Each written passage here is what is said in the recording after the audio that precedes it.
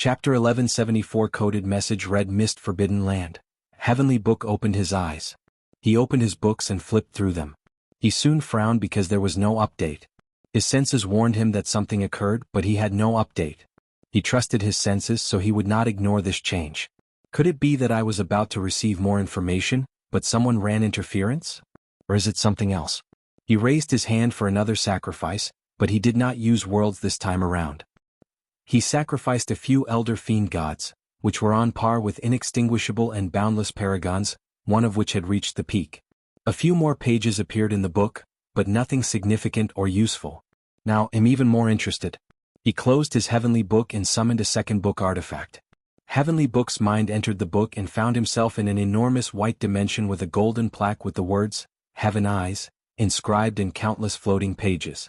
The Heaven Eye was one of the most fearsome information-selling organizations in the Chaos universe. Most people buy or sell news/information from them because the prices of the all-seeing temple are ridiculous.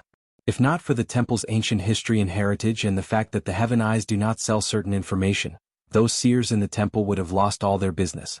The true leader of the Heaven Eye is, of course, the mighty Heavenly Book Paragon, but there are people who control it on the surface.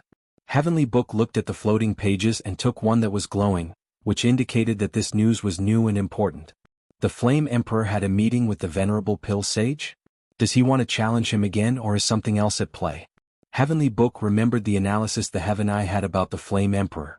They deduced that the man had an idea for a path of transcendence and was testing it. Heavenly Book waved his hand, and countless more pages containing information about the Flame Emperor were gathered into a booklet. A transcendent pill? A path of sublimating skills? Interesting. Although this news was indeed valuable, it was not what he was looking for, so Heavenly Book wrote instructions on the booklet and watched as it disappeared briefly before returning. Far away, the agents responsible for gathering information on the Flame Emperor and the Venerable Pill Sage received new orders. Heavenly Book frowned before picking another page. This information was from the few agents in the Eternal Ascension world. The news was old and only said, the two suns disappeared. The Heaven Eyes were almost everywhere, but their powers were weak in certain worlds and completely inactive in worlds with half-step transcendent. In fact, these agents were there to die at the hands of these transcendences, so Heavenly Book could try to gather information from the process. I assume if something occurred it would have been there, he thought. Should I take the risk and activate one of the agents? As he was calculating the risks, a new page suddenly appeared in the room, and it glowed bright red, indicating the highest level of news and also an emergency. Heavenly Book immediately read the note and his pupils shrink. The page said, all agents in Sector 345 died all at once and suddenly. This news was outrageous. The Chaos universe was too vast, so Heavenly Book knew it was impossible for him to spread to every corner. So, he made a list of the top 1 million Chaos worlds based on their history and overall influence in the universe, divided them into sectors with as little as 1,000 Chaos worlds, and spread his Heaven Eye. Sector 345 contained 5,000 Chaos worlds and a little over 10 trillion agents. Yet they all died instantly and at the same time. Such power is not something any Paragon could do. A half-step transcendent? Are they that powerful? Or was it someone even more powerful? Heavenly Book squinted his eyes.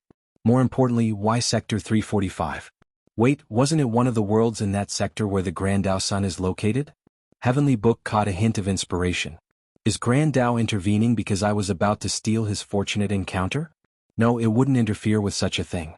Plus, as brilliant as it is, it would obviously hide the best fortunate encounters from my books. So, someone else intervenes, probably one of its pawns, the Cardinals. His eyes shone brightly. But why intervene? The Cardinals would not move unless ordered to or it was beneficial to them.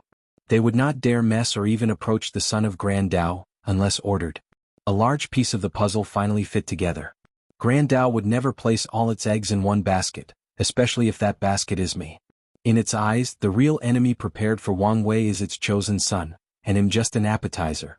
However, the fact it would choose one of the Cardinals to either train or protect its son is further proof of Wang Wei's capabilities. Heavenly Book once again raises Wang Wei's danger level in his mind. The question now is which Cardinal came? And why did it kill my man? Was it just a threat? He had spent years searching for news about them, so he knew their names or titles, their appearances, and a few anecdotes of when they actually interfered in the Chaos universe.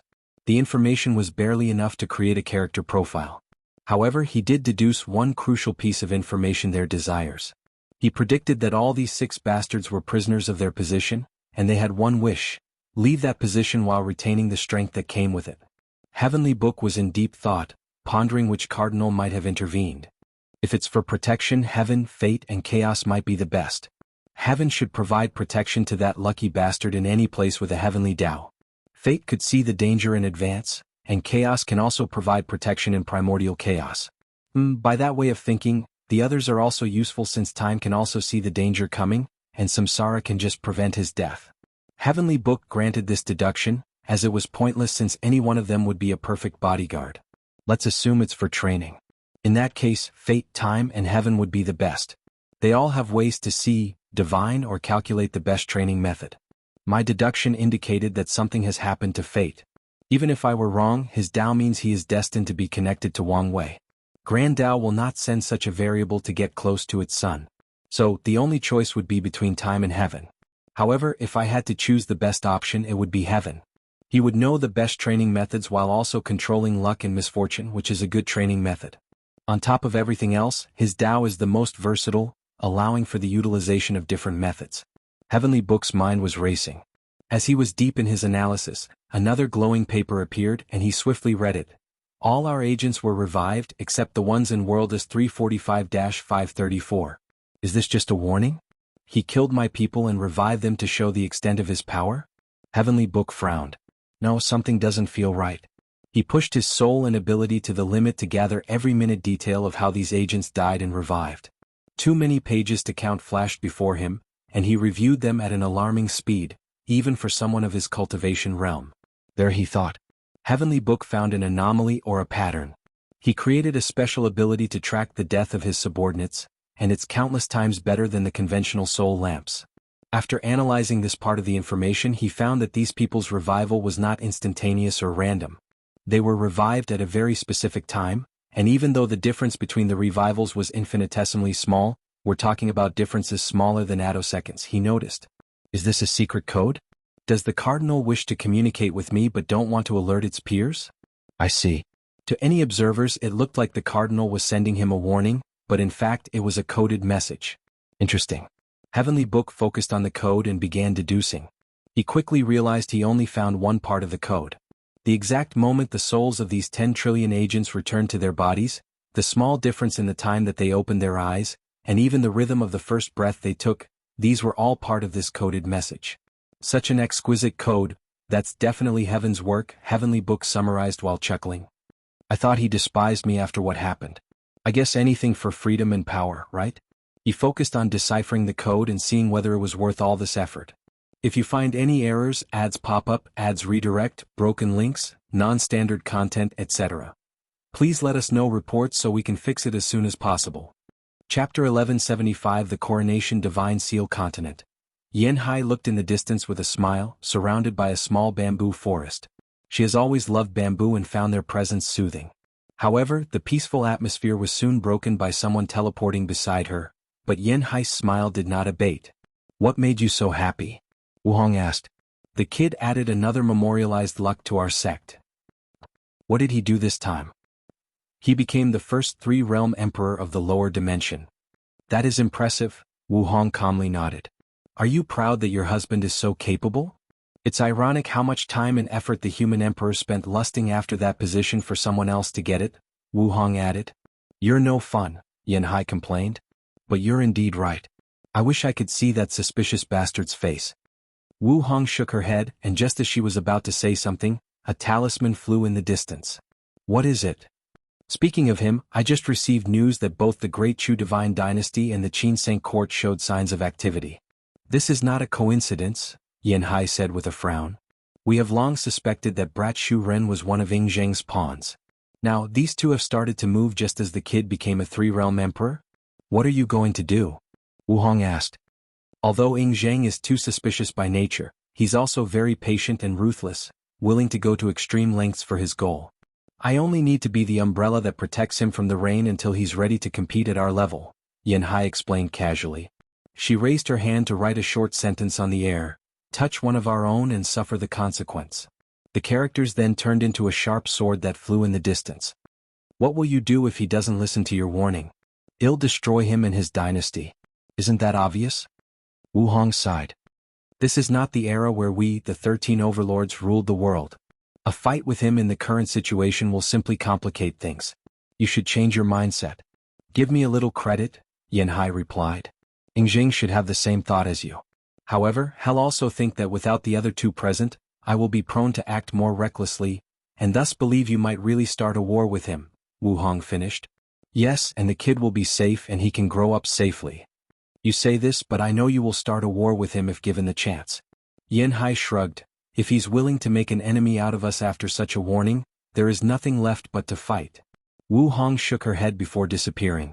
Meanwhile, the Qin Saint Court received the Sword Empress warning and immediately relayed the news to their emperor. Lower dimension, endless void.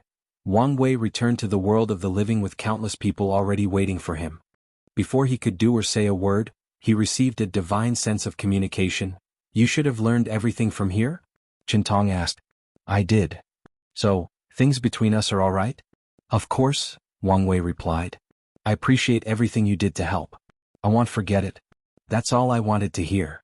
Wang Wei nodded. He was lying through his teeth. How could he easily let Qintong go? He was sure this bastard at least received one idea of transcendence from secretly watching him. Did he think he could get away with this with one Empyrean item and a small favor to Wang Ju? Wang Wei sneered internally. Once he has the strength, he will have this bastard pay for what he stole. On account of Wang Ju's favor, he will not ask for interest, but he still has to pay. Wang Wei motioned his mother and father to stand behind him before calmly raising his head. No one could guess the thoughts in his head. Let's begin. Heavenly Dao's eyes manifested above the heavens, followed by a vision that covered the entire lower dimension. A purple gold throne appeared for Wang Wei to sit on, and his family stood on his left and right.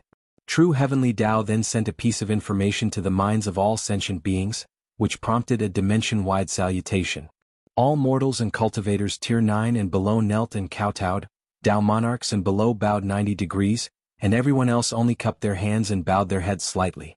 Finally, all sentient beings chanted the same phrase, Welcome the ruler of the sky, the master of samsara, and the savior of the world, the master of the three realms. All those infinite voices were perfectly in harmony as every creature in the lower dimension chanted them simultaneously. Yu Yen and Wang Tian looked at their sons proudly.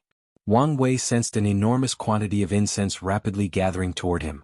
Countless people started worshipping him as a god after knowing that he saved the world from a catastrophe.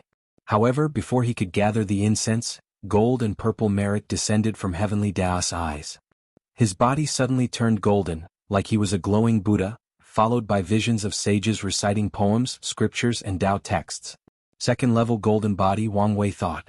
And if I could quantify it, I would be at the peak, very close to condensing the third level. Once Wang Wei received his reward, it was time for everyone else. During this Golden God's catastrophe, many people contributed, especially people like the Overlord Seal Empress, Wang Ju, Dong Lifan, Yu Yan and Wang Tian. These people either faced the Golden God directly or contributed to stopping that eldritch monstrosity from escaping its imprisonment. Even Qintong received a good portion of the reward. True Heavenly Dao appeared rather generous as it rewarded countless individuals before giving Wang Wei one last and disappearing. To celebrate today's achievement, I will grant 100 years of free use of the Dream World to every world across all 3,800 world communities, Wang Wei declared. His words caused another small ruckus to those who understood the significance behind these words. The Dream World appeared to be free, as you only need spiritual power to condense dream coins. However, that is far from the truth.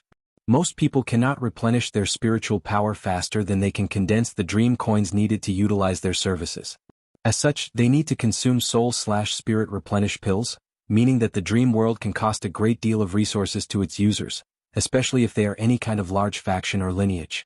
Wang Wei's declaration was akin to saving them countless resources and providing the best training opportunity for these factions in the next 100 years. These people could not wait. Wang Wei focused on the people that formed his group or alliance. The war might have ended, but our work is not finished. The Golden God's former territories have not been utterly integrated into our system. Let's change that. The myriad Emperor World people and their allies immediately started their work. Although they had just received a massive bonus from True Heavenly Dao, this work was also beneficial to them. After all, it was luck and merit from more than 1,000 world communities. Wang Wei nodded in satisfaction with these people's attitudes. There is no such thing as too much benefit. As he was about to focus on the world tree, he suddenly frowned. Is something wrong? Yan asked. No, nothing. The strength he had acquired from his future self had left his body, leaving him feeling extremely weak and empty. He controlled his aura perfectly so no one detected any changes or anomalies. Now what to do with you? He already knew he could not leave the tree for his sect in the lower dimension. True heavenly Tao barely allowed a broken Empyrean artifact, let alone a fully grown one. Additionally, this recent catastrophe has further proven why the power of Empyrean was not allowed to appear or exist in the lower dimension. The world is too fragile for the strength of Empyrean, so why not reinforce it? Wang Wei thought. He pointed at the tree to make it condense a seed for a second and weaker tree. The myriad Emperor World's court still needed a tree, so this one would be the replacement.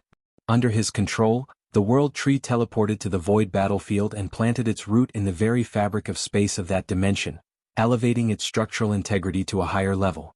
Now, Wang Wei had finally created a void battlefield for the lower dimension, and it could easily contain a battle between Empyreans. The world tree then had more tree roots embedded in the endless void spatial foundation, also elevating it to a higher level. With this current level, even I can no longer destroy the lower dimension, Wang Wei observed.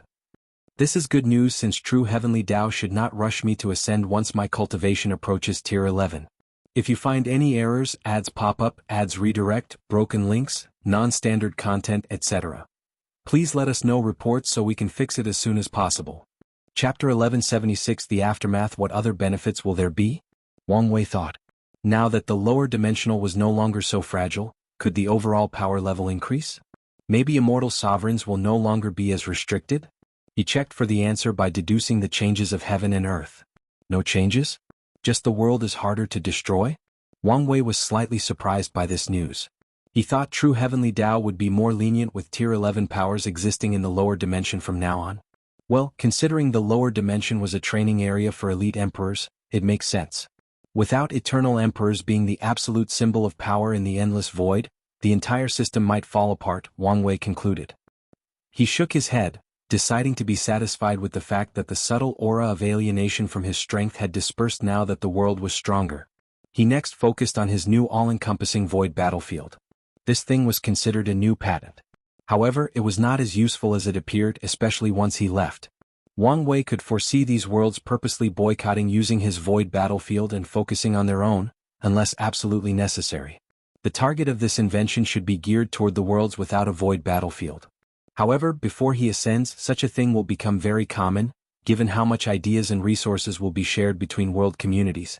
People will only use my battlefield when their world's battlefield is too weak to contain its user. If this were the past, such a thing might be rare, but in this new era where higher-fold emperors will be more common, my void battlefield will not be as useless as I think, Wang Wei analyzed. Plus, it may not be a bad thing that it's not popular. I can use it to hide or do things in secret. Merit descended from the sky a second time to reward him for his invention and for increasing the spatial structural integrity of the lower dimension. Wang Wei glazed at the merit in his hand intently. I've almost accomplished my destiny as an era son, and everything I've done should help true heavenly Tao fight off supreme unity, even if it only makes a slight difference. No matter how small the change, Wang Wei was happy that he could delay supreme unity's path of completely controlling true heavenly Tao. It looked like Maitreya and supreme unity's strengths are similar, but if you think logically, it's not true. Supreme Unity does not have full control, meaning his strength has not reached its highest level. So, unless Maitreya still has some unknown room for improvement, things look bad for her. Wang Wei calmly looked at the celebratory visions fading away and teleported home with his parents. Before returning to his throne room, he installed the new world tree to support the floating court. Son. Before Wang Tian finished his sentence, he watched in horror as his son started bleeding from all the orifices in his body, followed by his body turning as skinny as a mummy and his hair turning white like an old man. I knew there was no way for you to be perfectly fine, Yu Yan said. What are you doing? Quickly take some pills. I'm fine, Wang Wei said calmly. What do you mean you're fine? You're obviously not fine, Wang Tian added. No, I'm indeed fine. I thought the backlash would result in a Tao injury in which my existence is injured severely enough that I fall in strength, but it's not as bad as I thought. Is this one of the benefits of having a perfect foundation? Not bad. Are you sure you're all right? Maybe you should use merit to heal yourself. Yu Yan suggested. That would be a waste, Wang Wei shook his head. This injury was indeed severe, but that only meant it would take time to return to its peak. What about you guys? I'm all right. Your armor already started healing me as soon as I was injured. Wang Wei was not surprised since he created the thing himself with his spirit particles, meaning it was programmed or, in a better sense, it had the intelligence not to harm his family and even help them in time of need. Your mother took most of the backlash, so my foundation was unaffected. I should be fine in a while. As a mortal, it was easier for Wang Tian to heal, given his foundation was not broken. That's good to hear. The void in the room suddenly trembled and a projection appeared.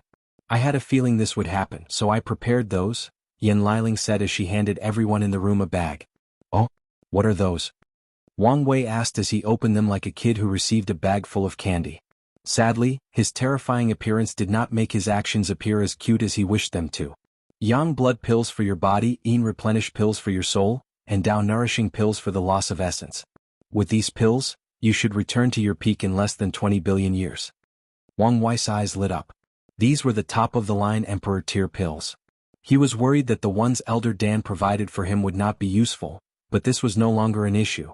You're underestimating me, he said. I can heal my soul injuries with no issue, and with the healing boost of the golden body of merit, he'll be back in shape in less than 200 million years. Wang Wei smiled, his mummy-like body appearing even more demonic. He handed the soul-healing pills to his mother, and she accepted them without making a fuss, knowing her son's ability. Did you send some to Dong Lifan? I did. Everyone who participated in the battle got a share. Everyone? Yu Yan asked. Yes. The guardian after you will have big shoes to fill, Wang Wei commented. Anyway, thank you. After I heal, he'll feed you until you're plump. Li Jun once said he likes plump girls. Although that's true, I never said that, so don't spread lies about me. Oh, how are you here?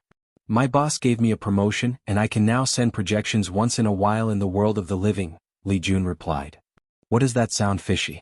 I thought the same, but after research, it's indeed one of the Earth Emperor's rights, but it's usually granted to the ones with long or meritorious services. Apparently, stopping these people was considered meritorious enough for this right. If you say so. Why are you staring? You look like shit, Li Jun replied. Watch your words, Yu Yan warned. Apologies, he instinctively said, making Wang Wei chuckle. So what's next? Li Jun asked, swiftly changing the topic. Wang Wei sighed, it's almost time for me to leave. The atmosphere immediately became somber. Why the frown? Wang Wei said. I'll see you guys next generation. Although I guess Heavenly Dao will reactivate the time acceleration, that should only be a few yuan epochs for me and over 10 million years for you guys. The only real parting is you guys. He glanced at Li Jun and Yan Liling. By the time you ascend, a lot of time should have passed. However, by the time you arrive, I should have dealt with all the upper dimension troubles and prepared the best cultivation environment for you. We just wished we could be useful in your next saga, Li Jun sighed. Our cultivation journey will be long, and without you guys, I don't think I'll make it out intact while preserving my true self. So, there is no need to mind if you're not part of one event. Wang Wei knew one of his greatest achievements was nourishing great relationships with families and friends and going the extra mile to turn these people into extremely talented and accomplished people/cultivators. It could be said one of his life's turning points was when he listened to his wife's advice to treat his family as a boost instead of a hindrance. Although he has not seen the payoff yet, his intuition was telling him that one day, he will thank the heavens he listened to her. And we will gladly walk with you until the very end, Yu Yan said. However, now is not the time to discuss this since we still have plenty of time. So rest and heal your injuries. I am indeed a little tired. Maybe some real sleep is in order, Wang Wei nodded. Everyone said their goodbyes, leaving him alone. Before I rest, let's eliminate the trash. He raised his hand and summoned something from the void, a soul. No, impossible. How could you find me? Emozun, Emozun, Emozun, you have the destiny of a cockroach, Wang Wei said while shaking his head. This is not necessarily a bad thing. However, your greedy and prideful personality ruins such a blessing. If you find any errors, ads pop up, ads redirect, broken links, non-standard content, etc., please let us know reports so we can fix it as soon as possible. Chapter 1177 Fate Puppet Emozun looked at Wang Wei, the hatred in his eyes almost palpable. If his eyes could kill, he would have eradicated this scorn from his life. No, he would do even worse things to him if he had the power. Sadly, his gaze was that of a sore loser, and even if he did not want to admit it, it was true. Are you trying to humiliate me? As always, you overestimate yourself, Wang Wei said. Do you think I have ever treated you as an opponent? Wang Wei shook his head in disappointment. You had all this time to ascend and leave the lower dimension as swiftly as possible, but you didn't. What? The answer is obvious. You held on to hope. You hoped that something will happen to me or I will suffer great damage in my battle with the Abyss Gap. And even if that didn't work, you hoped to hide long enough until I ascended. Then, the lower dimension would become yours to do as you please. Without me on your way, you can finally win. Wang Wei looked at him with pity. Do you think someone who has to rely on luck and hope can be my opponent? This is what I mean by you're too arrogant and greedy. Wang Wei sighed. What a waste. It would have been better had Mo Xingyun taken over your power instead. Although she's as greedy as you, she's way smarter as she knows when to retreat and does not have that pointless pride. What do you want? Mo Xun asked with gritted teeth. He had never felt so humiliated despite suffering countless failures since he proved the Tao. However, he controlled himself. As long as he was alive, there was hope, meaning he wouldn't give up until the very last minute. Nothing really, Wang Wei replied casually. I'll take what I want from you. I don't need your consent. I just wanted to put you in your place. What are you going to do with me? Mo Xun. An interesting fact about me is I've never made a puppet, at least not a genuine one with my Tao. It's odd since my physique was literally called the Fate Puppeteer physique. You wouldn't. Be glad that you will be my first Fate puppet. Don't do this, Mo Xun said swiftly. Kill me but don't humiliate me like this. He would rather die than be a puppet, so while saying these words he tried everything possible to blow his soul. Sadly, he was completely sealed. Don't worry, it won't be painful or humiliating since it'll give you a new set of memories and personality, Wang Wei declared in a calm tone. His mummified body made his indifference even more terrifying. A projection of the river of fate materialized in the room before strings rushed into Mo Xun's soul. No, stop it. Wait, I know a secret that may help you. No, you don't. I do. It's a secret realm dash. Alright, don't be so pathetic and accept your fate, Wang Wei said. With your luck and destiny, any secret realm you've encountered before dying will be useless to me. One of the strings of fate sealed Mo Xun's speaking ability. Then, even more strings combined together to form a new body for him, truly reviving him. The strings then weaved new memories and personality for Mo Xun. For the last step, Wang Wei targeted the latter's Tao imprint, leaving his true will on it to wipe out the mark at the right moment. What an excellent work, Wang Wei thought, as this technique was the highest form of enslavement technique since it even affected the heaven-devouring emperor's existence. Additionally, using the river of fate as a conduit meant that if someone of higher cultivation tried to revert the process, the river would give Wang Wei a slight opportunity to eradicate the puppet. From now on, you don't have a name but an identity, the first General Hell Lord or the Hell Court. Your mission is to gather the backlash or misfortune of the Heavenly Emperor era and ensure it lasts as long as possible. Once the Hell Court is fully established and you have full control of it, choose a successor, fake your death, and use a secret identity to secretly control the court. On the surface, your job will be to assist the Hell Lord in overthrowing my era, but your true objective is to ensure these people never succeed. Your mission will continue until the day your identity is discovered. On that day, your task will be to do as much damage to the Hell Court as possible before dying and send a warning message to the Tao opening sect. As soon as Wang Wei finished, the first-generation Hell Lord's fate line changed, meaning his entire future and fate had changed. He even acquired a few fate nexus. As you wish, Master, said the Hell Lord while kneeling on one knee. Good. Wang Wei nodded before waving his hand to summon the Golden God's armor. He changed the design before handing it over along with the continent that was the source of its power. This should be enough of a foundation. Thank you, Master. Wang Wei ignored him before once again summoning something from the void, the heaven-devouring Emperor's secret vault. I thought he didn't have a chance to create a vault before he was exiled, but it seems he was still cautious. Wang Wei destroyed the vault but immediately frowned afterward. He realized something that displeased him immensely. Qin Tong would definitely know where he hid his vault. Normally this would not be a major problem since if someone wanted to kill him, especially a Paragon, their projection would find his vault relatively easy. However, Wang Wei was in a unique situation. As long as he blessed his vault with his fateless status and his newly improved soul network, no ordinary Paragon would be able to find his vault. Qin Tong has become a liability, so he must be dealt with. But how? Wang Wei thought, and as soon as he asked, he had an answer. the slaughter trial. Whatever method he uses to walk freely in the lower dimension while in limbo should be linked to that trial. So, as long as I exile the trial to the upper dimension, he will have no choice but to leave as well. Wang Wei would never have this idea before since he knew how low the probability of failure was. After all, he was dealing with a paragon, even a dead one did not change much. However, recent events have given him hope and courage. Let's wait until I'm healed and condense a third-grade golden body to deal with him, he concluded before focusing on the Hell Lord. He pointed his finger to leave a spell on its body.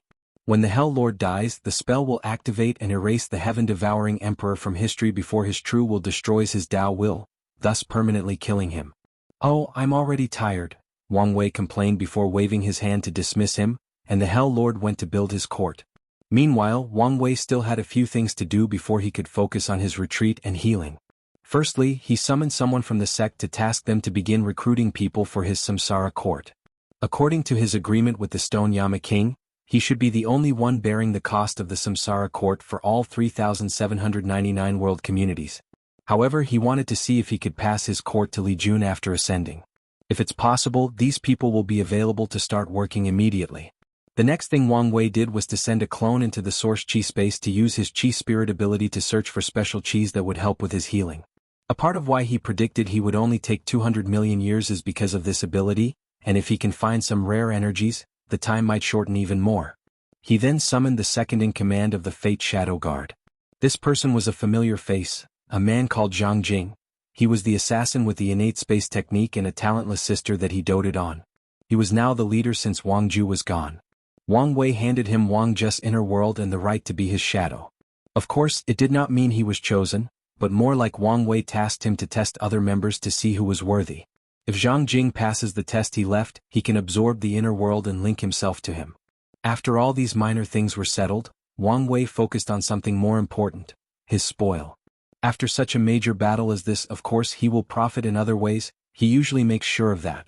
However, his heart immediately felt painful after checking the final spoil.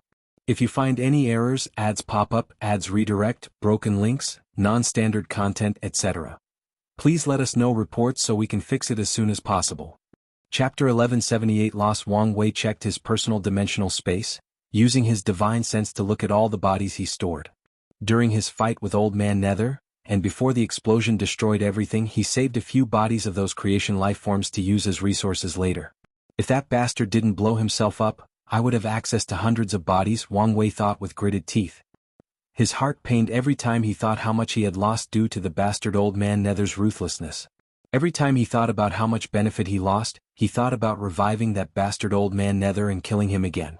There is no point in being angry, so let's calm down, Wang Wei thought before summoning a sealed sword.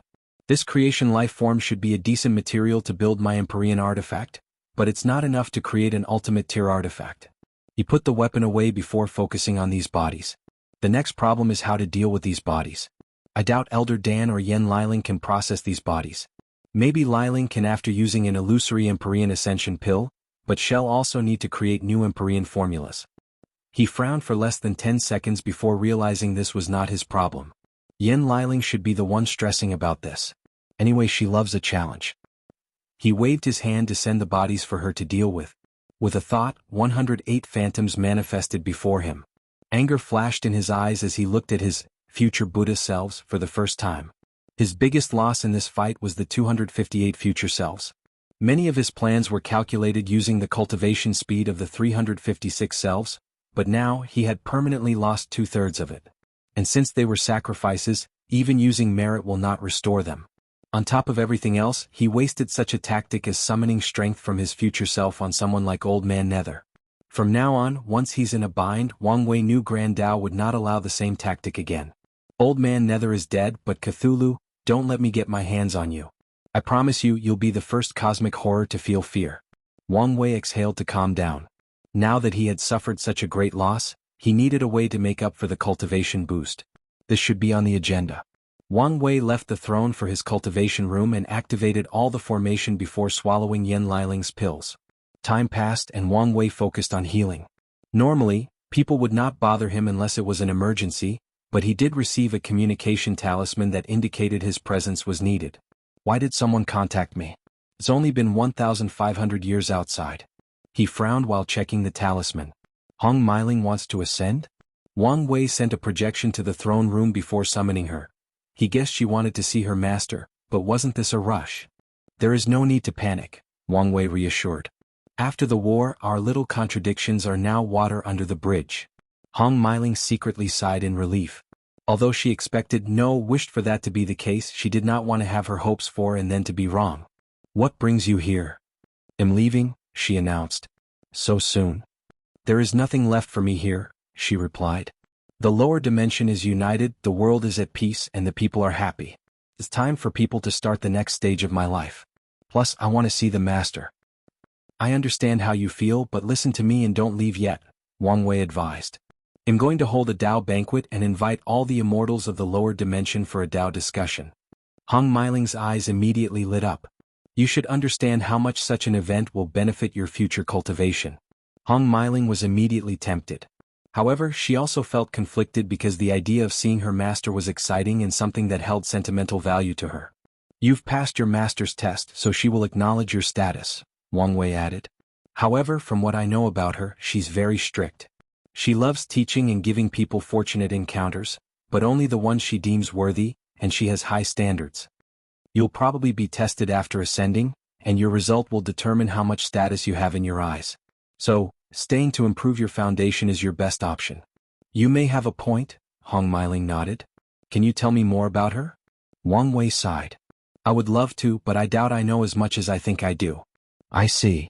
Hong Meiling understood the implications behind these words as they confirmed some of her theories about her master's relationship status and situation. The two talked briefly before Hong Meiling returned home. Wang Wei accessed the dream world and sent a server-wide announcement. Supreme Emperor Wang, I will be hosting a worldwide Dao banquet. There will be food, wine, and music unlike anything you've ever experienced in your life. All immortals are invited, so prepare your sermon beforehand to not embarrass yourself before me and your peers. The banquet date and location will be announced a month in advance. Wang Wei looked at this message and nodded in satisfaction. Normally, this kind of announcement is written by the Dream Worlds system, so they are in a cold and indifferent voice. However, he chose a written form similar to Weibo or Twitter. He even shamelessly gave himself the title of Supreme Emperor, since he found Three-Realm Emperor mouthful. This announcement should prevent or delay some people from leaving early, Wang Wei thought before disconnecting himself. His gaze scanned the endless void, focusing on all the Taoist lineages. It's unsettling, Wang Wei thought. Mithraea made her move with the Western Pure Bliss land, but Supreme Unity was quiet. He did not doubt for a second that the latter had no pawns in the lower dimension. As long as any Taoist lineages existed, Supreme Unity could use them, primarily their Qi luck, to intervene. Wang Wei even thought of eradicating Taoism before realizing it was pointless since someone like Feng Heng would survive or appear with the destiny to revive them. With Supreme Unity having semi-control over true heavenly Tao, the process would be accelerated compared to Mithraea or what Feng Heng went through. More importantly, he saw no point in antagonizing a half-step transcendent. Yes, they were enemies, but that differed from directly antagonizing the latter. However, his quietness bothers me, Wang Wei thought. Things have been proceeding smoothly, and the overall situation seems to be to their advantage. However, the more so that was, the more wary he became, and Supreme Unity's lack of action or presence screamed that something major was about to happen, that his next move would not be simple. My theory was they were preventing each other from interfering in the lower dimension because of fear of allying with Death Reverence or the Outer Gods. However, no one showed up when I eradicated the Death World, and Mithraea supported my side in eradicating that eldritch creature. So, why didn't Supreme Unity make a move? Could it be that he still has a bit of empathy remaining so he won't go as far as allying with outsiders? Wang Wei frowned before shaking his head as all signs showed this was unlikely. Supreme Unity's character profile indicated that he had lost his humanity, becoming a machine-like entity that would do everything and anything for power. His lack of actions could be for myriad reasons. That creature was not as valuable as I think it is for someone of his level. Cthulhu is one of the 13 taboos, so maybe there are consequences for allying with it. Supreme Unity used true heavenly Tao, a sub-branch of Grand Tao, to gain his strength. It's possible that he would be stripped of his power if he had any connection with an outer god. Another possibility is this was a calculated move. He gave up interfering now to not reveal his hand, and once he acts, it will truly be a severe blow. Wang Wei grunted, in conclusion, I am missing too much information to make any reasonable deduction. He shook his head as he put these thoughts behind him. He focused on Han Shun, the first monarch of the Great Jin dynasty, also known as the human emperor's new pawn after Song Jiaolong. Another person who showed no signs of making a move, Wang Wei thought. He expected some reactions from the human emperor after he gained the Three-Realm Emperor title. However, this is probably due to the current restriction of the lower dimension. I should be on guard against the Qinseng court after I ascend. He dispersed the projection before continuing his retreat. If you find any errors, ads pop up, ads redirect, broken links, non-standard content, etc., please let us know reports so we can fix it as soon as possible. Chapter 1179 The Next Journey, Chief. Welcome back, Chief. It's an honor to meet you, Chief. Ao Shun would nod to anyone who spoke to him, not showing any attitude or caring about hierarchy. He soon reached his main cultivation cave and dismissed everybody before brewing him some top-grade tea to relax. As he sipped, a soothing power rushed into his body and mind, soothing his nerves and worry. The expansion is basically finished, and I've gotten all the benefits possible, including forming strong allies for the demon race in case of an emergency. Ao Shun thought. So what's next? He has created a golden era for the demon race. Although people could say he took the opportunity of a brilliant time for his rise, that does not diminish his accomplishments. If not careful, anyone else in his shoes would not be as successful as him and might even destroy the demon races. Now that the demon race was thriving, and Ao Shun no longer needed to constantly worry about their extinction since he had prepared countless backhands and plans for this worst-case scenario, he needed to think about his future. I'm quickly approaching the limit of my foundation, so the next step is to re-establish my foundation. However, the issue is whether to do it here or after I ascend. The best choice for this process is the upper dimension due to the much better information about the danger and better resources to ensure no issues. However, this is only for those with a lineage backing them. What about me? Wang Wei has the Tao opening sect, Feng Heng has Buddhism, Huofeng Huang has the ancient clan, and even Su Shi should be able to rely on Emperor Kong. The demon's race had few talented individuals who survived and ascended, so the chances of them building a top lineage are not high. My best choice should be the innate demon gods, but without any deep connection, will they support me? Better yet, can I trust them? Ao Shun grunted as he remembered the information about the current chaotic situation of the upper dimension.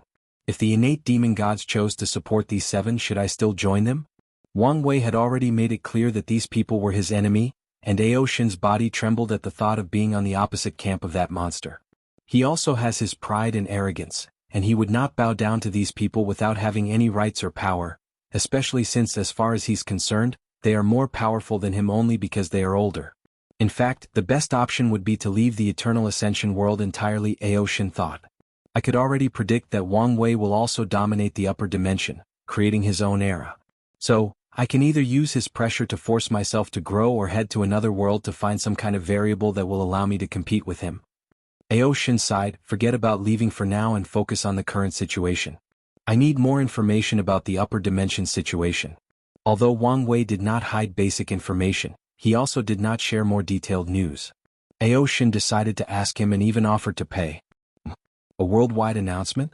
He checked the dream world and saw Wang Wei's bold words written above the dream world sky. I was wondering why he never called for another Tao discussion. Is this what he's been planning? Ao Shun was slightly excited since he was embarrassed the last time they had a discussion, and this one should be an opportunity to redeem himself. Not to mention the benefit to his future cultivation. I have enough merit, luck, and world source for my cultivation to reach 45% as swiftly as possible. But with the boost from that banquet, I could probably reach 50% with the merit at hand. He excitedly disconnected from the dream world to prepare his sermon. He could guess the Tao rhymes that would condense in such an event, which should form a field that benefits someone based on how deep and ingenious their sermons are. With the Supreme Emperor warning, people will do their best to prepare not only for the benefit but also for their pride. As Ao Shun was about to finish his tea and start the preparation, he sensed something and frowned. Why are you here? Feng Huang's projection materialized in his cultivation cave. I came to run an idea by you. Oh.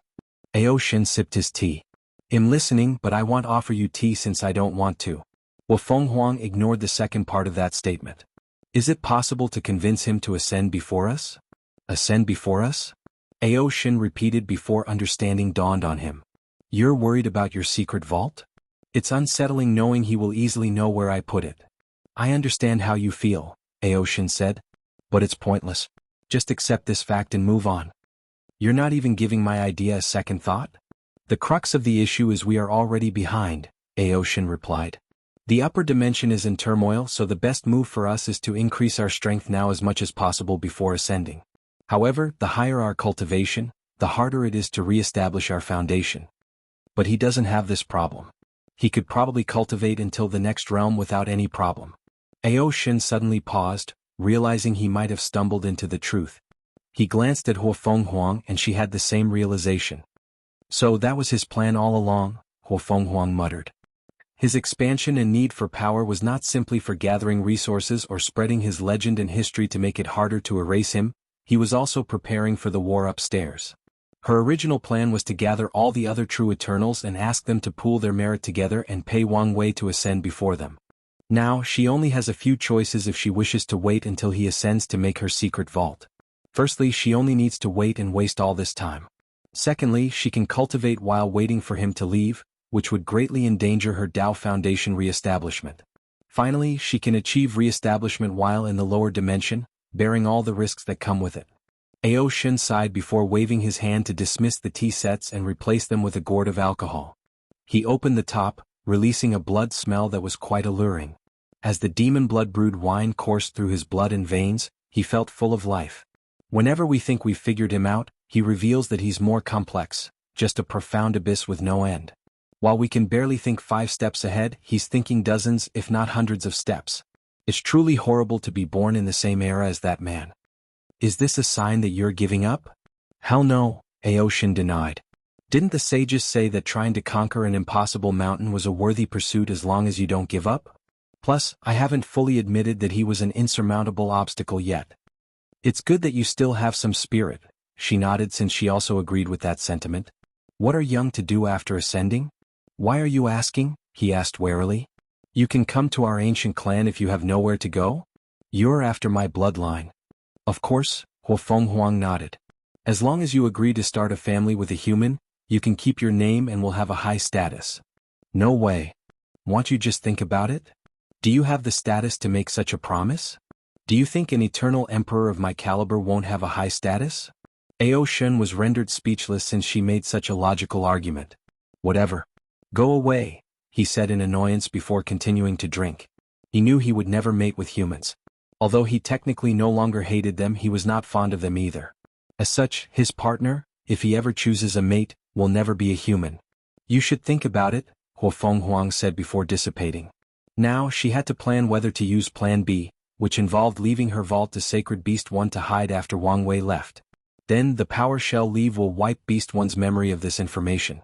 The issue with this plan is that too many things could go wrong with Sacred Beast 1 that could ruin her opportunity to have a vault in the first place, including methods of retrieving her lost memories, infighting in the ancient clan that reveals the news, or Beast 1's sudden death before hiding the vault.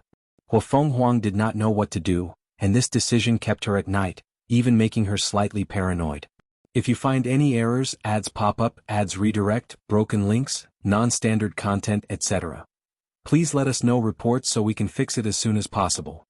Chapter 1180, 3 Paths 3 Self-Art. Wang Wei returned to his deep state of cultivation to heal himself and create his new technique. As for Aoshin and Huofenghuang's talk, he did not know or care. However, even if he did, he would not agree with their proposition since he plans to learn the locations of these people's vaults. His relationship with these people is currently positive, but whether this will stay the same is unknown. Knowing their secret vault and having an easier way to kill them if needed is an excellent strategic move. The information alone might prevent these people from becoming his enemy. Over 200 million years passed in his retreat, while 10,000 years passed outside, and Wang Wei finally opened his eyes and exhaled. His handsome face and luscious hair were back to normal, his perfect aura returning to its peak. It feels good to be healthy, Wang Wei muttered as he clenched his fists to feel his power and youthful vigor. Plus, it was a shame for such a handsome face to be ruined. I can feel heaven and earth was about to cry because of that. Wang Wei smirked to himself, thinking it was another shame that no one was here to experience his comedic chops. He shook his head to focus on what's important. Let's test it out, he muttered. First, Buddhism. The 108, Buddha self, materialized before him, all sitting cross-legged on the void with monk cassocks, their palms closed like a prayer, and their bodies releasing golden lights. Although their heads were now shaved, they still looked extremely handsome. Next is Taoism. A phantom of Wang Wei wearing black and white Taoist robes with yin-yang and taiji symbols materialized, followed by a dozen more. These were the 72 Taoist self. Lastly, it's the devil. The last summon was the 36th devil self. And they were the odd-looking ones in the group as they were not uniform. Some devils had red eyes and hair, others had purple hairs, some had horns and fangs, and some had animal parts. Generally they looked heterogeneous.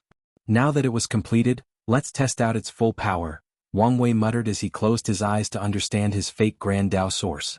After an unknown amount of time, he sighed deeply. The cultivation speed is about 250, future Buddha self. I guess it's still better than only 108. He looked at this new technique called 3 paths? 3 self-art, and was reluctantly satisfied. The idea was brilliant and he felt it should have been more powerful. The Buddha self did not change much, except for a small optimization due to his new power and understanding of cultivation. The Taoist self was inspired by quantum computers. Classical computers work on a binary system of 0 and 1 called bits. Meanwhile, quantum computers use a qubit system, which can represent 0, 1 or both simultaneously through a property called superposition. Wang Wei used his yin-yang Dao, which can replicate the qubit system, and all his other understanding of quantum computer to condense one Taoist self, allowing them to have unimaginable calculating/deduction capabilities to comprehend the Grand Tao source. Lastly, the devil self amalgamated countless thoughts and ideas. He used the binary system of technology to condense one devil that represented a supercomputer. One devil was condensed through his understanding of incense, and that devil's ability maximized the use of faith/incense to boost cultivation comprehension. Some devils did the same for luck, world source, merit, spiritual power, and even all kinds of emotions. Wang Wei had to use the knowledge he stole from the Yin Moon Palace to make the 7 emotion 6 desires devils. One of the devils even replicated Zhen Baiyu's pure mind state. Unfortunately, this technique did not completely replace the original future Buddha selves, but that's good enough, Wang Wei thought. More importantly, I have something even better. He took over 200 million years to heal despite absorbing a few special qi because of the 3 paths 3 self-art, and another technique, and that one is even more impressive. However, it was still considered a prototype by Wang Wei.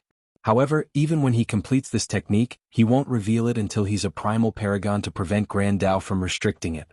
Furthermore, he considered it one of his best future emergency trump cards. Wang Wei finally left his retreat and immediately headed to see his mother and father, who were now healed. After the family spent a few days together, he returned to work. The first order of business was to check on the lower dimension situation. The situation was settled. All 3,800 world communities were now under his rule.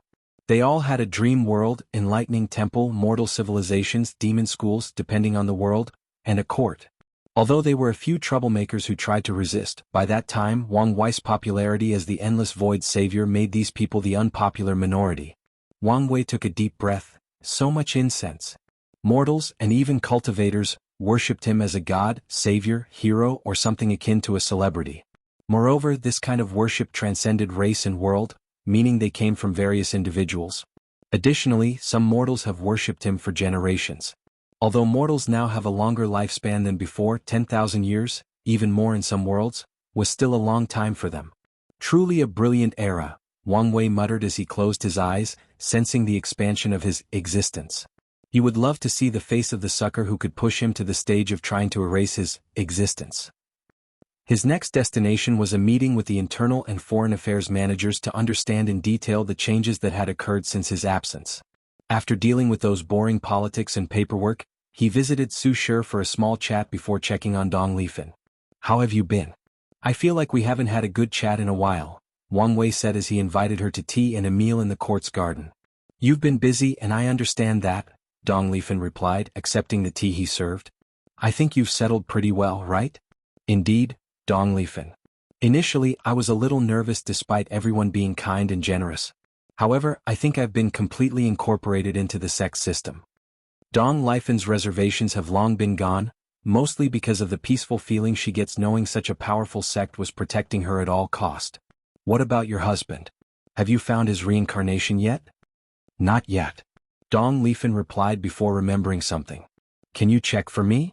No problem. Wang Wei used his status as the Three-Realm Emperor to check but soon frowned. Is something wrong? She hurriedly asked. Oh no. He's not yet reincarnated, but he's been designated to be reborn in a scholarly emperor lineages in the upper dimension with 3 great emperors. Do you want me to change it? I still have this right. The upper dimension is unsafe, but that family seems the perfect place for him. Plus, I worry there might be other complications. How about I reincarnate him into the Wang clan? Wang Wei suggested. Want to tie me up even deeper? She said, glancing at him scrutinizingly. I'm not hiding it, Wang Wei admitted. It's not the worst idea, Dong Lifan mused. After you leave, some people might make trouble for me based on the issue of loyalty. A husband from their clans would stop this in advance, even securing my status. More importantly, he will have great talent if born in the Wang clan, meaning I won't have to worry about his cultivation. Alright, do it. Wang Wei smiled as he condensed a black scroll in his hands, writing an order before sending it to the afterlife. How are the preparations for the alternate 10 Supremacy Foundation? Already found the perfect world, Dong Lifan said before showing him a projection made of dreams. Is that the world that replaced the Skyfall world? Wang Wei asked, remembering how the brilliant Smile Emperor ascended with an entire world. Yes. They are new and weak, meaning the perfect target, she explained. I've done countless simulations and they are the best choice.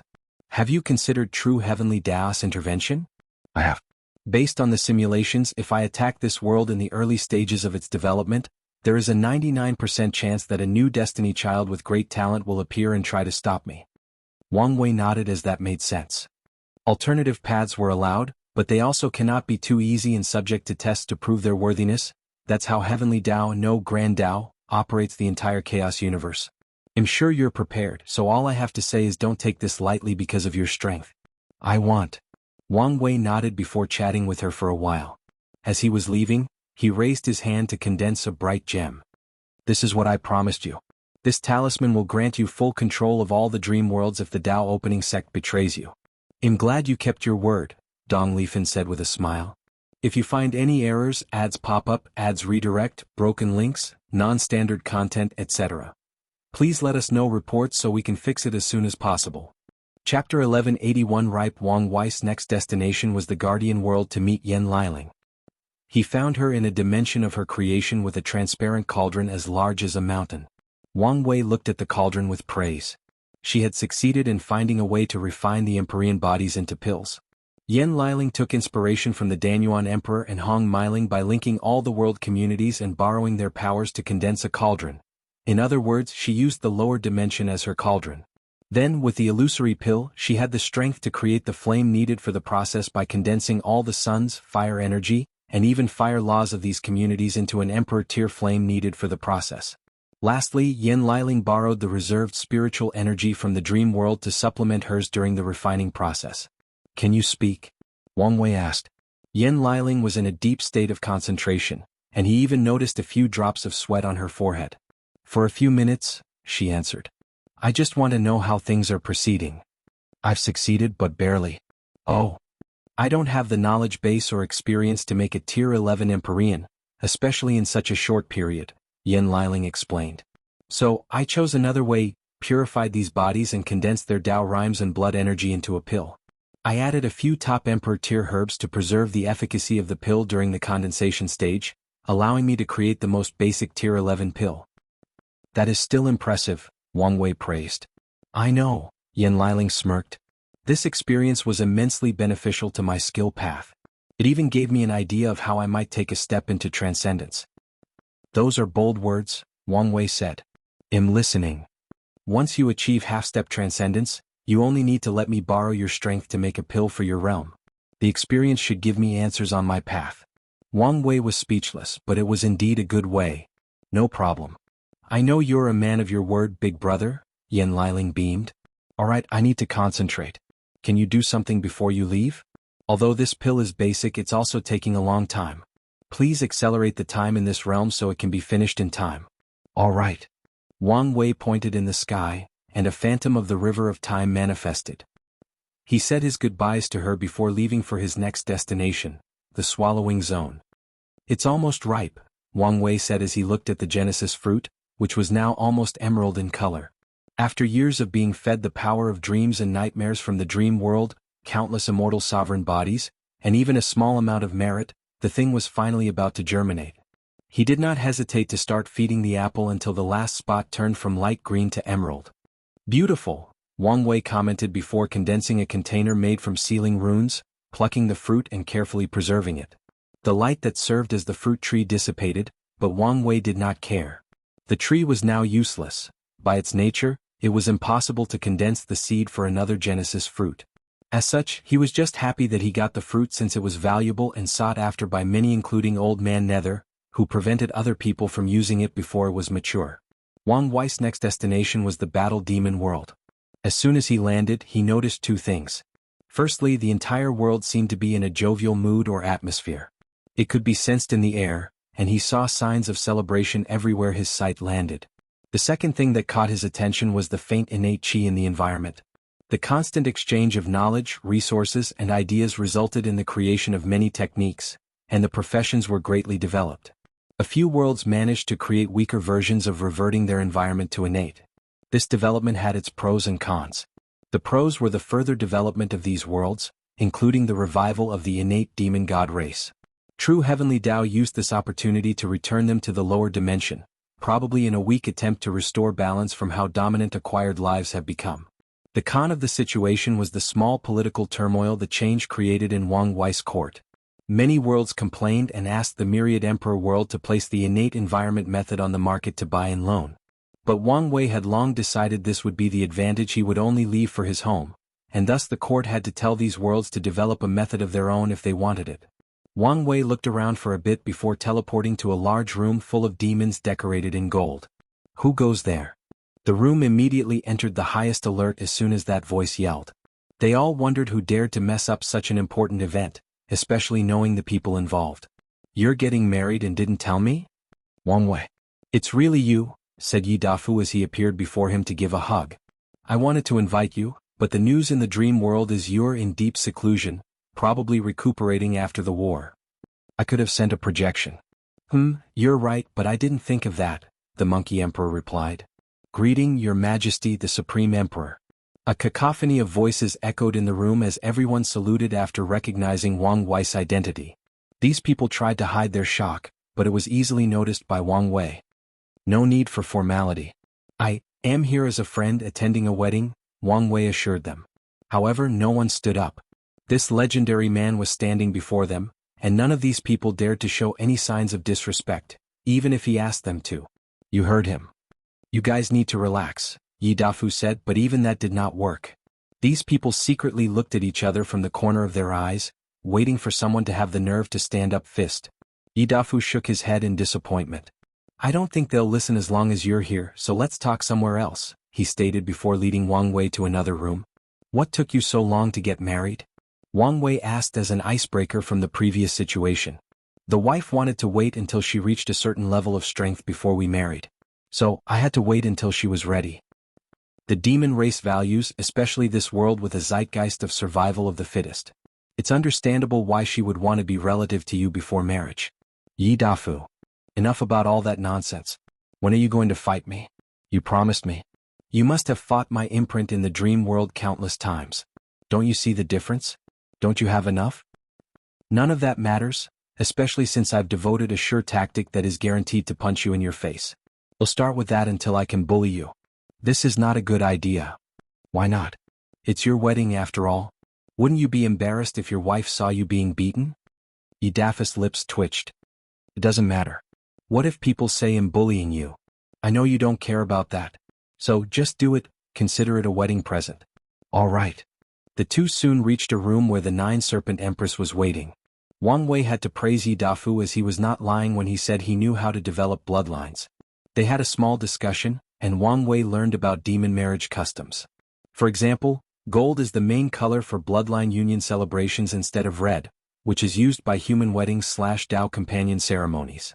There are two ceremonies in the bride and groom's tribe/world. They do not salute their parents, each other, and heaven and earth. Instead, they swear to their bloodlines, tribes, and ancestors. After the discussions, Wang Wei did not stay long. He fought with Yi Dafu, who was miserable, and his plan failed. Wang Wei still left a gift in the form of a few valuable emperor pills and blessed the couple with a fated lover fate line. He knew Yi Dafu was planning to ascend soon, probably right after the Dao banquet. Luckily, the monkey said his ancestors were doing well in the upper dimension, meaning he should have a backing to protect him during these tumultuous times. And, I've seen a few complaints about the length of this arc. Please know that it is wrapping up as there are no more twists or plots to extend it. However, I also need to take my time to wrap things up before starting the next saga. I recommend stacking for those who cannot wait since the volume should end in 10 to 15 chapters. If you find any errors, ads pop up, ads redirect, broken links, non-standard content, etc., please let us know reports so we can fix it as soon as possible. Chapter 1182 Last Value. Unedited chapter. Wang Wei's next destination was a place called the Summer Cloud World, and his purpose was a forbidden land. The Myriad Emperor world was not the only place with forbidden lands, and Wang Wei once planned to remove all of them. However, he never had to. His actions caused the entire lower dimension to rise in power, thus eliminating most of these forbidden lands with relative ease. The only survivors were the ones who were good at hiding in the place he was currently visiting. He headed directly into a forest with pitch-black trees and an eerie atmosphere. A word echoed in the void repeatedly, "Are you worthy?" Wang Wei looked around, noticing the trees seemed to contain a very potent hallucinogen capable of influencing the soul. He ignored this forest's power as his gaze penetrated all the other obstacles to reach the core. He teleported to the center with one step, ignoring all the restrictions. "Are you worthy?" Wang Wei looked at the man before him. Ordinary black robe, thin, big nose and bright eyes. An obsession? So, that's why no one could eliminate this place. The person before him was long dead, and he could only exist in this world because of his obsession, and no matter how much someone killed him, he would be revived due to his obsession. "Why are you asking if I'm worthy?" "So I can know whether you can help me." "And who are you? Why should I help you?" "My name is Luda. I don't remember much except that whoever is worthy enough to help my family will get the key to a treasure I once held."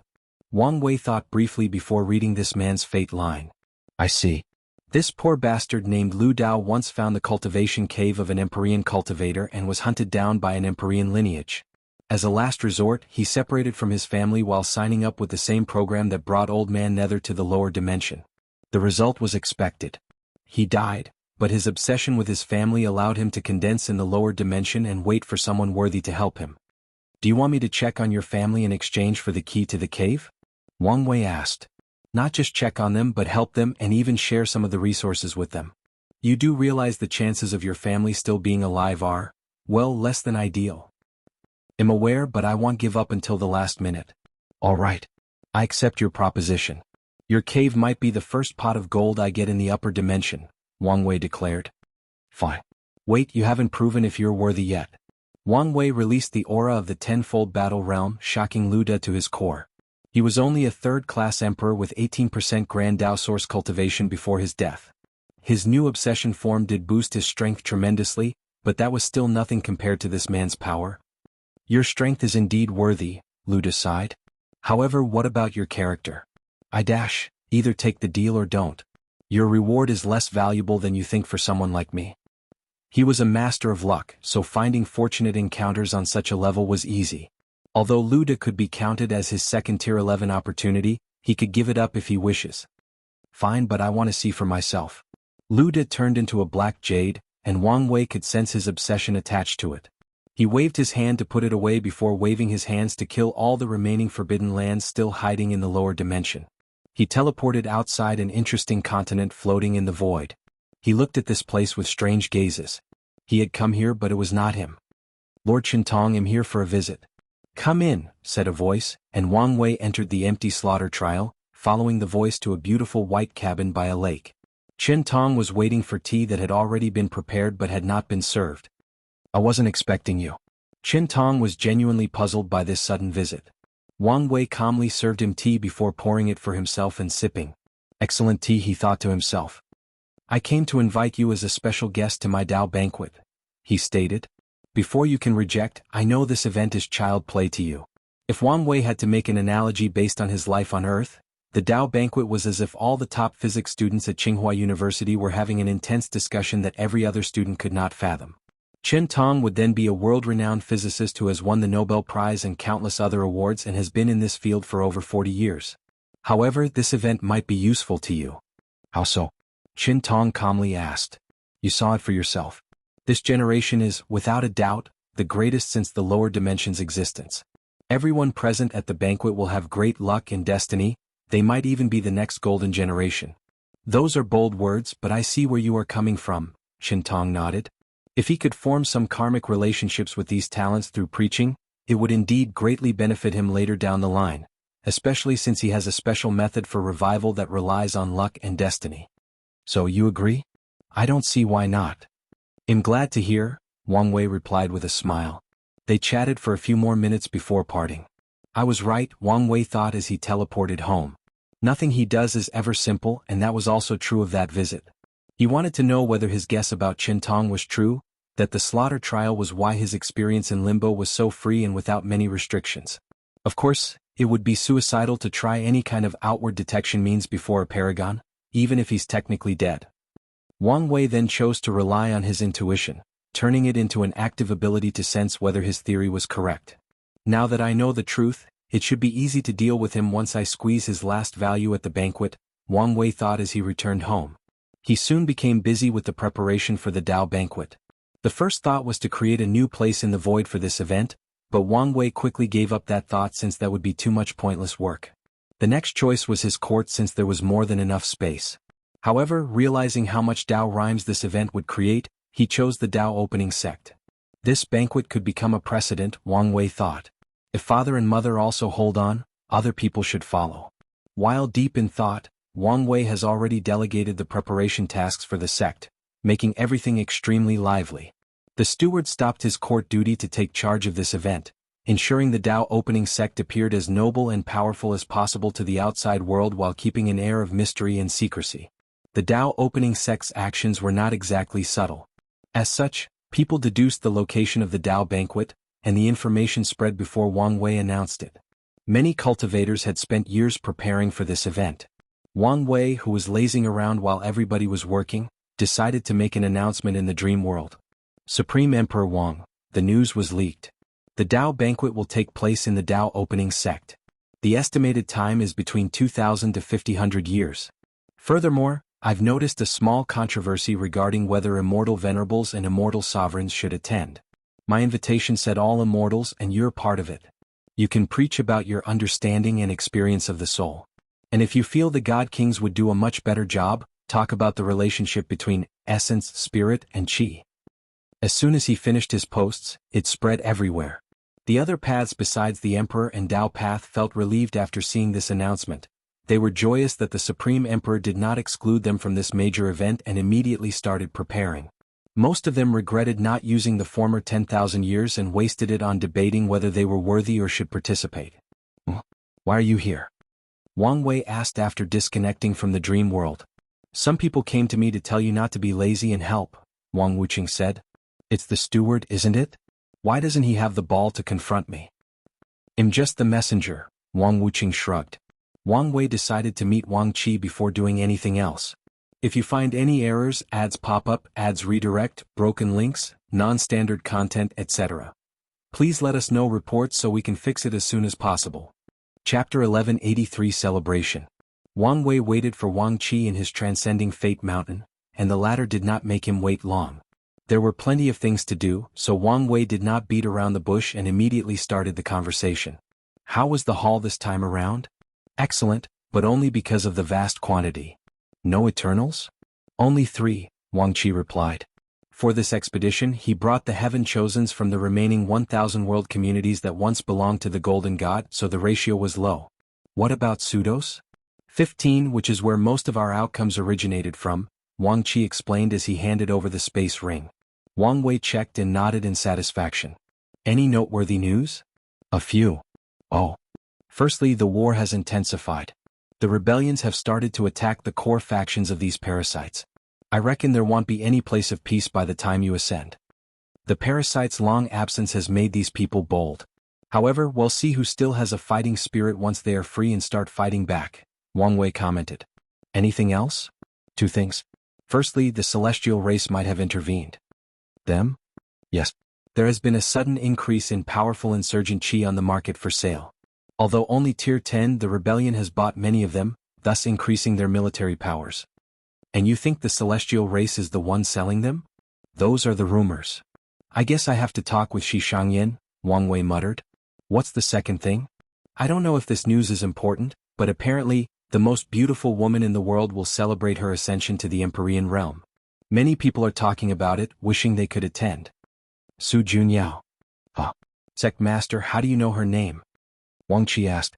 Then he suddenly panicked after remembering something. Sect Master, you can cheat on the sect, madam. Otherwise I doubt you'll live long. Shut up. Don't you think I know this? I only know her name for some reason. Wang Qi sighed in relief. I know you're wise. Wang Wei waved his hand to dismiss this bastard who spoke too much. Wait, there is one more thing. What is it? Well, how I say this, I might have spoken too much to someone. Did you see her again? No, not her. I'm talking about the sect upstairs. Oh. I brought a group of human fiend god with me since it would be easier than ascending individually, and the sect thanked me. We had a banquet and they asked about you. I might have revealed that you hold the destiny to end the current era. Do you understand how much of a blunder you've made? Wang Wei asked. Although it would be relatively easy to deduce this truth after knowing what he's been up to, it was something else to tell the news, especially with the possibility that there might be spies in the sect. Sir, I know, but this was not an accident, but a calculated move on my part, Wang Qi swiftly said. I'm listening. I only told the news to 3 people and they had to swear to Grand Dao. I ensured the oath's language was simple and direct to prevent complications, and all 3 of these people were Empyreans? Meaning the chances of finding a way to break it are minimal. You were indeed careful, Wang Wei nodded. Although he could see the flaw in this plan, for example, the branch in the upper dimension probably had ways for Empyreans to use power above their realms through things like pills, talismans, and arrays. Additionally, a sect with such a deep foundation might have more than one rare treasure to nullify Grand Daos oaths. What was their response? Wang Wei asked. They said they would support you in whatever way you wish, Wang Qi replied. I told them that with your personality and without the ancestors present, you probably won't wish to bring more trouble to the sect and limit your contact with them until you've achieved your destiny. You seem to know me well? Sect Master, it's my job to know you well so I can serve you better. Wang Wei wanted to roll his eyes. However, Wang Qi was not lying. Wang Wei chose him for this job under great recommendations due to his observation skills and ability to make the correct choice in a dangerous situation. And over the course of their work together, Wang Qi has proven to be more capable than Wang Wei initially thought. What happened next? Wang Wei asked.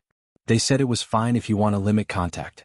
They will leave resource points scattered all over the world for you to use. You only need to activate your luck, leading you there. Resources point, huh? Did they say how much? They said it was up to you. If you want their complete support, that is fine. However, it is also fine if you only want some starting wealth and do the rest yourself. That is good news, Wang Wei nodded. Things would become much easier with the support of such vast wealth and manpower. Once again you did a good job. Wang Qi. I believe the sect already rewarded you with what I promised? Yes, Wang Qi showed his powerful aura that was as good as some of the best insurgent. Excellent. I'll see you at the banquet. Wang Wei nodded. Ha, sect master. Anything else? Is there a chance for me to ascend with you? This may not be a bad idea. They'll need someone who serves as a liaison between me and the rebellion, and you're the perfect candidate since they know and trust you to some level, Wang Wei analyzed. But are you sure? You should understand the danger we're about to face. I can care for myself but cannot guarantee your safety. I am sure, Wang Qi declared without hesitation. Good. Be prepared. I will, Wang Qi said with a gleeful voice. He bowed before flying away, leaving Wang Wei to his thoughts. Su Junyao is having a celebration. This is the worst time for this kind of thing. So, is she just stupid or is she planning something with this celebration? Interesting. This celebration is the perfect opportunity to meet and end this fated nexus. He looked in the distance before starting his work. He took the task of providing food and wine. Wang Wei had to prepare the best food and drink for over 100 million immortals, ensuring this banquet was worthy of his name. Once that finished, he headed to check on Li Jun. Big brother, you're here. Yeah, Wang Wei nodded. As the Three-Realm Emperor, he had no problem visiting any samsara court as he pleased since they were technically under his supervision. Can you participate in the banquet or must I do something? No, I got permission. With no consequences? They've extended my time by 100,000 years, Li Jun replied. It's not a bad deal, Wang Wei nodded. Although he was suspicious of Li Jun's boss, there was no sign of anything nefarious going on, so he had to leave it be. Have you prepared your sermon? Of course. Good. In that case, I'm leaving. Can't you stay a little longer? I need to help your wife finish my pills. I'll bring Sui. The banquet should be helpful to her and the child in her stomach. Oh, okay. Li Jun replied quietly, wondering whether this would cause him more trouble. Wang Wei ignored him before teleporting to the Guardian world, where he saw Yan Liling giving orders to many people, including Elder Dan and Miscellaneous One. Did they come to help you? Yes. I want to finish as soon as possible. No need to rush, Wang Wei stated. The banquet can be postponed if you need more time. It would look bad if you postpone. I don't care about that. For Wang Wei, people should follow his timetable, not the other way around. I know you don't, but it is still better to keep a surface-level good reputation. Wang Wei shrugged. Plus, I'm not in a hurry because of that. I have some feelings on how to update my Pill Sage Sutra, but I'm missing some enlightenment. This banquet is the perfect opportunity. That's good to hear, Wang Wei nodded. Well, I'm here and ready to help. What can I do? Well, use your amazing soul power to accelerate the process, Yan Liling immediately replied. Wang Wei followed her direction while also taking this opportunity to learn from her and increase his sub-profession Daos that he's been neglecting. The process was enjoyable as he remembered his time infiltrating the Origin Pill Dao sect. By then he only had to focus on refining pills, which he found relaxing and an excellent way to train the mind and spirit. With Wang Wei's help, the pills were refined after 700 years passed on the outside, so he officially announced the banquet would take place 300 years later, along with the rules. If you find any errors, ads pop up, ads redirect, broken links, non-standard content, etc. Please let us know reports so we can fix it as soon as possible. Chapter 1184 Dao Banquet. Lavish food. The day of the banquet arrived, and the first to arrive was, of course, the Immortals from the Myriad Emperor world. The steward had prepared a special floating mountain for this banquet, and the designated people would lead the guests to it. The mountain, even the banquet, looked ordinary with countless small dining tables arranged in different sections. However, the beauty of this event was in its simplicity. The dining tables were made of purple sovereign wood, an emperor-grade material used for refining pills and weapons. The bowls, teacups, and wine cups shone with an unknown luster, and that's because they were made from dream dust, another emperor-grade material known to calm the mind and ensure the best cultivation state. The scariest part is there were 100 million of these things. Even if only a small part was required to refine the table and dining utensils, it was too extravagant. Furthermore, this was not the end. A pink tree that resembled a sakura tree stood towering at an inconspicuous corner of the banquet, releasing petals that enveloped the banquet. The tree's petals would temporarily purify the soul and increase comprehension. People could not immediately fly to the top of the mountain but must walk these beautiful purple stairs to the banquet. The stairs were blessed to condense a person's luck, giving them a temporary blessing that increased comprehension. Lastly, beautiful Dao music echoed in the background, and its effect was the same as the others, another boost to concentration and comprehension. Feng Heng was the first to arrive with 3 people following him, and a disciple led him to the emperor area, putting at the very front facing Wang Wei. However, the 3 monks with him sat somewhere else. Soon, more people arrived and were put in an area based on their paths. Dao area, Immortal area, Premarch area, Soul area, Luck area, and Guest area. Wang Wei allowed these people to bring 3 disciples from their sect to participate in this event, and the guest area was for them. The sky in the distance suddenly burst open as a golden carriage descended from the sky, followed by a vision. The steward wondered what the big deal was but soon realized it was only someone from another world community who had arrived. More foreigners arrived for the next few hours and somehow, they all decided to make the flashiest entrance possible. These actions made the Immortals of the Myriad Emperor world wonder whether they should have been flamboyant as well. Once everyone had arrived and the dream world was broadcasting this event, Wang Wei finally showed up, dressed in an elegant purple and gold robe. He also chose a simpler and more direct entrance, suddenly appearing at the slightly elevated table at the front as if he was always there. While all eyes were on him, he calmly sat cross-legged on a cushion, his dining table before him, facing all these people. He looked at the crowd, checking on all the people he knew. He smiled at his mother and father, who sat at the front near the Myriad Emperor world's true eternals like Feng Heng and Ao Shen. His father was the only non-eternal in that position, but no one said anything, just like no one said anything about Dong Lifan sitting at the front of the luck area. However, he did notice one complaint in the Immortal area despite no one uttering a word and decided to address it. "Welcome," Wang Wei said, his voice covering the entire mountain. "A few words before we start. Firstly, I would like to congratulate Sage Duanru for being the first mortal to achieve a level of enlightenment on par with immortals through mortal art." Everyone looked toward the Immortal area at the simply dressed elderly man with long white hair, a beard that reached his knees, aged spots, and cloudy eyes that hid their profoundness. Duanru used his cane to slowly stand up and bow to Wang Wei. "Thank you, Your Majesty, for allowing me to partake in this momentous event." Duanru took big risks and put much effort into coming here. He heard about this event over 10,000 years ago as he was about to end his lifespan. He immediately sealed himself without knowing if he could attend while asking his descendants to petition the court to allow him entrance. Luckily for him, his clans gave birth to talented cultivators who could live long enough and were filial enough to help him. "You've earned it," Wang Wei nodded. "And you'll be the first in the Dao area to preach." Duanru was surprised but quickly thanked him again. Such honor will further cement his legacy and bring him and his clan luck and destiny. Wang Wei originally wanted to give him the very first spot in the banquet since they were starting with the Immortal area. However, he wanted to know whether Duanru's sermon would improve after the people before him had enlightened him. "The second announcement is that I've invited a special guest to preach, and they will be the last to do so." The guests immediately squinted. Duanru's appearance was a mild surprise, but this news intrigued and perplexed them. They expected the Supreme Emperor to be the last sermon, closing the banquet with the best. Now, His Majesty insinuated that someone even better than him was about to preach? Except for a few people who knew about Qin Tong, no one guessed who it was or whether someone like that even existed. "Now, let's start with the food," Wang Wei declared before waving his hand to manifest the food. The meal was a small piece of meat, a vegetable plate and a rice bowl. However, this was not ordinary meat. It originated from a Tier 10 void beast prepared with Wu Hong's sealing cooking magic and blessed with Wang Wei's essence flower ability. In other words, everyone who eats will significantly increase their flesh-body cultivation. The vegetables were grown from a Tier 10 source beast that Wang Wei hunted, and its purpose was to heal hidden injuries and boost the absorption of the meat, allowing everyone to benefit even more from consuming it. The wine that Wang Wei was made from the best material, has been brewing or marinating for Yuan epochs under time formation and was blessed by fate to be the best wine possible. After drinking, the taste was out of this world, but that was the least important part, unless you were an alcoholic. Countless auras suddenly rose as people's qi quantity increased drastically.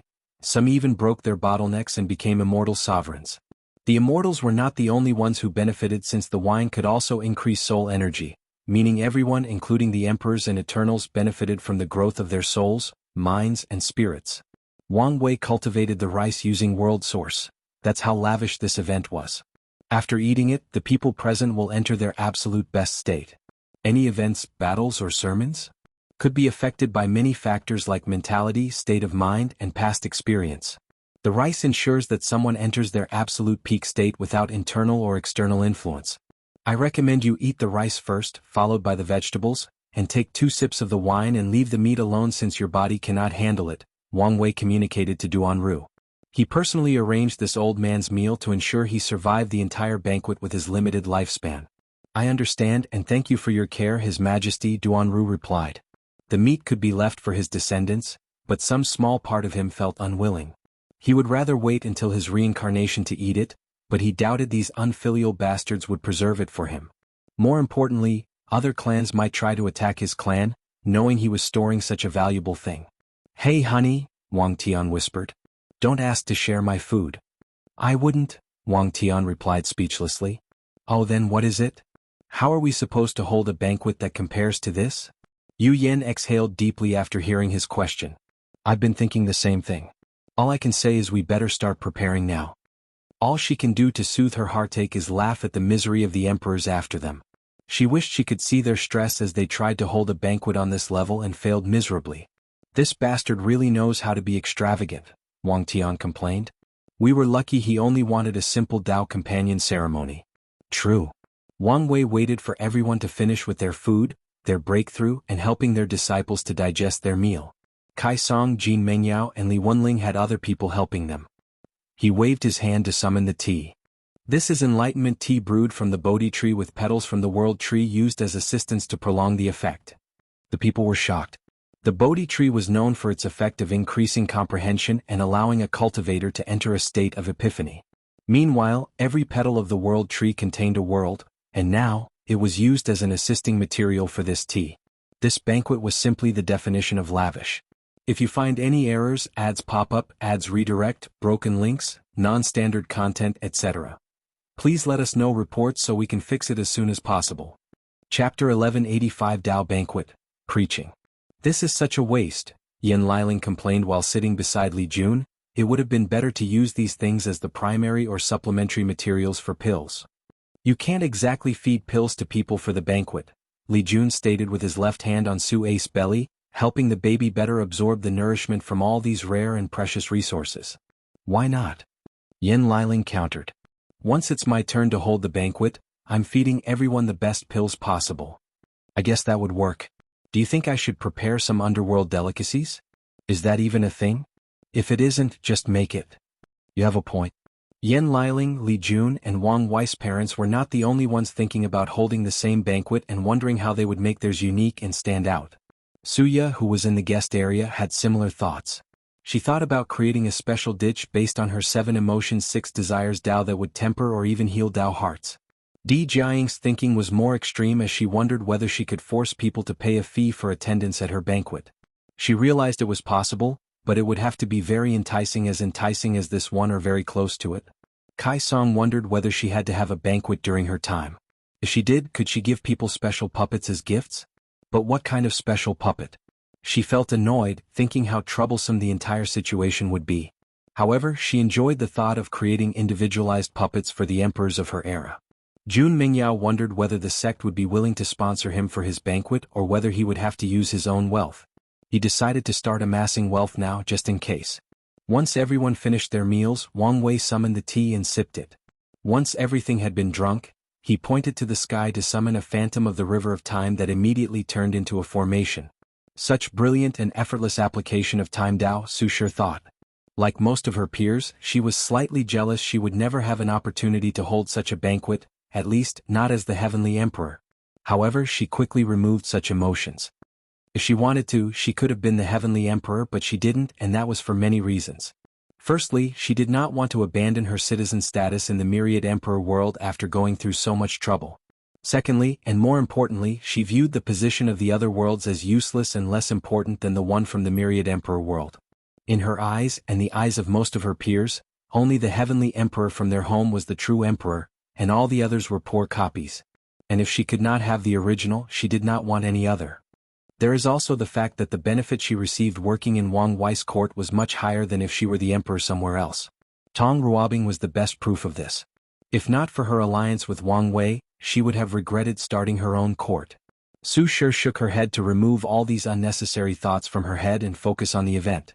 I'm expecting this event to take a while, so I've accelerated the time in here to ensure not too long passes outside, Wang Wei explained. He could sense the agitated emotions of a few people who were wondering whether he had organized this banquet to eliminate all of them. As if I needed to go to such lengths to kill every immortal in the lower dimension, Wang Wei sneered. He did one last check to ensure no problem occurred during this significant event. He checked on the people to prevent anyone from having nefarious thoughts. He checked on the sect's mortal disciples and elders hidden by his power on floating mountains next to this one. Finally, he checked on the dream world's broadcast and the entire lower dimension. Wang Wei then cast a protective spell that contained all his powers that covered every corner of the endless void to ensure no one interrupted this meeting. These are the rules, he declared. Each sermon will be between 3 to 3,000 years, with a break between 3 days to 300 years after each sermon for digestion. The length will be decided by heaven and earth itself, based on the amount of Tao rhymes you condense. Everyone entered a high alert state. In an event like this, with the most powerful and influential people of the lower dimension, there is nothing more embarrassing than having a short sermon. No matter what, the people present were the cream of the cream, meaning they had their own ego and pride. However, they could do nothing about the rules now, and they can only hope their sermons are not subpar. We will begin with the immortal paths. The first 1,000 preachers will be normal, followed by 1,000 swordsmen, then 1,000 professionals. We will repeat this pattern. The first professionals to preach are the alchemists. Once there are no immortal alchemists, it will be the array masters, weapon makers, talisman refiners, and the puppeteers. Many people were immediately not happy that swordsmen had their own category. However, Wang Wei did not care. Swordsmanship was the most popular weapon Dao, and their population was enormous compared to others. Sword Dao was not the most powerful simply because of the weapon, but because there have been so many swordsmen throughout history that the Dao has been elevated to a higher status due to how many skills, techniques, and scriptures were written. Once it's my turn, the spear will have its own section, and it'll make sure it has earned that position, Jin Mingyao thought with great dedication. Wang Wei waved his hand to assign numbers to the immortals. The first and last sermon will be chosen by me, but the rest will be randomly selected. Once it's your turn, you'll receive a direct message in your mind. We will start with Immortal Jin Yi from the Red Sea world. A mass of clouds surrounded a scholarly-looking middle-aged man, elevating him 5 meters above the sky. He bowed to Wang Wei before immediately starting his sermon. Essence, spirit, qi, the essence of life and cultivation. The immortal path is also called the qi path, making it seem like qi dominates the other. But that's wrong. Heaven and earth is all about balance, and the same principles apply to the qi path. The only difference is that we use qi as the primary source to supplement our body, essence, and spirit, mind or soul. This is. As Jin Yi's words echoed throughout the mountain, Dao rhymes condensed from the sky, appearing similar to runes and beautiful music.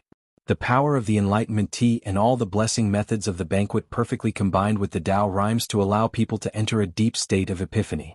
In that state, their normal state of cultivation, which is usually slow, boring, and even tedious, became the most enjoyable act in the world, given how easy and spiritually fulfilling it was. Everyone became engrossed in this sermon. Although it did not discuss a specific Dao, that was a pro instead of a con since it was applicable to everyone present, especially the part about maintaining the balance between the essence, spirit, and qi. The process lasted over 1,600 years and a digestion period of 160 years. Once everyone woke up, they felt it was too short. One of the reasons cultivation in the lower dimension is so slow is the lack of conversation and exchanging ideas. It's also why the dream world was so successful. This banquet was even more direct in its approach, putting everyone together and forcing them to discuss cultivation and the Tao without any restraints or care of status, wealth, power, or faction. Jin Yi slowly descended to his seat before the clouds chose someone else. With Jin Yi as an example, these cultivators were comfortable, feeling they could do as good of a job as him, if not better. However, they all received an awakening. The second sermon only lasted 536 years. The third one went on for 345 years, the fourth one for 99 years, and the fifth one directly dropped to 3 years. That cultivator was so embarrassed that he did not open his eyes and closed off all his senses so as not to hear any comments or murmurs. Things became visibly worse after the fifth cultivator. Few people's sermons lasted for more than 3 digits. In fact, out of all 1,000 cultivators, there were more than 200 people who lasted 3 years, and only a total of 27 people lasted over 100 years, and no one reached 1,000 years like Jin Yi. The immortals immediately stopped comprehending while the swordsmen and the professionals were preaching, hoping to improve their sermons and avoid embarrassment. If you find any errors, ads pop up, ads redirect, broken links, non-standard content, etc., please let us know reports so we can fix it as soon as possible. Chapter 1186 Dao Banquet. Breakthrough. Just like all immortals' path, the sword immortals were usually the embarrassment in a room, the butt of the joke, Parisi. The source of this disparity is that they've lost one of the core aspects of a swordsman, the Dao part. They must rely on their immortal qi to replicate their former abilities in swordsmanship realm. Despite this flaw, they still considered themselves swordsmen and kept that mindset. They trained their qi in their mind with such a mindset, thus still giving them a slight edge over regular immortals. However, the ones who truly shine in this banquet are the swordsmen with unique sword qis. Wang Wei said he chose randomly the order of preaching, but that was really the case. It's more like an algorithm with the sole purpose of ensuring the best way for this banquet to proceed and be wildly successful. As such, a few unique sword immortals preached in the early stages of this round to rile up the crowd and set up some standards. Then, the algorithm chooses people it deduced who would have a lackluster performance and puts them first. No immortal sovereign appeared in the first round. The immortal swordsman's preaching session was mild above the first session, with only a few dozen 3-year sermons. The embarrassing/scaring tactic worked, and hopefully by the end of this event, the number of these weak sermons will be reduced to single digits. The immortal alchemist's main focus was on Yen Liling's universal immortal runes, with everyone expressing their understanding and twists. The people from the myriad pill world took this opportunity to show the world why it was the center of alchemy in the lower dimension. This era almost destroyed their status and privileges. Luckily, they adapted in time and were not washed away by the tide of change. After a few rounds of exchange, it was time for the last alchemist to speak. While no one was paying attention, Yen Liling had a strange aura around her. A book materialized before her, and with the passage of time, more Tao rhymes entered her body and the book. The prototype is done, she thought, looking at the new, Pill Sage Sutra. Her new path of pill refining centered around her talent to read the mind. She created a way for materials to awaken a pill mind, essentially their spirituality or wisdom. However, such wisdom has an inherent purpose, to refine better pills.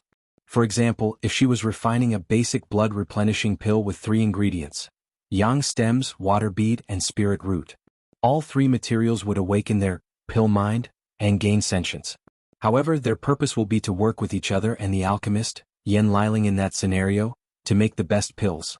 As long as someone masters this technique, it will be impossible to create a pill of lesser quality than perfect. And in a skilled alchemist's hands, it will be relatively easy to create true mortal perfection pills, not just the perfect quality dictated by the Alchemy Association. The next step is to take inspiration from the origin pill flame that can refine everything. Yen Liling thought.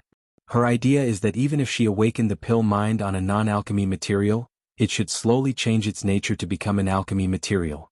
To succeed, I must add a small portion of good fortune Tao. Creation would be best, however, that can be added once in an Empyrean using the Grand Mist Wheel. There was no need to incur the wrath of heaven by becoming an outlaw when there were alternatives. And getting over myself. There are still some problems. Yen Liling had to control herself not to get too far ahead. There were still some problems with awakening a pill mind for immortal grade materials as they actually resisted the destiny granted to them. Currently, she has no problem controlling immortal and Tao grade materials, but based on the simulation in her sea of consciousness, even the weakest emperor grade herb will revolt against her control. Because of this issue, she couldn't even tackle the most brilliant aspect of this technique, the alchemy mind. Yen Liling did not simply want her materials to gain wisdom, she wanted them to be born with an excellent talent for alchemy but also with vast knowledge and experience. Upon completion of this level of the Pill Sage Sutra, refining any pills will be like all the materials were as talented as her and devoted to helping her refine the best pill possible. Such an idea sounds absurd, but Yen Liling already has a direction fate Tao. The process of the materials awakening their alchemy mind will involve them sharing fate with her, thus acquiring their talent and knowledge. In fact, this is not even the final form of this scripture. Based on Yen Liling's imagination, the materials should awaken not only her alchemy knowledge but also other people and, if possible, the knowledge of true heavenly Tao. However, her idea for that stage of this scripture is only vague. She knows she might have to defeat other alchemists to build a database and add heaven Tao to the mix. However, the small bit of fate Tao added already made cultivating this technique a virtual nightmare. She could not fathom how many people would be able to cultivate it once it was truly finished. Regardless, she was happy with the outline she currently had and was more confident in walking the path of skills to achieve transcendence. Yen Liling readjusted her mood and concentrated. She was saddened that no more alchemists would preach but took comfort in learning by comparison to other professions. She also looked forward to alchemists from the other path. The sermons continued, and soon the first person to reach 2,000 years appeared. To no one's surprise, it was an immortal sovereign. Once a person passed the 2,000-year threshold, the Tao rhymes resonated with each other, making the epiphany process deeper. In other words, it was easier for people to understand, digest, and benefit. While people rejoiced at this sermon, the immortal sovereign, a beautiful woman in all red, was not happy. She felt it was an insult for her not to reach the full 3,000-year mark. After all, she was technically tier 11. Sadly for her, her knowledge was severely limited since she spent all her life in the lower dimension. She, along with all the other sovereigns, does not even know what a person of their level is genuinely capable of. The sermon continued, and the lady proved she was among the best in her path. Most immortal sovereigns bordered 1,500 to 2,000 years, with the best being 2097 years from a talisman maker. Then it was finally for the last person in that section to preach, and Wang Wei chose the Turtle King from the martial hegemony world. The Turtle King is, without a doubt, the oldest being in the lower dimension and the oldest immortal path practitioner. Many people, including Wang Wei, looked forward to his sermon, and he did not disappoint. The Turtle King could not show up with his real body and refused to take human form. Instead, he had to create a human clone to send in his place. His sermon lasted 2,907 years, creating the most intense Tao rhymes since the start of the event. However, even that was not the most impressive part of his sermon. The turtle had no reservations and discussed a special technique to condense a unique chi capable of granting a maximum battle boost of 30%. This boost is not a grand Tao boost, but such a technique is still appreciated since it could grant someone victory over a relatively equal opponent. The most impressive aspect of this technique is its universality. Soul Path people can condense a unique soul chi or god chi, Tao ancestors can condense a world chi, heavenly kings can condense a king chi, and emperors can also have their own emperor chi. The Turtle King's sermon became the first major highlight of this banquet, making the martial artists from the martial hegemony world very happy and proud. Those rowdy martial artists would have made a scene if not for the grand occasion. Once everyone had digested the sermon, it was now the turn of the soul area. Although their path was on par with the Tao path, relatively speaking, it did not change the fact that they did not cultivate individual Tao. The luck area with the heavenly kings had the least number of people and appeared to be the group that should be next. However, they had their own Tao.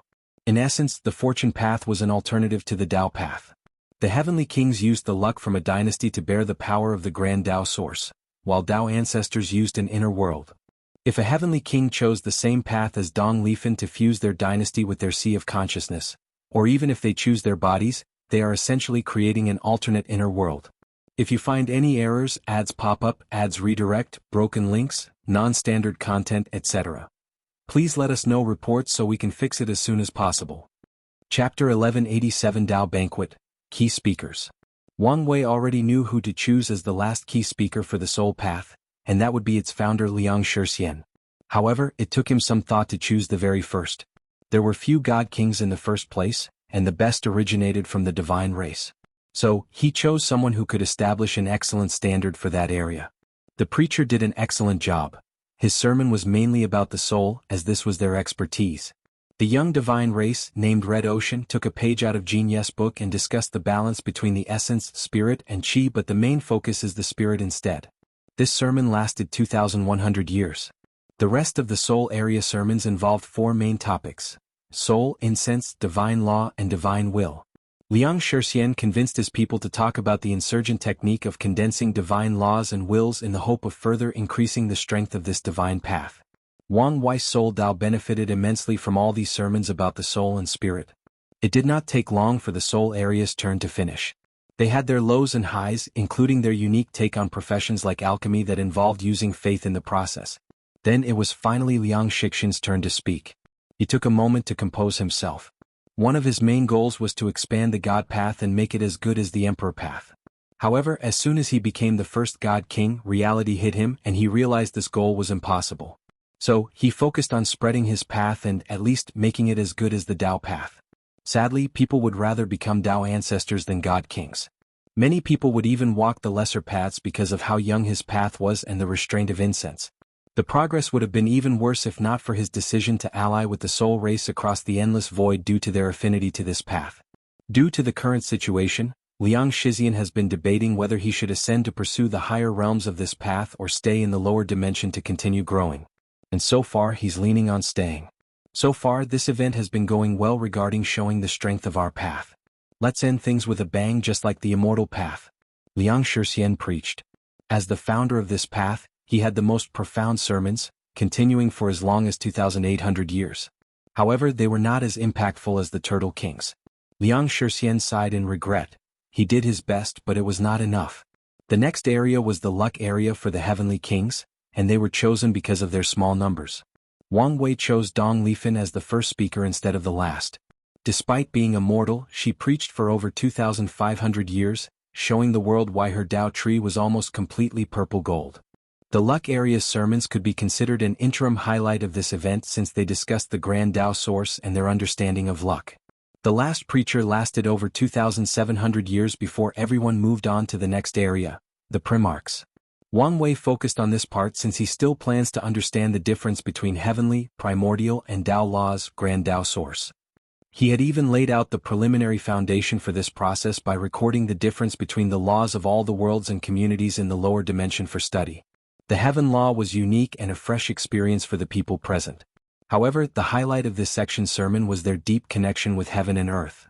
The premarch path was something innate creatures created, which can be described as the bloodline immortality path.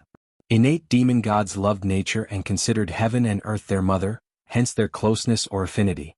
Old families that survived the Null era dominated this section, and the Myriad Emperor world's ancient clan was the main lead but not the only one. The demon race also showed a great presence in this section as well, but they were still outdone by these clans. The banquet was about to reach its first peak with the beginning of the Dao area. As he promised, Sage Duanru started this section. By now, he was only a soul as his body had already collapsed, but a holy release from his body, preventing anyone from underestimating him. Sage Duanru was known for his calligraphy, but his sermons contained various ideas and subjects. He first started with the way of governance, teaching how to rule and govern a government or any faction properly. He followed that with philosophy, which resembles a form of spiritual practice, before transitioning into things like painting, music, and, finally, calligraphy. His sermon did not seem disorganized because of these different ideas or subjects. Instead, they fit perfectly together as if they were one topic.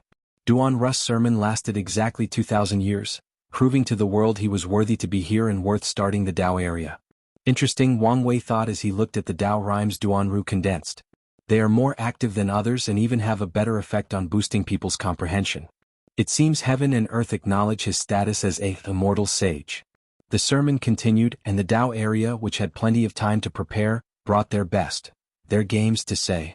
The shortest sermon lasted 333 years, and there were plenty of people in the 1000s and 2000s year range. After the first 1000 Dao ancestors, it was the swordsman's turn, and Wang Wei chose his father as the first speaker. His record was the same as Dong Lifan, over 2,500 years, beating her by 12 years. The swordsmen were more than satisfied since they could listen to a direct sermon from the man who pioneered the ultimate sword path. Even the extreme sword path individuals showed their respect. Although they scoffed at the part about the 12th realm of swordsmanship, they still listened so they could create countermeasures to these heretical bastards. The banquet continued, and many people in that area shone brightly. The insurgents of the Dao opening sect had no one who lasted less than 2,300 years, and people like Origin 1, Sword 1, and Desolate 1 reached the 2,900 mark, albeit the beginning. By all merit, this is the best session so far, Wang Wei thought, feeling the immense Dao rhymes condensing in the sect, baptizing the environment and the people. It was so dense that some spilled into the Myriad Emperor world, and this was not even the main event yet. If this is the result of one banquet, I cannot fathom how these lineages in the upper dimension are, Wang Wei thought. This banquet is monumental for the lower dimension but not the upper dimension. On the contrary, they should be more grandiose since some of these factions will have multiple paragons preaching. Yet, with all these advantages, cultivation still takes such a long time, Wang Wei sighed before focusing on the task at hand. Now, how to start the emperor area? He looked at all the people present before his eyes landed on the monk, Feng Heng. Wang Wei noticed that the latter had a very peaceful and reassuring aura.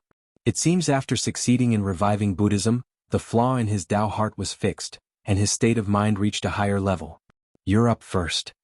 Thank you, benefactor, for this honor, Feng Heng nodded before readjusting himself. What is the limit of the mind? Does it have a limit? The human mind, or its extension imagination, has no boundaries or limits. It can create anything it pleases, it can. Feng Heng's sermon was natural and effortless. The words came out of his mouth as if they were the fundamental truths of heaven and earth. Furthermore, everyone suddenly felt as if the effect of the enlightened tea strengthened for this particular sermon. No one had any trouble following his mind, and no one wasted this opportunity by focusing on improving their sermons. By now, if they were not ready, there was no hope. The Emperor area had a major advantage by being the last section to go, meaning there was no excuse for a poor sermon. Feng Heng focused on the mind, not the soul, except for their connection, before transitioning into the 5 elements in Yin-Yang Dao. He did not speak much on Buddhism to ensure the universality of his sermon. As he uttered his last words, 3,000 years had passed. The Dao rhymes resonated at an even higher intensity, giving the people an even better boost for the next 300 years they spent digesting. Why is it so short? That was everyone's main consensus once they opened their eyes. This was the longest sermon, but it felt so short to them. People looked at Feng Heng with respect. They finally understood why Buddhism had such a major comeback despite its recent comeback. If you find any errors, ads pop up, ads redirect, broken links, non-standard content, etc., please let us know reports so we can fix it as soon as possible. Chapter 1188 Dao Banquet. Emperor's Sermons. The second person after Feng Heng felt great pressure. It was inevitable after such a perfect sermon. They had no hope of reaching such a level and wished not to embarrass themselves. Luckily, fate and time were in their favor. The second sermon lasted 1800 years, which was very satisfactory. The Emperor area soon proved extraordinary, as no one had a sermon that lasted more than 1000 years. More Dao rhymes spilled into the myriad Emperor world, making the entire world more extraordinary. There are usually only 3,800 great emperors in each generation, but this one was special, so the total number was 4,500 and extra 700. Considering the ones who hid themselves or died during all the wars, the number of participants was 4,250. The Emperor area did not have enough people for rounds of 1,000, so things had to be adjusted to rounds of 200. With such a small population, the time for the first Sword Emperor to preach soon arrived, and Wang Wei chose a slightly controversial individual, Dugu Jing. The Golden Sword Emperor was a controversial figure in the world of swordsmanship. Dugu Jing was the second most powerful Sword Emperor in this generation and third overall in achievement behind Wang Tian and Ji Lanfang in pure sword skills. However, he's not a pure swordsman, meaning he was rejected by the extreme sword path. The ultimate path embraced him since he tempered his body, but they did not like that his main Dao was metal/gold and had nothing related to swordsmanship. Many people still considered him a sword user despite his skills and accomplishments. As such, the fact he was the first sword speaker was slightly controversial. However, Wang Wei did not care about all these things and directly chose him. Dugu Jing proved his worth as he preached about swordsmanship and the metal Dao, lasting 2,933 years. The swordsmen were more than satisfied with their sermon, while the metal Dao people almost cried tears of joy. 5 elements is still the most widespread Dao, so plenty of emperors and immortals of the metal Dao or 5 elements exist. The banquet continued with the current streak of a minimum of 1,000 years of preaching. The first wave of swordsmen was very rewarding since many people decided to use this event for a battle between the extreme and ultimate path. Soon, it was time for the first alchemist to preach, and Wang Wei chose the heavenly emperor from the myriad pill world without hesitation. The elderly man lasted 2,915 years, slightly less than Dugu Jing. However, his record was the second best so far in this section. The Emperor area continued its brilliant streak, slowly pushing the event to its peak. There were not many alchemist emperors, meaning they only had one round. Then it was time for the last alchemist to preach, and Wang Wei chose the very best Yan Liling. She was excited as this was an opportunity to reorganize her Pill Sage Sutra, which she had perfected the first volume after listening to so many brilliant minds. Her next focus was on the part involving Fate Dao, and she was confident in creating the outline/prototype after listening to her big brother's sermon. Yan Liling proved to the world why she deserved the title of Pill Sage Empress, as her sermon focused on fundamental skills for alchemists. These pill refiners felt as if they had returned to their young days when their teacher taught them the basics. At first they were slightly disdainful. After all, they are great emperors, haven't they mastered the basics already? However, just as swordsmen can take basic skills and elevate them to the level of Dao, Yan Liling showed them there were levels to this. Many of them felt shameful and decided to focus more on the fundamentals from now on. Her sermon lasted 3,000 years, and she became the second person to achieve perfection in this banquet. The alchemists bowed to Yan Liling and she calmly received them. The next 200 normal preachers were nothing special since Wang Wei saved the best for last. However, they did not embarrass this section by preserving the 3-digit roll. Next was the array master's turn, but their number was too small.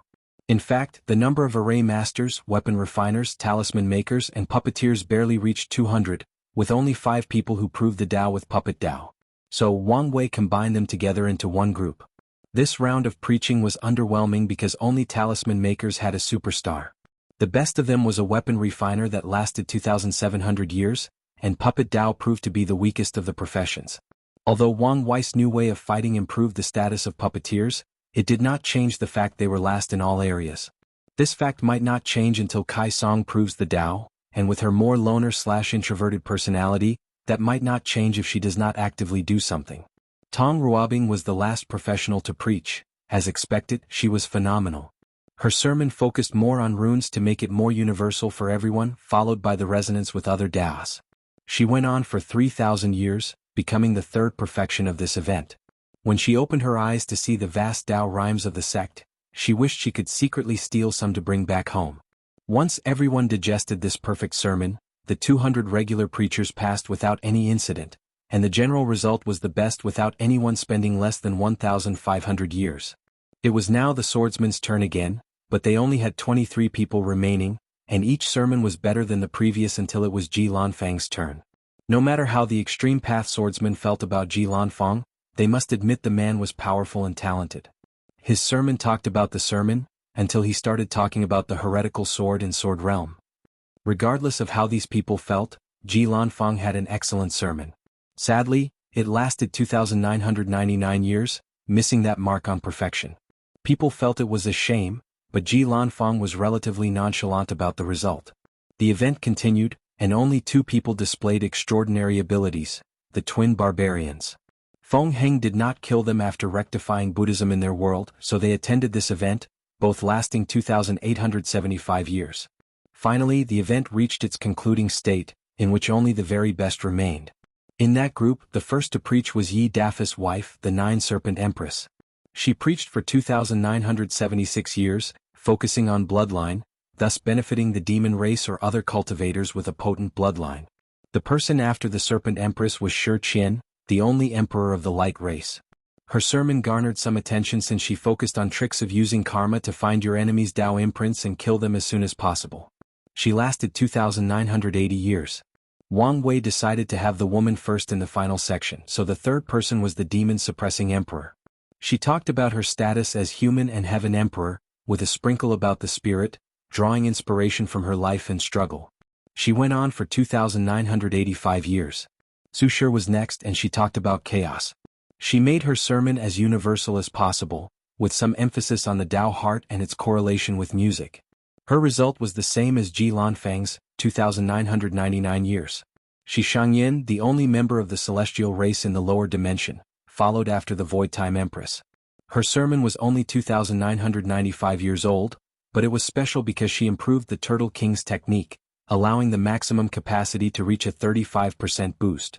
Yu Yan was next, and she did not shame her son as her sermon reached 2,997 years.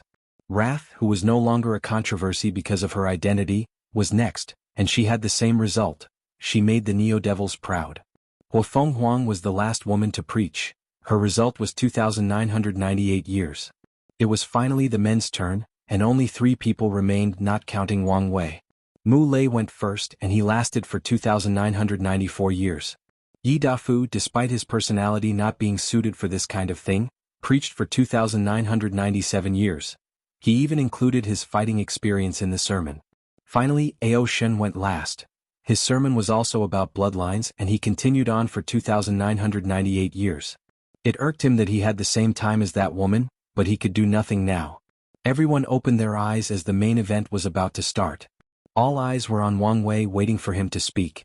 Before he could say something, Wang Wei sensed something and looked at Sage Duanru. The man had reached his limit and was about to dissipate and enter samsara. He pointed at him and bought him more time. Wang Wei then waved his hand to summon more enlightened tea. The guests were overjoyed and quickly drank it. They also felt anticipation for this last act. No, the act before the last. If you find any errors, ads pop up, ads redirect, broken links, non-standard content, etc. Please let us know reports so we can fix it as soon as possible. Chapter 1189 Tao Banquet, Tao Pillars. Let's start with Essence. From the outside to the inside, our body is composed of skin. Although our body is mainly yang like all things between heaven and earth, it's still balanced with a little yin. These are the yin aspects of the body. Cultivation is all evolution. Essence focuses on evolving internally, Qi starts the evolution externally, and the spirit connects the two. Many people abandon cultivating the body after proving the Tao since they now exist on a conceptual level. But that is the wrong approach. The universe is all about balance and To everyone's surprise, Wang Wei spent 3,000 years about essence. And the body refiners who felt left out of this banquet were the most excited. They finally had top-tier sermons dedicated solely to them. Moreover, the sermon was wonderful as it touched on countless ways to temper the body without any hidden injuries. Wang Wei even talked in detail about the true power Tao realm. Spirit, Wang Wei said. Although I said it's the link between essence and Qi, that's also an oversimplification. What is the difference between the mind and the soul? Is spirit the synonym of mind? Of the soul? The slight difference between these words contain the essence of spirit. The soul is the origin, the root of the mind, spirit, consciousness, and how we perceive reality. The mind is. Another 3,000 years passed by, and Wang Wei showed the world his deep understanding of the soul. The Tao rhymes he condensed formed a strange circle above the banquet, but no one noticed this phenomenon. By now, people had some expectations of how long and profound this sermon would be, so they focused on not missing anything and regretted it for the rest of their lives. Qi, Wang Wei stated without giving anyone time to breathe. It's not just the energy found in nature.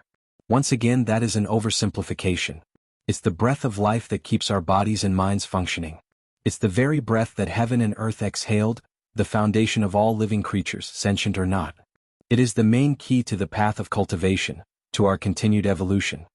Qi is the most versatile and malleable matter in existence. It can change based on the environment, the individual, and even your thoughts and emotions. It is.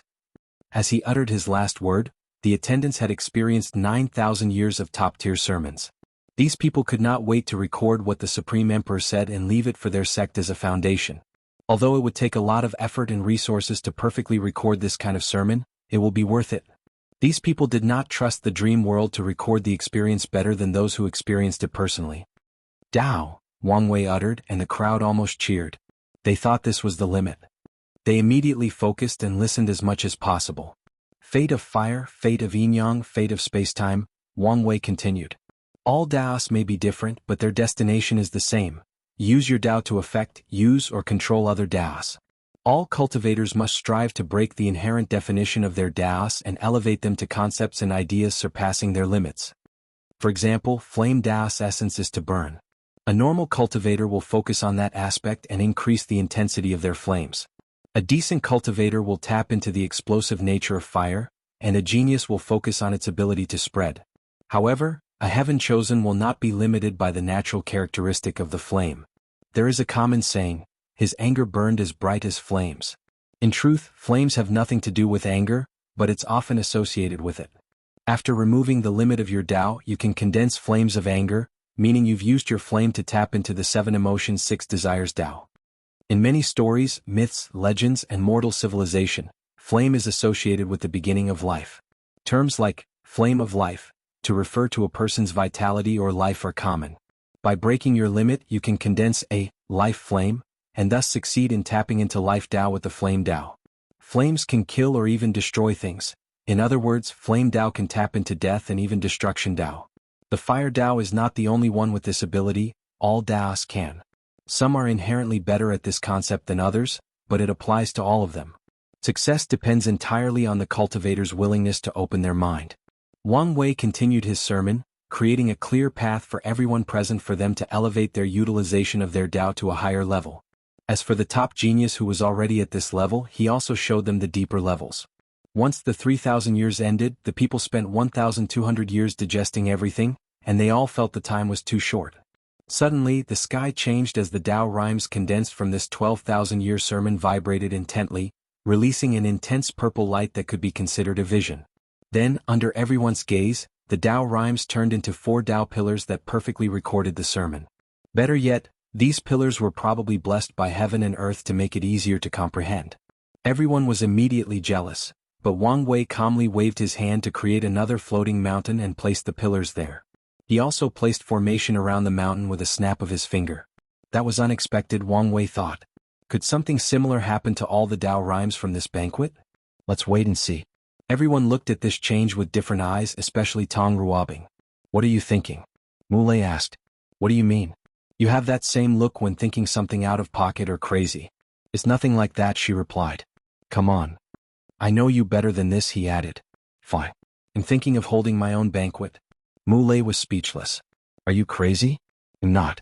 Don't you understand that any banquet after this one will pale in comparison? Plus, who will come to our banquet? We do not have the status to invite so many people. You may not, but I do.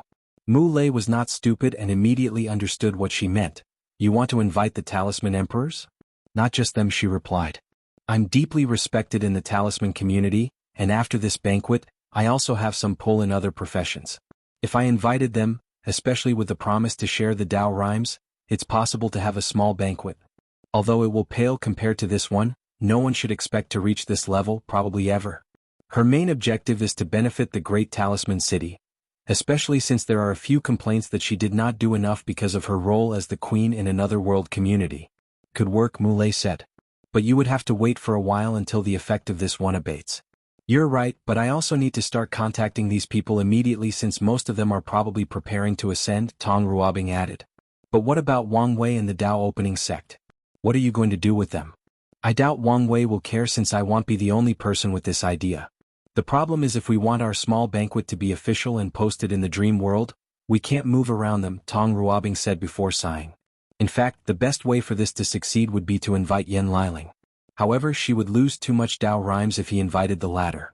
While everyone was distracted by the Tao pillars or thinking about possibly having their own small banquet, Sage Duan Ru's soul suddenly stood up and bowed. Thank you, Your Majesty, for spreading the Tao. People secretly criticized that shrewd mortal. All 100 million or more immortals stood up and bowed to Wang Wei. Thank you, Your Majesty, for spreading the Tao. Their voices formed a cacophony of beautiful sounds that spread throughout heaven and earth. It was beautiful seeing so many powerful entities bowing to one person. However, Wang Wei was calm. After all, this was not the first time and it definitely won't be the last. At this point in his life, glory and worship were normal things, and as he became more powerful, even more powerful beings would bow to him until one day, even Grand Tao would have no choice but to do the same. You're welcome, Wang Wei nodded before giving him another blessing to continue his soul. But as I hinted, I'm not today's main event. The people then remembered there was still one more guest to appear, and they were curious who was nobler than the Supreme Emperor to be the final guest of such an event. If you find any errors, ads pop up, ads redirect, broken links, non-standard content, etc., please let us know reports so we can fix it as soon as possible. Chapter 1190 Tao Banquet, Paragon's Sermon. Your Majesty, if you don't mind me asking, who is this noble guest? Asked a heavenly king who felt that Sage Duanru might ask the same question if he gave him time. An honored paragon, Wang Wei calmly responded. However, most people gave him a blank and confused face. I guess I can tell you this information for free. Do you know the realms after Great Emperor? Most people were once again confused, but someone said, I once heard the word, Empyrean, but that's all I know. That is correct, Wang Wei nodded. Once your luck is enough and your cultivation reaches 70% Grand Tao source, you must survive the immemorial tribulation and condense the Grand Mist Wheel to gain the power of creation. Then you'll become an Empyrean. Wang Wei paused to give them thoughts to process this information. After 90% Grand Tao source and other factors, you'll become a paragon and stand at the top of the universe. Everyone was shocked before thinking how such a being could attend their little banquet. They should be nothing but ants before someone who stands at the pinnacle of the universe. These people immediately reached the conclusion that Wang Wei might have contacted his ancestors in the upper dimension and invited them despite the blockage of the lower dimension. Wang Wei guessed what they were thinking, but he did not explain any further. It's your luck to have such a cultivator preaching to you. So, let's not waste time and take full advantage of this situation. Wang Wei's cushion flew from the small podium and sat before everyone facing the podium. He stood up and waited. Everyone immediately followed him, and less than 30 seconds later, Qin Tong's handsome face appeared on the podium. He looked ordinary, but no one dared to underestimate him. As strong as the Supreme Emperor is, people can still feel his presence, especially that perfect aura on his body that can be intoxicating. However, this man had nothing. They saw him but could not detect him. It was like he existed in a realm beyond their sights, thoughts, souls, and even existence. Thank you again, Lord Qin Tong, Wang Wei said as he cupped his hand to salute. Thank you, Lord Qin Tong, the crowd followed. However, they were not as bold as Wang Wei and bowed 90 degrees, some even kowtowed. No problem, Qin Tong nodded. I've been observing the lower dimension for a long time, and as you said, this is indeed the most wonderful generation of emperors. This banquet immediately became an odd sight as these old immortals, who have lived for billions of years or more, became shy or read out of embarrassment with one comment. Some immediately became proud. However, the more level-headed individuals knew why this generation was so exceptional, so they glanced at the Supreme Emperor. Alright, let's get started, Qin Tong announced. His projection sat on the podium and began preaching. What is cultivation? Today we will explore this topic. I will explain my understanding, along with a detailed explanation of the path of cultivation from Tier 1 to Tier 12. As soon as Qin Tong started, the Tao rhymes he produced condensed into golden lotus flowers that blessed everyone present. A silent cry of joy emanated from heaven and earth as a result, but only people like Wang Wei, Yan Liling, and Qin Tong noticed. The cultivators, who were in a deep state of epiphany, quickly felt the sermon was somewhat similar to Wang Wei. Qin Tong talked about essence, qi, and spirit but focused on how these things applied to cultivators from Tier 1 to higher levels. There are many cultivation systems in the lower dimension, and his sermon was a way to be universal to everyone. Once the sermon reached the part about Tier 10, Emperor Realm, Qin Tong did not talk much about Taoist but focused on every aspect of the Emperor Realm. Tao body, awakening, soul, Tao will manifestation, true will, battle realm, and Tao imprint. He was very detailed and Wang Wei learned a great deal. Everyone waited in anticipation once Qin Tong finished talking about Tao imprints. They thought they would immediately get a look into the next realm, but Qin Tong then started talking about the Tao, mainly the soul Tao. He started with the basic laws until they reached the level of Grand Tao Source. The soul was a Tao applicable to everyone, so Qin Tong focused on using and growing the soul, which was very helpful to most people at this banquet. Finally, Qin Tong talked about the Empyrean realm. He first talked about tips on surviving the immemorial tribulations, including what level of Tao heart someone must have before even attempting the breakthrough. He continued preaching about how things like the awakening evolved after becoming an Empyrean. He talked about the role of the Grand Mist Wheel in general, especially how to condense it. He touched on how the wheel affects other aspects of an Empyrean, for example, battle and use of resources. Qin Tong even discussed the differences between normal and everlasting Empyreans. Finally, Qin Tong talked about the requirements for becoming a Paragon. Most people were confused by the Empyrean sermon, so they opted to memorize the information to use later. As such, they were even more confused about the complexity of the Paragon realm's sermon, besides the basic info. Even Wang Wei could not keep up with the Paragon tier sermon. Luckily for him, Qin Tong talked about Soul Tao, one of his sub-Taos, and his sealed soul, which was also Paragon tier. As such, he used the sermon to map out an outline for his Soul Tao and just recorded the parts he did not understand under certain categories of his outline. 30,000 years, Qin Tong declared. I think that's more than enough. Some of you cannot understand what I've said, but that's fine. It'll help you remember everything. He pointed to the sky to manifest a circle. All the immortals immediately felt it was easy to record the entire in their souls.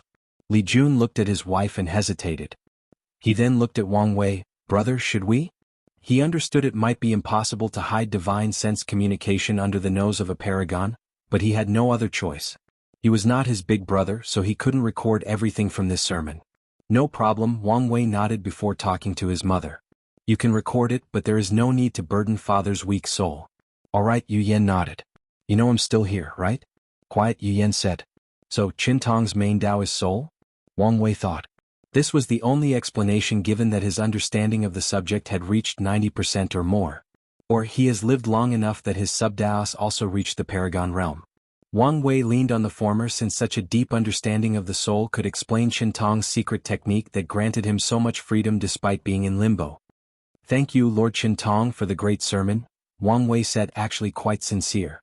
He's the one who benefited the most from it, and he even believed that Qin Tong tailored to ensure that happened. Of course, this will not change the latter's fate, especially after Qin Tong tries to make his friends and loved ones owe him more karma with that last stunt. The participants followed Wang Wei's example and saluted, and Qin Tong smiled. All of you have a long path ahead of you. Keep moving forward and never give up because of the adversity. Qin Tong disappeared and Wang Wei frowned. He saw that most of the Tao rhymes from the lotus disappeared, and only a small part entered the Tao opening sect. I figured true heavenly Tao wouldn't allow such a level of Tao rhymes in the lower dimension. But it still hurts. Paragons can send projection in the lower dimension, so why have they never preached and left such intense Tao rhymes to their sect? Because it was pointless. Wang Wei shook his head before slowly returning to his seat. The event had finished, but there was still something he wanted to do before dismissing everybody. He waved his hand to summon a jar of wine. Although it was not as good as the one served in the banquet, it was still top-of-the-line emperor-grade wine. Firstly, I would like to thank you for not only giving me face and attending this banquet but for all the things we've accomplished in this era. I could not have done so without all of you. Wang Wei raised his wine to everyone before drinking. It was our honor, your majesty. Everyone chugged the wine. What an honor to be served by such a legendary character. Now for the main business, Wang Wei announced. However, before he could speak, the sky suddenly changed as another vision manifested. If you find any errors, ads pop up, ads redirect, broken links, non-standard content, etc., please let us know reports so we can fix it as soon as possible. Chapter 1191, Prestigious Generation. Everybody turned to the sky to see the Eye of Grand Tao manifesting. Puzzled by its appearance, they wondered whether something important had happened. After all, this banquet did not seem important enough for it to appear physically, unless you count the appearance of Lord Paragon. I now grant, a booming voice echoed throughout the lower dimension. The voice was powerful, cold, and noble, but that was not what shocked everybody. These cultivators never knew true heavenly Tao was capable of speaking. Manifesting was one thing, but speaking was another. Even Wang Wei was slightly surprised. He knew true heavenly Tao could speak, but it was extremely rare. It only happened once in her lifetime. So, he immediately guessed what was going to happen. This generation, the title of prestigious, the voice continued. All heaven and earth will now celebrate. Visions that covered the endless void manifested from the myriad emperor world before spreading. The effect of this title immediately started with people like Li Jun, Yan Liling, Yu Yen, Su Shi, Feng Heng, Hua Feng Huang, Ao Shen, Tong Ruobing, Mu Lei, Jilan Feng, Yidafu, Shi Qian, the demon-suppressing emperor, the barbarian twins, Shi Xianxia, Hong Meilin, Wrath, Dong Lifan, and Wang Tian. Their multicolored Qi Luck dragon manifested above their heads before half of it rapidly turned white. Before this banquet they might not have known what this meant, but it was different now. Empyrean Tier Luck. The title gave them the luck level of an Empyrean, making their path to Tier 11 less challenging. True heavenly Tao seems very generous, Wang Wei thought, feeling some people should not be on this list. However, after thinking about it, there might be a reason. They made sense somehow. Shi Qian revived the light race in this era. The demon-suppressing emperor was the first human emperor of this generation. The barbarian twins, despite choosing the wrong side of history, created a new and unique branch of history. So, they do deserve their blessing. Once these changes ended, a few lights descended from the sky to 5 people. Hong Meiling, Yu Yen, Wang Tian, Dong Lifan, and Feng Heng. All these people were then granted a longevity resource or extra life. So, the people who contributed the most to sealing that eldritch abomination? I hope Wang Ju gets her reward in her next life, Wang Wei thought. Once these people were rewarded, the title's effect focused on the rest of the emperors and immortals of that era. True heavenly Tao was very generous in its reward. Most of these people received some luck blessing, followed by physical rewards. For example, rare pills, weapons, talismans, information about fortunate encounters, and even a small amount of merit. Meanwhile, Liang Shixiang, the founder of the God Path, had his Qi Luck dragon turn silver, indicating his path to Tier 11 was also more worry-free than others. Wang Wei secretly shook his head. This man would have had a bright future had he walked both the Soul and Emperor path, which heavenly Tao would have allowed as the founder of that path.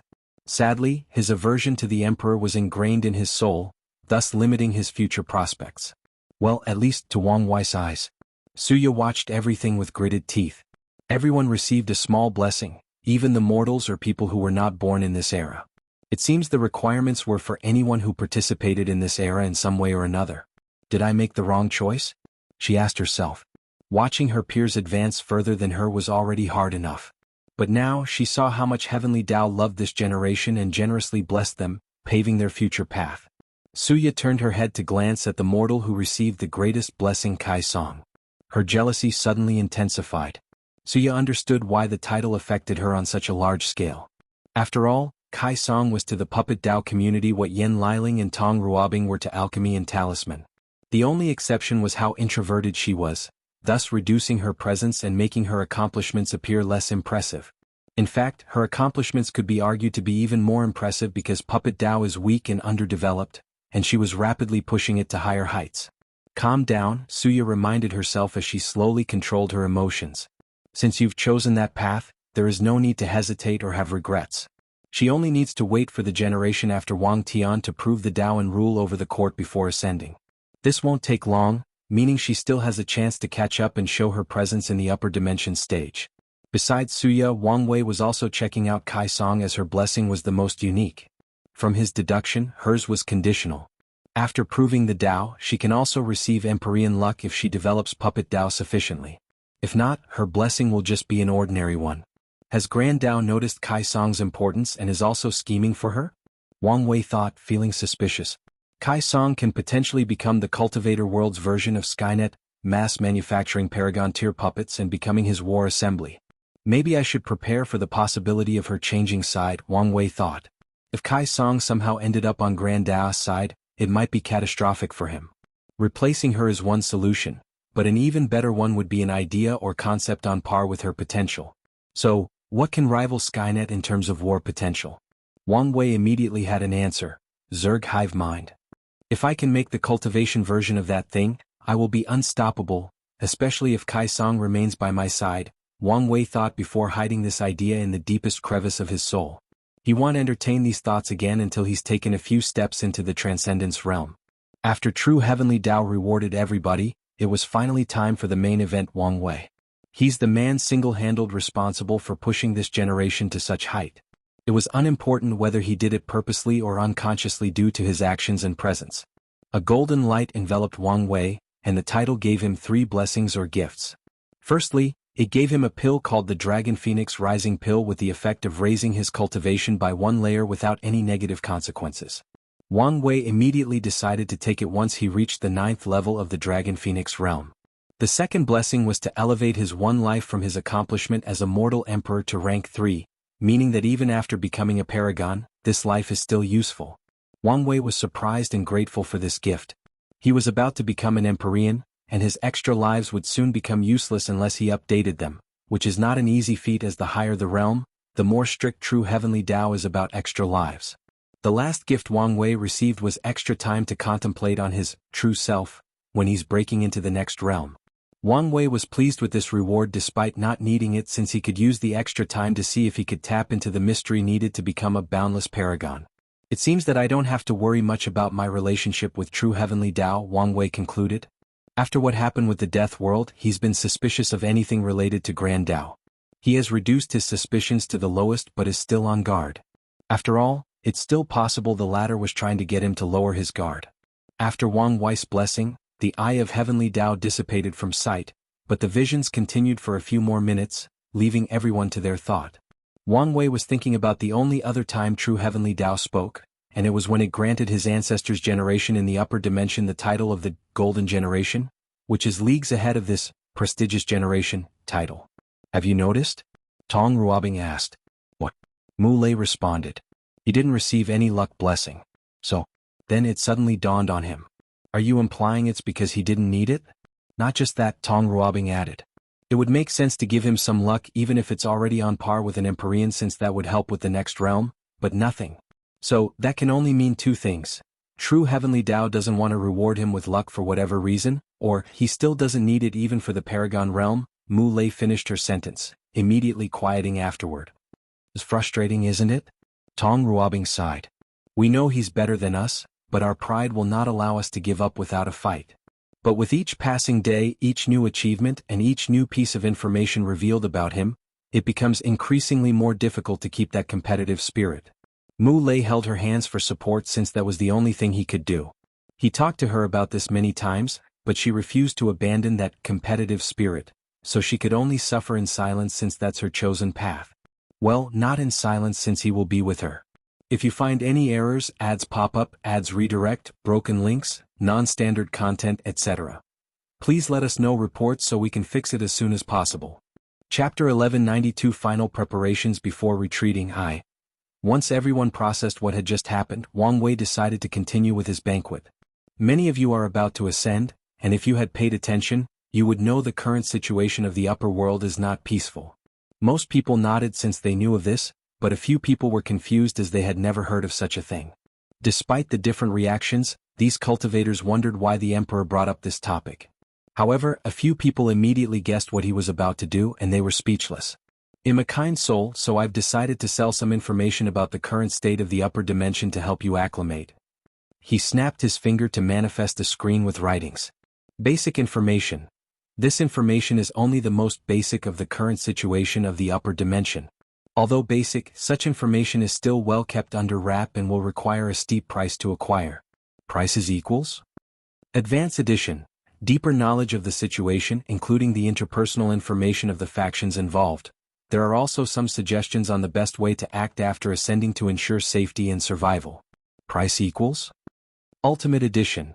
This edition contains some world history to help you understand the conflict better. Don't underestimate this small change since the parties involved have destroyed and rewritten history. More importantly, this edition contains countless deductions and analyses on all parties involved. Warning: these deductions are not 100% accurate since Paragon-level entities are involved, and my information source is also limited. Price equals? Everyone looked at this screen, baffled beyond words. Don't look at me like this, Wang Wei shrugged. You saw how expensive this banquet was. I need to recuperate the cost somehow. Yu Yin was mortified beyond words. She asked her husband through divine sense. We raised him correctly, right? He never lacked anything, right? So what? We can't blame ourselves since that's probably something he picked up in his previous life, Wang Tian reassured her. Plus, we should see it as good business acumen and learn from him. How on earth could we learn from him? How about I sell signed swords? Wang Tian replied after thinking for a few seconds. Who would buy that? Many people, especially if I had a bit of my sword will and understanding into the signature. Yu Yin looked at him. I never knew you had this side of you. What can I say? Wire has rubbed off me quite well. They laughed before focusing on the present. One more thing, Wang Wei added. For those people who think that they don't need this information since their lineage in the upper dimension will just clue them in, well, you're in for a great shock. Most of these factions were forced to close their borders and sealed themselves. You'll be lucky if you can contact them, let alone them responding. What? Your Majesty, you're not lying, are you? We don't mean to question, but this is hard to believe. I understand how you feel, Wang Wei calmly said. However, the current situation is not something that only recently developed. No, the situation has been this way for years. However, things recently exploded since a new era is about to open in the upper dimension. These people squinted. The change of an era is usually accompanied by blood, violence, chaos, and war. A perfect example is the current Heavenly Emperor era. The entire lower dimension was enveloped in war and countless people died. Now, once the same thing happens in the upper dimension, these people cannot imagine the scale and terror, especially after having the sermon from Lord Qintong. Without a choice, they looked at the screen before them. Your Majesty, why is the price thrice as high if we don't use merit to pay? Someone asked. Merit became more common in this era, so a market with clear values was created for the exchange, and the dream world served as a platform and guarantee for the price in the process. What do you think? Wang Wei replied back. This guy acted as if he did not know good business practices. Everyone was speechless. The grandeur and generosity of the banquet made these people forget that their supreme emperor was a shameless business at his core. People sighed before buying the information. Most bought the basic tier since most immortals were not ascending. They only wanted to be informed of the situation since it might also affect their lineage. A few wise ones gritted their teeth to buy the advanced edition. Only people like Su Shi and Ao Shin knew the importance of Wang Wei's deduction and bought the ultimate edition. Then a torrent of killing intent flashed in the room before disappearing. These people had just learned that a group of 7 people was blocking their cultivation path. According to his news, they would be lucky to become Empyrean, but the path of Paragon was cut off to them. Your Majesty, this does not make sense. How can 7 people control the upper dimension? How about our ancestors? Has no one become a Paragon? Your cheap ass bought the most basic tier, so of course you're not privy to the truth, Wang Wei replied. The person who asked the question turned red in embarrassment before gritting his teeth to buy the ultimate edition. Many people followed him and either bought the advance or the ultimate edition.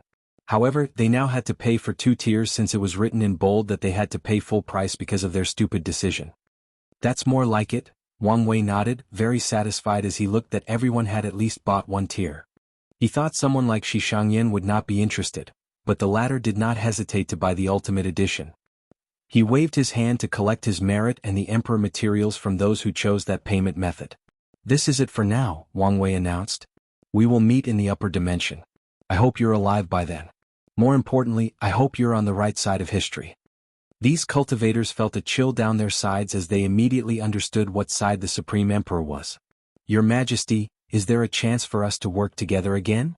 I thought you would be sick of me by now. The female emperor who asked this question chuckled. Although His Majesty is, well, quirky, you always follow the principle that everyone benefits. You never abused your power and left us with absolutely nothing, even though you always had the power. I think most people would trust you more than, I don't know, the rebellion.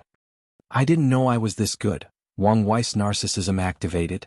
He then looked at this woman, thinking how ambitious she was. I can tell you honestly that I want to ascend until I reach the next realm, and that will take some time for many of you to change your mind. So, let's wait until I ascend to have this kind of conversation. I understand. Thank you, Your Majesty, for entertaining me. Wang Wei nodded. Everyone can leave except for Sage Duanru and Xianxia. The participants swiftly glanced at these two before rapidly departing. Today's event had too many consequences, and they needed time to digest and plan their future. Your Majesty, thank you for everything, Sage Duanru bowed. No need since you deserve it, Wang Wei replied before getting into the topic. He isolated sounds from their conversation before asking, You're planning to reincarnate and start cultivating? That is correct. Have you thought of an alternate method of proving the Tao? Are you talking about merit? No. I mean to stay immortal and continue understanding mortal arts and crafts until you're on par with an eternal emperor. Is that possible? You would need to reincarnate a few times, but once you succeed, Heavenly Tao will lower a heaven will for you, and you'll become a unique emperor that has created a new path. I never thought of that, Duanru replied with shining eyes. This path seems perfect for me. Duanru never believed mortals were inferior to cultivators, so he never used his success and power to acquire an arc and cultivate in this generation. He wanted to have great accomplishments in this life as a mortal and start the next as a cultivator. Are you sure? This path won't be easy. Wang Wei was relieved he would not need to convince him, but he also wanted to remind him that this was not a simple feat to accomplish. I understand and am willing. Good. He'll give you a blessing so that you're born with the memories of your past life and a curse so that you're always born as a mortal. We don't want to ruin everything due to temptation or someone forcing you to cultivate. I understand and am thankful, Duanru bowed. Wang Wei released a black and white light into his body.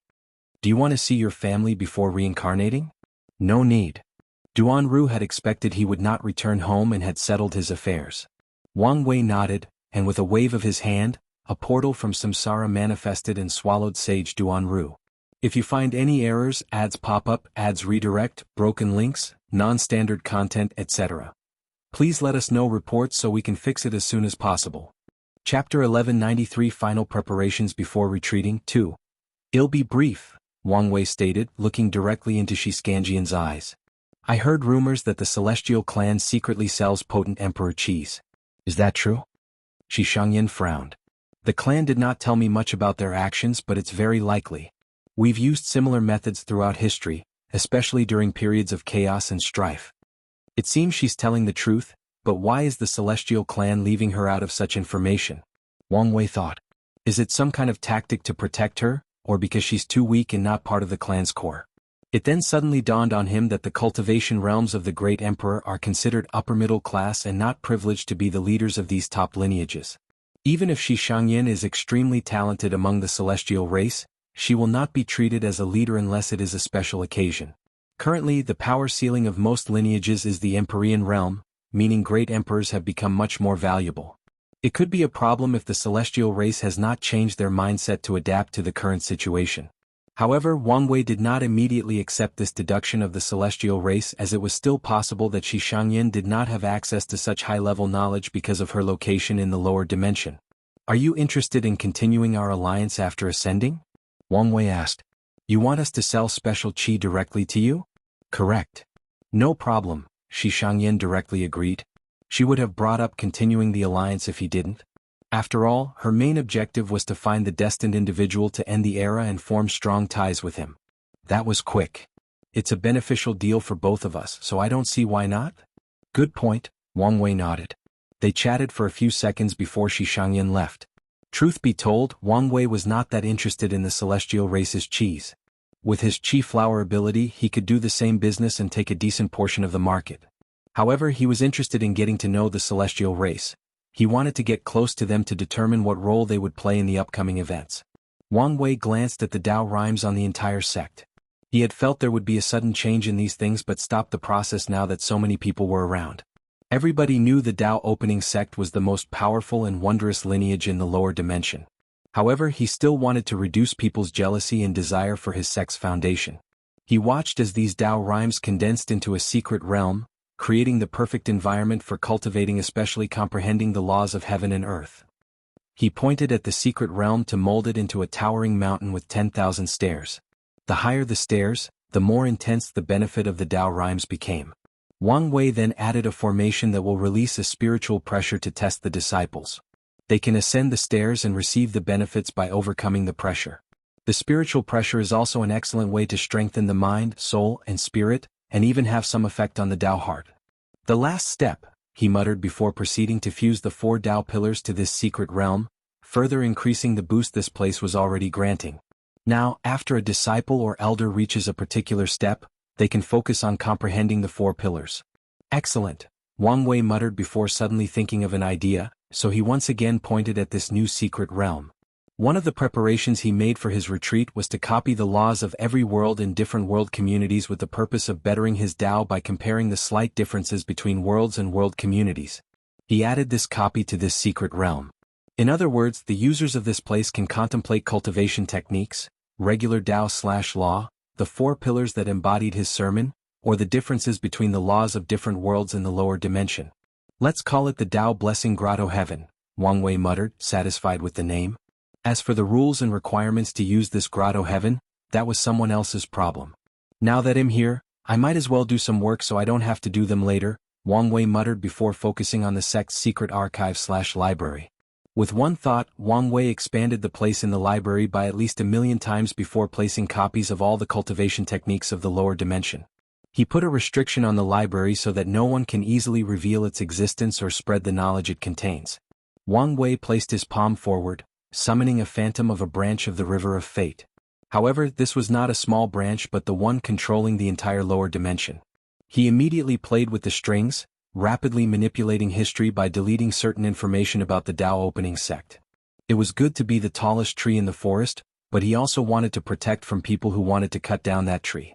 His actions drastically reduced the temptations of these people. No one noticed how he manipulated time and changed history, and that's exactly what Wang Wei wanted. Finally, he left the banquet area and checked on the sect before seeing his parents and entering a retreat. He met the steward, who counted every table from the banquet, ensuring they didn't lose any money. Wang Wei gave him some of the resources he did not need from the previous information sold before running away. The steward started to complain to him about how the lavishness of his banquet had set up an unwelcome precedent, and he was not too happy about how many times he would have to organize these banquets. After having dinner with his parents, Li Jun and Yen Liling, Wang Wei checked on Han Shun, who was the final winner and absorbed Wang Zhe's inner world and became the new Fate One. However, Wang Wei gave him the Fate 2 title out of respect for Wang Zhe's years of service. According to the sect's rules, Wang Wei was about to ascend, so he needed to prepare to hand over his intelligence organization to the next sect master. Wang Wei had no problem with that since he would need to start over in the upper dimension. However, the current issue is his father will once again take the sect master position after proving the Tao. However, he did not want the responsibility before the Heaven will battle. In other words, someone else needed to replace him during that period. Unfortunately, no one has decided on the next candidate yet. The best options were Kai Song and Jun Menyao, but none wanted to since they would have to again once it was their time to prove the Tao. Dong Lifen was suggested, but she also rejected the idea for the same reason as the others. Everyone wanted Wang Wei to choose, but he told them just to hold an election trial. He only focused on ensuring the Fate Shadow Guards would be loyal to the next sect master. Of course, he will take a few people with him to start the expansion in the upper dimension. Wang Wei's next destination was the slaughter trial. "Why are you here?" Qin Tong asked, genuinely puzzled. "I came to thank you for the sermon." "There is no need for that." "No, truly. You've saved me a lot of time, effort and resources. For that, I'm very thankful," Wang Wei said sincerely. "Is that so?" "Well, I accept your sincerity," the Paragon nodded. "It's a shame." "What is it?" Qin Tong asked, further confused. "That your presence has become unpleasant and unwanted," Wang Wei replied calmly. Qin Tong immediately felt something was wrong, but it was too late. The Slaughter Trials continent was already surrounded by a mysterious power, which turned into runes. "What is the meaning of this? Do you think what you've done is enough to pay the debt between us? To pay for 2, maybe 3 ideas on how to achieve transcendence?" Wang Wei sneered while Qin Tong's face contorted in anger and embarrassment. "What do you want?" Qin Tong asked. "You tell me. What price will some paragons be willing to offer for my ideas?" Qin Tong was silent. He wanted to say they were just ideas but knew this was nonsense. You don't have to do this, he argued. What is the point of making an enemy of a paragon of my caliber? That's the only reason why you're still alive, Wang Wei replied. However, once I have the strength, you better have something to repay or prepare to have your memory erased. No, I don't even have to wait that long. As long as my ancestors can return, I'm sure one or more of them would happily get the payment from you. Qin Tong's face turned ugly. The idea he's stolen is worth such top lineages to send paragons, even boundless, after him. There is no need to take things this far. Let's talk and reach a compromise. You don't need to try to buy time, Wang Wei stated. One of my powers as a minor three-realm emperor is to declare someone an enemy of the world, and true heavenly Tao will help me banish him. Although I can only use it once every few thousand yuan epochs and only in the lower dimension, it's worth using it on you. Lucky for you, I'm banishing you into the source chi space, away from the two suns sight. So, take this opportunity to revive and find a way to repay my debt. Otherwise your life will be very miserable. No, don't do this. Think of what I did for Wangju. Although the source chi space appeared less dangerous than the eternal Ascension world, that was only at the surface level. He could be teleported to some hazardous area in that space if unlucky. All right. Qin Tong was immediately shocked. He could not believe he had accepted so easily. Then he remembered who he was speaking with. What do you want? Completely erase these ideas and everything else you've stolen or learned from and ascend to the upper dimension. Then, everything will be water under the bridge, Wang Wei announced, but Qin Tong was silent. Reasonable request, isn't it? But you cannot accept, Wang Wei shrugged. So, accept your fate. He waved his hand and the continent disappeared between heaven and earth. He ignored Qin Tong's burning gaze as he exhaled. Now I can breathe easily. Wang Wei left to check on the affairs of the court. Once he dealt with all these trivial matters, he entered his seclusion.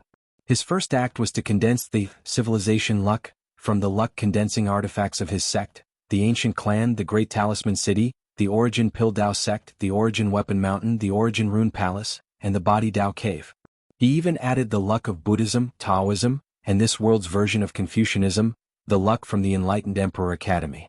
Wang Wei did not have the luck artifacts of all these factions, but once he asked to borrow them, who dared refuse? After fusing all these luck artifacts, they turned into a white flame. Wang Wei's eyes shone brightly as he sensed the blessing of an entire cultivation civilization. Fascinating. Maybe I can make this even more interesting, he thought. Wang Wei sent a message to all factions in the lower dimension. I'm borrowing this. With a thought, he teleported all the luck artifacts that symbolized the cultivation civilization of all 3,800 heaven-will worlds and fused them into a silver flame. The myriad emperor world is considered the center of the lower dimension, he muttered as he looked at the white flame.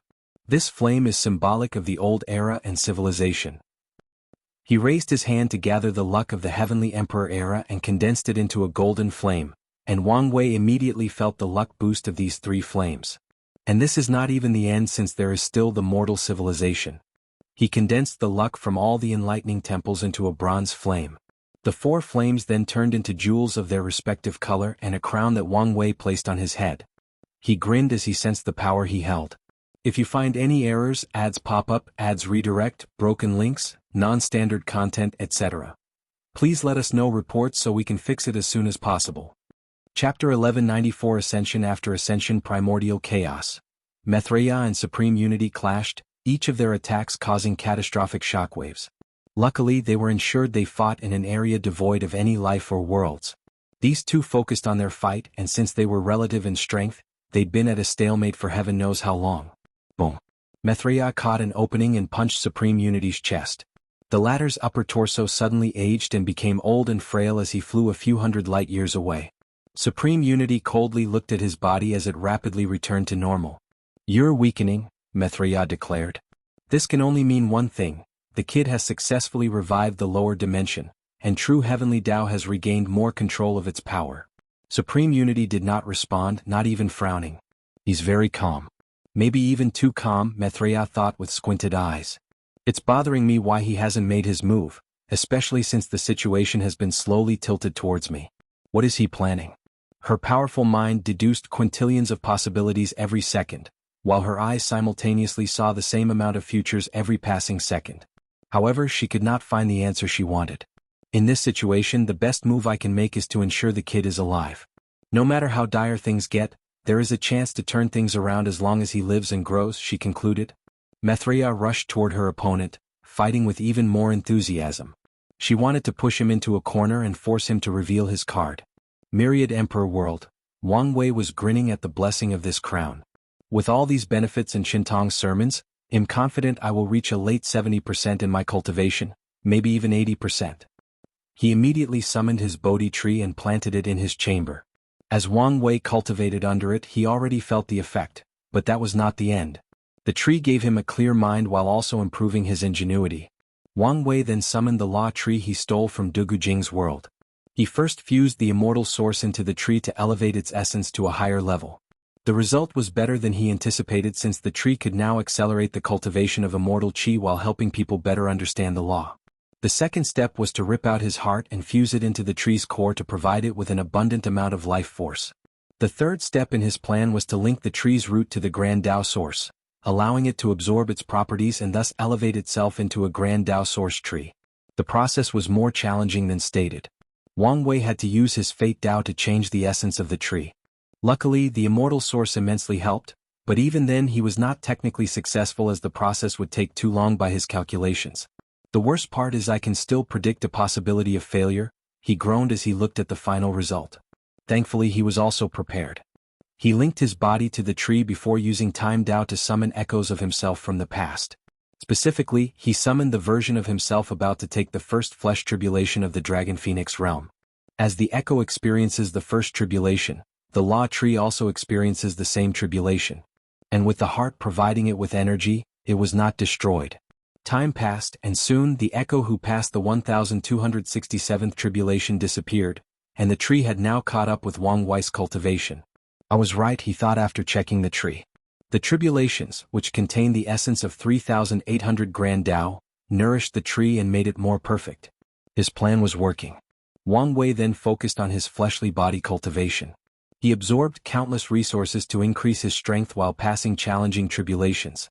The higher the tribulations, the higher the pain and the more dangerous. Yet he still passes 3,800 tribulations for all main Taos. By now, his second gate shone with luster, indicating he could open it any time.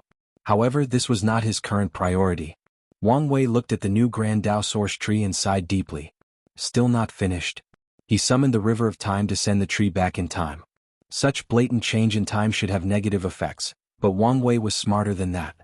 His purpose was for the tree to silently absorb as much power as possible from the Grand Tao source to become complete. So, he needed to hide it from sight and not influence history in the slightest. Wang Wei had to be careful. He observed the tree's development from the Chaos era to the present, ensuring no one discovered its existence, including Heavenly Tao. As he summoned the tree to his presence, he was excited. It was pure white, with 3,800 fruits surrounded by rune chains. Its aura was magnificent and noble. It can only help me until the pinnacle of the Emperor realm, but that's more than enough, Wang Wei thought before suddenly feeling a cold chill running down his spine. He sensed a pair of terrifying eyes gazing at him, which seemed very hostile. Time Wraith? I didn't even do anything. His actions were inconsequential as he only accelerated the tree's growth. The gaze disappeared, and Wang Wei sighed before continuing his retreat. After countless resources and consuming the Dragon Phoenix pill, he had reached the 10th level of the Dragon Phoenix realm. After passing all 3,800 tribulations, Wang Wei could open the gate of power, enter the adult fiend god realm, and become an indestructible Empyrean. However, he would not accept such a measly foundation. He started combining all these Taos, which increased the number of tribulations and suffering he had to endure. While Wang Wei was in retreat, things outside started to change. Less than 50 years after his retreat, Ji Lanfang ascended. He did not wish to make a big deal out of it, so he turned into a brilliant side before disappearing into the sky. Less than 10 years after him, Hong Meilin also left. 150 years after the banquet, a golden light enveloped the world from the western continent. Feng Heng, the mighty Buddha, condensed a peak level 1 golden body of merit before riding a lotus into the sky and ascending. 200 years after the banquet, more people started to ascend, especially the non-Eternals who did not have to create their secret vaults.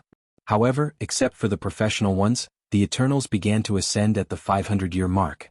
They received Tong Rubing's invitation and stayed a little longer. After 800 years, they held their small banquet with many professionals present.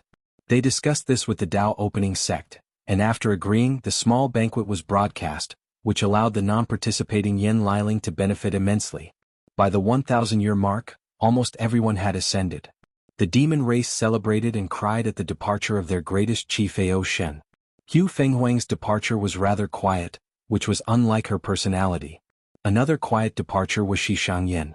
Meanwhile, Shi Qian received praise from the light race. Su Shi ascended 1100 years after the banquet but was not quiet.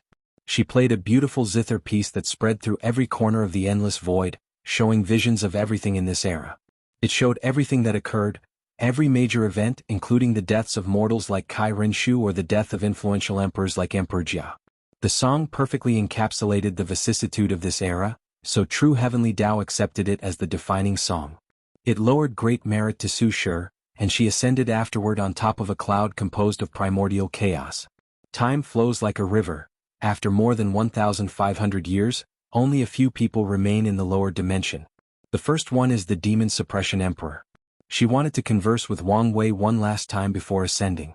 She wanted to primarily thank him for everything he's done for her and the human race and for something he specifically added to the information she bought about being wary of the Great Chu Divine Dynasty and the Qinseng court. However, she soon realized he wouldn't be out for quite some time and decided to meet in the upper dimension. Of course, she will follow his warning. Another person struggling with the decision was Wrath. She feared the treatment she might suffer in the upper dimension because of her identity. She also worried about the Neo-Devil after her departure. However, after much consideration she ascended around the 2,000-year mark. During this time, Yu Yin entered a semi-sealed state. She did not appear in the world and restrained her aura and presence to the lowest level. She was only waiting for her son to exit the seclusion to enter a fully sealed state and prepare for the next generation. If you find any errors, ads pop up, ads redirect, broken links, non-standard content, etc., please let us know reports so we can fix it as soon as possible. Chapter 1195 Opening the Gate of Power. After combining and surviving more than 10,000 Daos and tribulations, Wang Wei had run out of resources.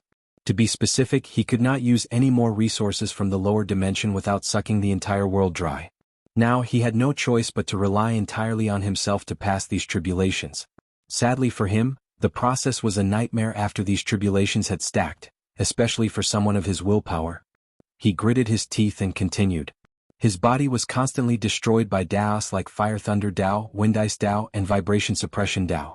As time passed, he started testing high-level Daos like Chaos Time Dao, Destruction Creation Dao, Killing Fate Dao, etc. Wang Wei could not feel the passage of time. However, he knew that a long time had passed, but unfortunately the only sensation he could feel was pain. If not for the markings that kept appearing on his gate, the changes to his fleshly body, and the improvement of his willpower, he would have given up. Another benefit was that he had the inspiration about how to improve his pain talent, but that was not his primary concern at the time. He continued combining these tribulations, and after 1,000,000 tribulations he had to stop and take a breather. He sensed that living in such a state of constant, mind-boggling and debilitating pain had started to affect his spirit and soul. So, he took a few hundred years of rest before diving deep again. Then he would follow a pattern of cultivating and resting, taking a break at the 10 million, 100 million, 1 billion, and 100 billion tribulation marks. Wang Wei did not know how long this would last. However, the ancient desolate emperor advised him to keep going until he reached his limit, so he followed the advice. At first, Wang Wei thought he would be here for a long time. However, after the 269 trillion tribulation, something unexpected occurred. The marks on his gate of power suddenly morphed into two characters: limit indestructibility. Then the gate opened on its accord without Wang Wei even trying. A mysterious power rushed through every corner of his body, elevating his flesh, strength, and abilities to a higher level. Wang Wei could tell that if his essence weren't already immortal, he would have acquired it now after opening the gate. Sadly, immortality did not stack up. Otherwise he might have acquired another life. The second change he sensed was the alteration to his existence. Besides the former, eternal, and perfection characteristics, he also had the indestructible one. Wang Wei clenched his fist, feeling the power rushing through his veins. The entire lower dimension felt very fragile, except for the void battlefield. My strength is already in the second heaven? Wang Wei muttered. After opening the gate, body cultivators will enter the fifth realm of the True Power Tao realm, Adult Fiend God realm. This level is divided into 10 heavens worth about 2% of the Grand Tao source. In other words, Wang Wei's current strength meant he was on par with an Empyrean of 74% Grand Dao source. He was surprised because most indestructible emperors would start their cultivation at 0 heaven, the base strength of 70% Grand Dao source. I guess all that suffering was not for nothing, he thought before focusing on the greatest gain of his breakthrough, his unparalleled defense. You've achieved limit indestructibility? I guess you didn't need my guidance. Excellent. Wang Wei was immediately speechless as he saw the ancient desolate emperor's projection that appeared in the room. He calmly manifested a set of clothes on his body. You couldn't have picked a better time? We're men, so there's no need to be embarrassed, Desolate replied. As body cultivators, they had absolute control of their bodies, so their manhood size was never a problem. And with their terrifying bodies, they never had any issue with endurance, making them very popular. Wait, we're still in the lower dimension? Ancient Desolate suddenly said. You achieved limit indestructibility in the lower dimension? Yeah, so? Wang Wei looked at him strangely. Stupid. There are resources to help you, including ways to reduce the pain and even accelerate the process by skipping a few tribulations without any consequences. He left this projection to guide the boy through the process. Why didn't you tell me this? Wang Wei asked, feeling resentful. He suffered for nothing. He would have waited to open the gate in the upper dimension had he known of this. The hell with being the first person to open the gate in the lower dimension, there wasn't even a reward for such an accomplishment. I didn't expect you were stupid enough to do all these tribulations without help. I figure you would ascend after seeing the difficulty and use the sect's resources to help. Then I will appear to give you my experience. Wang Wei looked at him, his eyes full of undisguised resentment that was about to manifest physically. However, the ancient Desolate just shrugged. We don't have much time, so I'll finish my sermons quickly. As you know, limit indestructibility means that your defense has reached the limit of the Empyrean realm. In other words, even someone with 89% cultivation cannot harm a single hair on your body. Only people that have gone beyond that level can hurt you. Today I will teach you some techniques to boost your defense to the Paragon level. Depending on your mastery, you could defend against Paragons as high as 92%. The ancient Desolate Emperor did not waste time as he preached to Wang Wei about his techniques, along with other information he needed to know about being an indestructible Empyrean. He talked very fast, so Wang Wei had to memorize his sermon for later use instead of comprehending them. Done. You should have memorized everything, right? I did, Wang Wei nodded. Good. In that case, I'm leaving. Take care of yourself and don't get killed. Wait, do me one more favor. Let's see if I can help. Condense an imprint of all the Empyreans you've fought throughout your life. I will recreate them in the dream world and use them for training. That's a great way to get acclimated with your newfound power, Ancient Desolate nodded. However, it's too much to condense every Empyrean I've met. I can show you the top 50. He raised his hand to condense 50 imprints. Is there anything else? No, Wang Wei answered. Although he had many questions, he knew this was not the time to ask them. All right. See you soon, kid. After the projection ended, Wang Wei did not immediately use the imprints. Instead, he opened the notebook his wife left for him and unsealed more information. As expected, she left him a defensive technique for his limit indestructibility. After learning it, he entered the dream world to utilize these imprints. His first opponent was an indestructible Empyrean, a human with a few tiger features including eyes, whiskers, and claws. His cultivation was the same as Wang Wei, the second heaven. Wang Wei decided that battle was the best way to get used to his new strength, digest the sermon, and learn Wu Hong's technique. So he rushed into his opponent, choosing a more aggressive approach. This tiger human soon proved a worthy opponent because his beast-like sixth sense trumps even the best clairvoyance technique, divine abilities, or ocular powers. Wang Wei had to reduce his defense to be on par with his opponent. Otherwise, this battle would not be fair and he would not learn much. Once satisfied with his strength mastery, he chose a second opponent. The tiger human was technically the weakest of the 50 individuals, so Wang Wei had plenty of opponents to battle and learn. The second opponent was a woman from an unknown race with a jewel for eyes, and she was an everlasting Empyrean.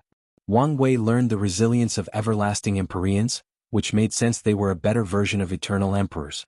However, this battle also made him wonder about people who were both. Luckily for him, from the people ranked 30 and above, there were plenty of indestructible and everlasting cultivators. It took Wang Wei a few hundred years to defeat all 50 Empyreans, a testament to these individuals' talent. Afterward, he recreated these people using his dream battle technique and passively fought all of them to continue increasing his battle IQ and experience. As Wang Wei left the dream world, he took a moment to reflect and plan forward. He has not mastered any of the 2 defensive techniques yet because those things will take a long time, and he is in a hurry. Meanwhile, his cultivation had a small problem. My flesh has reached tier 11, but my bloodline is still technically tier 10. This meant he could not rely on his human fiend god bloodline to cultivate and reach higher heavens. So, his next course of action will be to find the 11th and 12th revolutions of his technique or create them. Wang Wei took a moment to check on the outside. 120,000 years had passed since the banquet, and the world was tranquil. Anyone who wanted to ascend already did so, and everyone else was waiting for him to leave and start the next generation. If you find any errors, ads pop up, ads redirect, broken links, non-standard content, etc., please let us know reports so we can fix it as soon as possible. Chapter 1196 Everlasting Empyrean. Wang Wei shook his head, thinking these people had nothing better to do than just wait. Maybe I should create a countdown clock to my departure, giving them hope and something to do. He immediately gave up the idea when it popped into his head for 2 reasons. Firstly, he did not know when his cultivation would finish and he could ascend. Secondly, limiting his presence in the world was essential to prevent true heavenly Tao from exiling him to the upper dimension. So, after checking that there were no problems with the world, he continued his retreat. Wang Wei was already under the Bodhi tree, so he summoned the Grand Tao Source tree before putting on the civilization crown as assistance. He was still in awe of how much luck he had condensed and how potent it was. He then activated his 3 Paths 3 Selves art for a second boost in his cultivation. The future Buddha selves looked into the future, the Taoist self used their quantum computer deduction ability, and the devil selves started using various means to boost their cultivation, including optimizing the use of the crown. The devil selves then accessed all the incense, spiritual power, dream power, and world source for their boost. Wang Wei also took out the fate essence he was condensing from secretly manipulating the fates of the lower dimension. However, he still hadn't finished his preparations. Wang Wei activated all 269 trillion spirit particles that composed his soul and divided them into 3. One part focused on using the fruits from the Grand Tao Source tree, the second part focused on Qintong's sermon, and the last third started comprehending all the cultivation techniques of the lower dimension. Once that is finished, that section will focus on the different laws of the endless void and converting all the other sermons in the banquet into his cultivation. Finally, Wang Wei used his last preparation merit. One of the main effects of his golden body was to increase cultivation speed, and he still had plenty more merit in reserve. With all these benefits, Wang Wei dived into his cultivation. The process was enjoyable beyond words. Cultivating in his realm is usually slow, tedious, and frustrating. However, with all these benefits, the process became straightforward. Wang Wei's cultivation level rose from the initial 32% to 999% in a very short period before finally encountering the wall.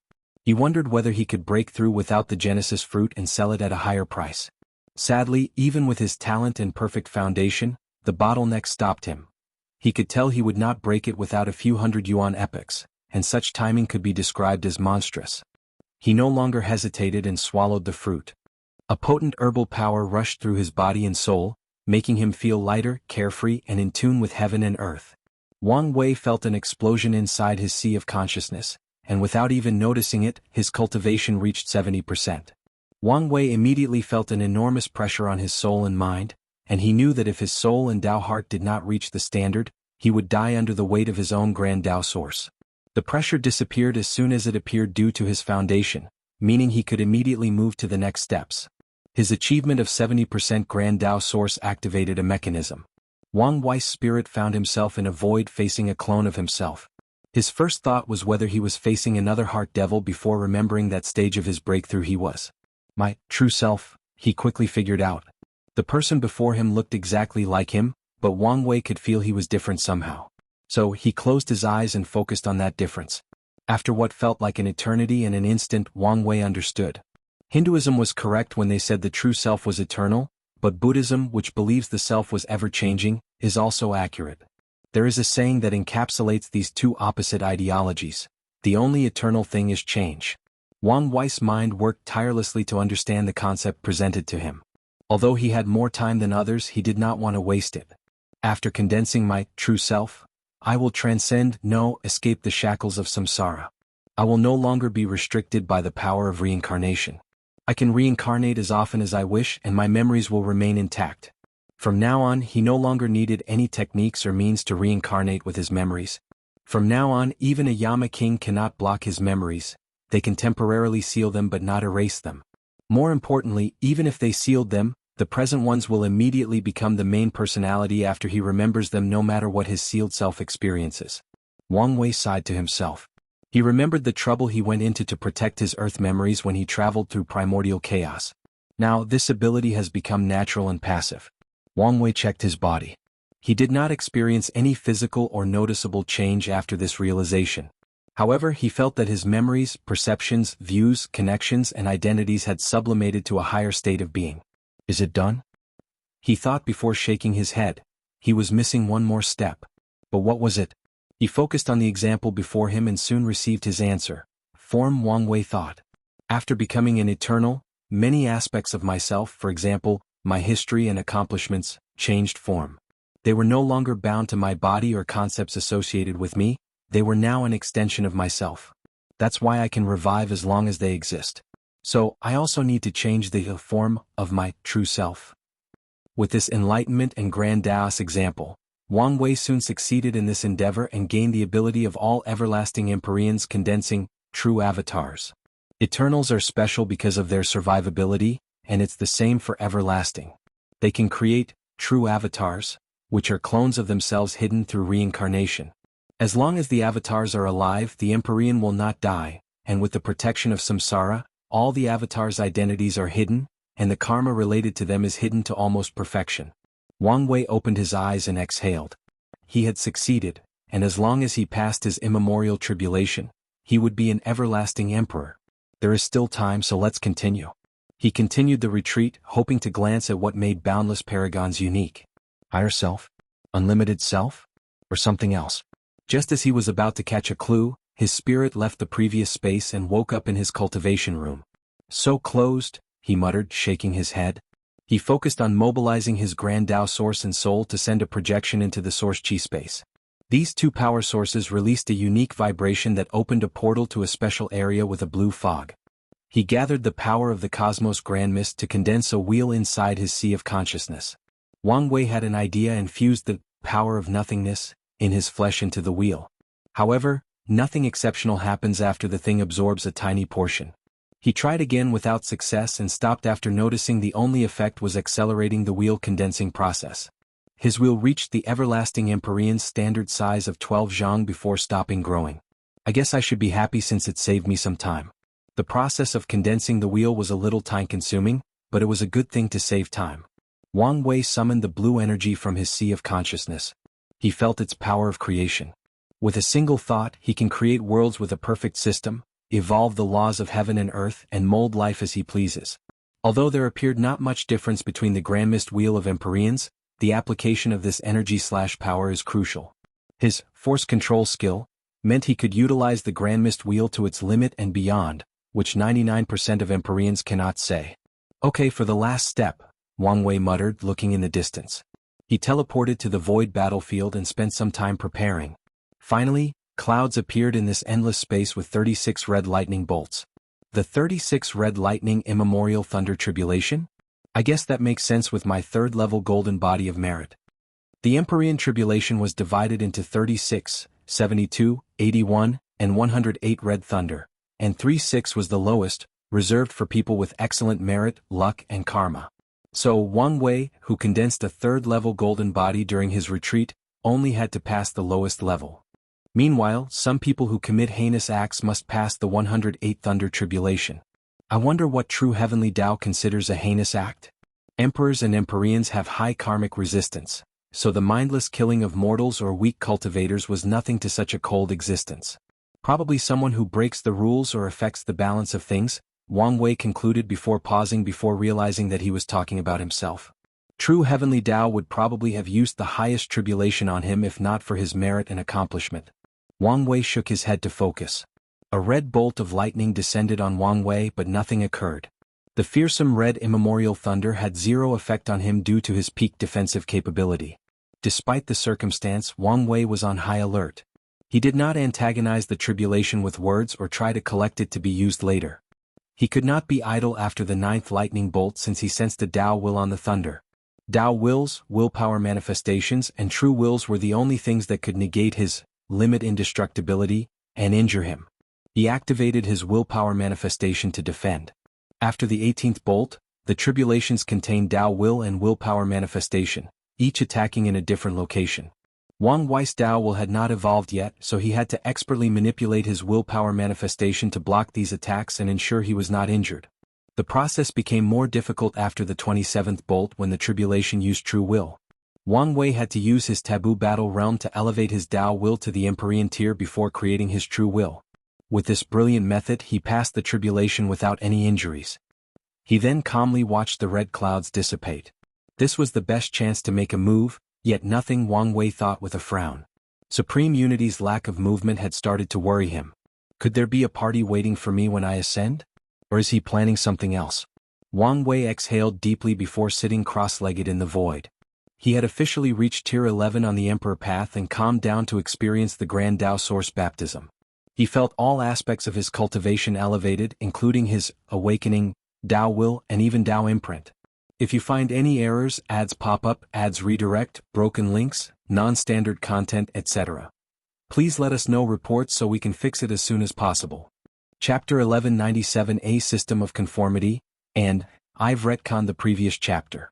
Wang Wei is still in the 2nd level of the Golden Body of Merit. The Grand Tao Source manifested before Wang Wei, and he calmly watched his Tao imprint change. There were more runes, and the imprint was embedded deeper into his Tao, but all the changes had occurred on a surface level. It's harder to detect and erase, Wang Wei thought. More importantly, it now has the ability of motion. Before dying, all Empyreans could activate motion, and their Tao imprint would detach them from their Tao and move around the Grand Tao Source, making it harder for anyone to find it and kill them. Everlasting Empyreans do not have to use this ability since it's passive for them actively. It will immediately activate as long as their bodies and souls dissipate or stop working. Wang Wei then summoned his Tao will, feeling the slight change in essence. He could now suppress lower-tier Tao wills or even render them useless. Now that the Tao imprint had strengthened, the Tao will followed since one of its primary purposes was to grant Eternals and Everlasting an advantage over the lower Emperor class. Zoning, Wang Wei muttered. His Tao will gain this new ability to counter the motion, which allowed his will to search for a person's Tao imprint in the vast sea that is the Grand Tao Source. Wang Wei created his true will to test it out, and he was immediately satisfied with the result. More importantly, the zoning ability improved drastically. Once he adds his Karma Tao, tracking and eliminating people's imprints will be relatively easier. Once these two aspects finished elevating, Wang Wei felt the baptism headed for the next step, his awakening. Once he activated it, 11 fate palaces appeared above his head.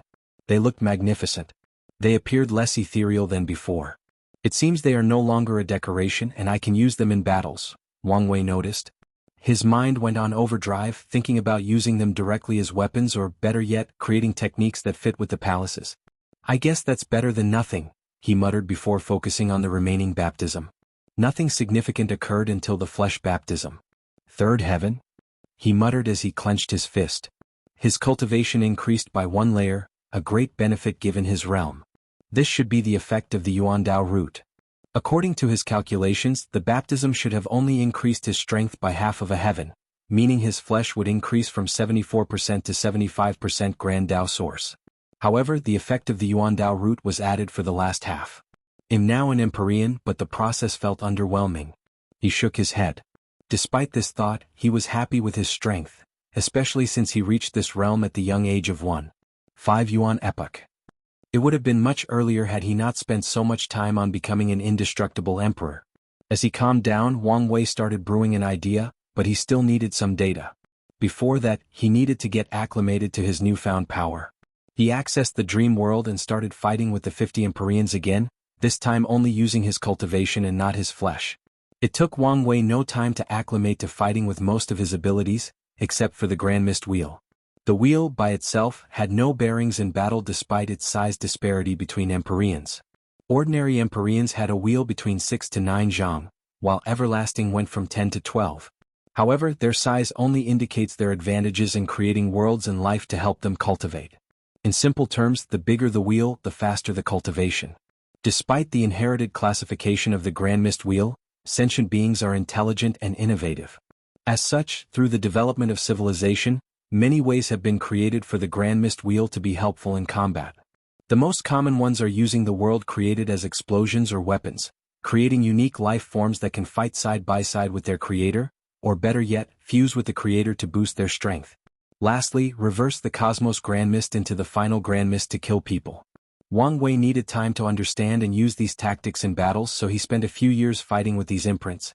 He did not waste much time since these 50 individuals were the perfect teachers. All of them have lived for so long that they've mastered these basic tactics. After opening his eyes, Wang Wei started deducing information and deriving new ideas. His purpose. How to make his Empyrean realm unique. He thought something new and unexpected would occur since he was an immeasurable emperor. Still nothing happened. No new ability, blessing from the heavens, or even a simple reward of merit. After an unknown amount of time, he opened his eyes with disappointment and realization. So, that's how it is, a system of conformity. No wonder I've had no success with the 2 Dao imprints experiment. Grand Dao encourages innovation and improvement during the realms of mortality, 0 to 9. That's how people get new cultivation systems, and the Dui realm, Pseudo Dao will.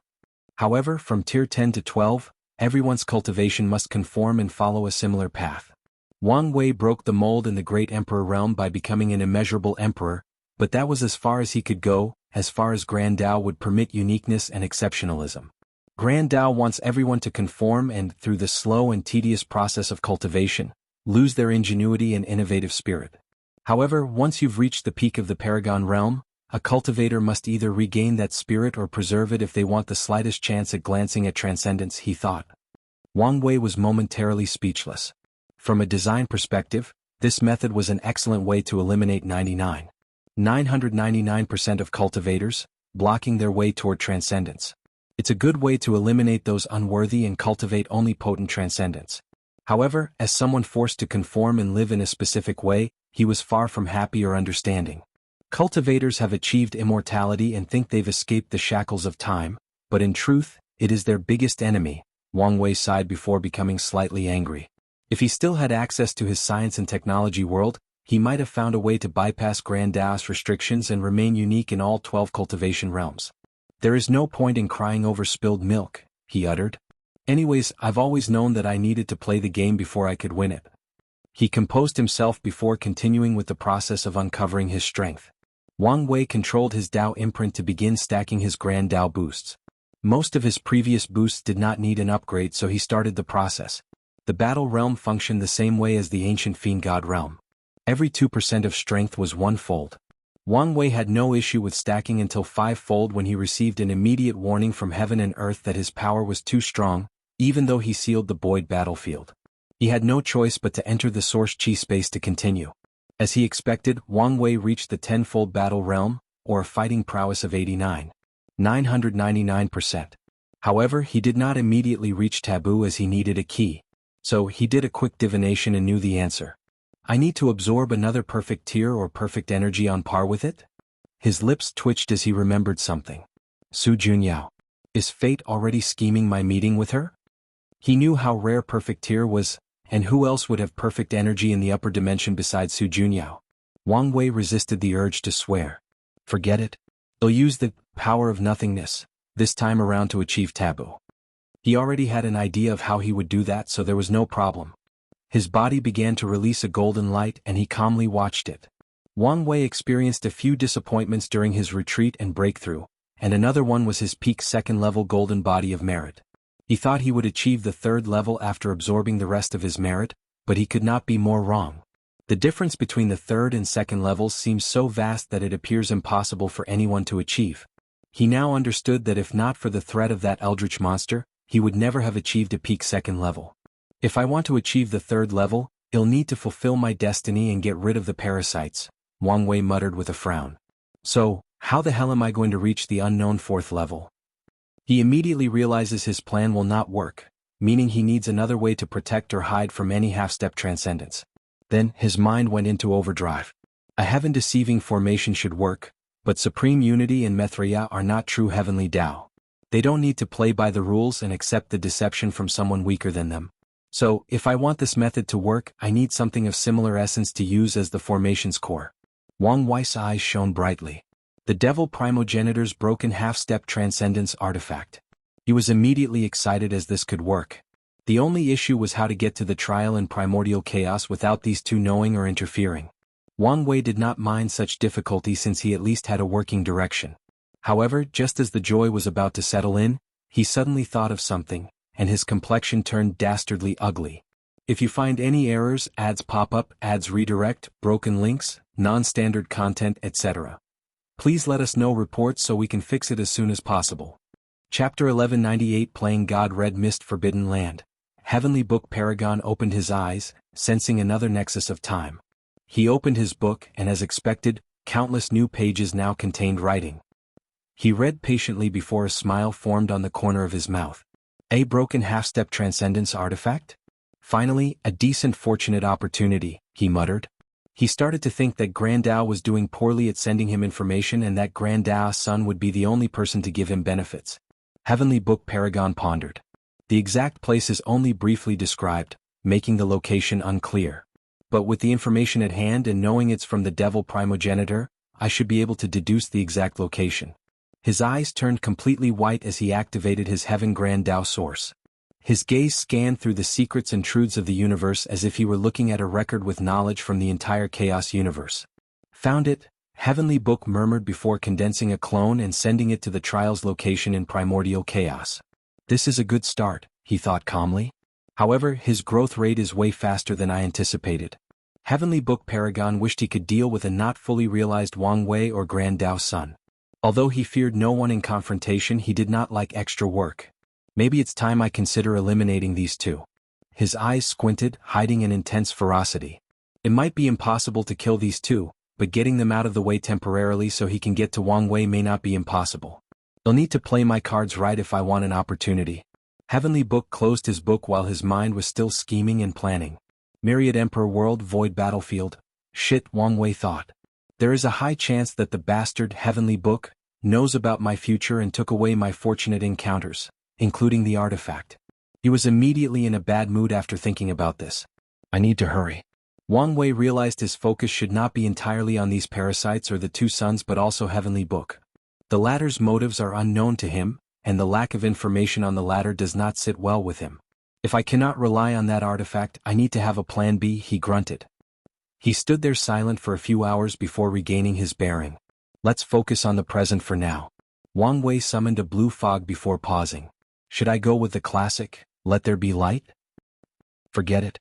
Let's just imitate Pango. He spread the blue fog throughout the battlefield before manifesting an axe. He swung downward, not ashamed of his actions of imitating the opening of heaven and earth.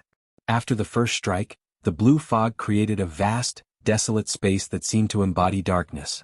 Wang Wei swung his axe a second time, and the sky and earth appeared. However, the clouds were not blue but gray, and the earth was pitch black with red lines rushing through as if they were fire veins. The Chaos Era, Wang Wei muttered as he looked at this new world he was creating, finding the process slightly fascinating despite the fact it was not the first time. Should I create a group of life that can survive in this terrible world? Well, why not? He controlled the turbid chi and disordered chaos chi in this realm to create these enormous creatures. Wang Wei controlled his Grandmist wheel to speed up time and observe how this world developed. As expected, these abominations that embody chaos fought constantly with each other to the point of extinction.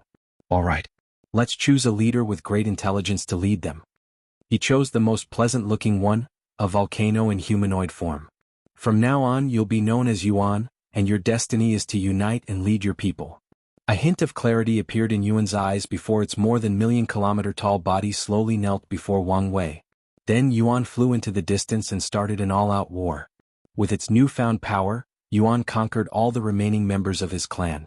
He suppressed their chaotic nature, awakened their spiritual intelligence, and eventually created the Chaos God dynasty. Not bad, Wang Wei nodded.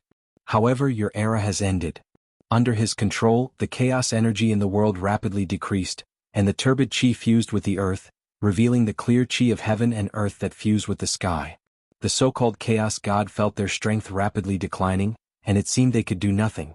Luckily, their emperor received a revelation from the Creator, telling them to fuse with the earth and the sky to save themselves. The majority did so, and thus these creatures turned into mountains, forests, rivers, the sea, volcanoes, the moon, the sun, and countless stars. Interesting, Wang Wei commented. I could have used my grand mist to create these things, but this method saves me a lot of time. Such a slight difference might seem insignificant, but it revealed the essence of utilizing the grand mist wheel to someone like him. So what should this new era be? Start with innate life before transitioning to acquired. Directly skip to acquire? Or only create innate life? Maybe go in a completely different direction. Wang Wei was in thought. He could do all these since this world can be molded as he pleases. If he wished, he could just start over. However, he needed a purpose for creating this world. My purpose is to increase my cultivation speed and create life forms that survive the creation tribulation. In that case, Wang Wei pointed at the sky to manifest a chain composed of runes, which was a manifestation of his grand Tao source. He used it as the foundation of the laws of this world to create his version of the grand Tao source. Wang Wei had absolute control over this world, meaning he could have made the grand Tao source as he wished. However, he replicated the one in the real world to ensure these people could survive the creation tribulation and help him cultivate. The only problem with this method is that his cultivation is only 70%, and this world only has fate. Next, he'll use the fate of myriad Tao to replicate the grand Tao source of all 3,800 Taos. With his words, countless new chains formed a grand river that ran through this new world's very fabric of existence. Of course, most of these Taos were on par with 5% grand Tao source, and Wang Wei's sub-Taos were at best 25%, but that was more than enough.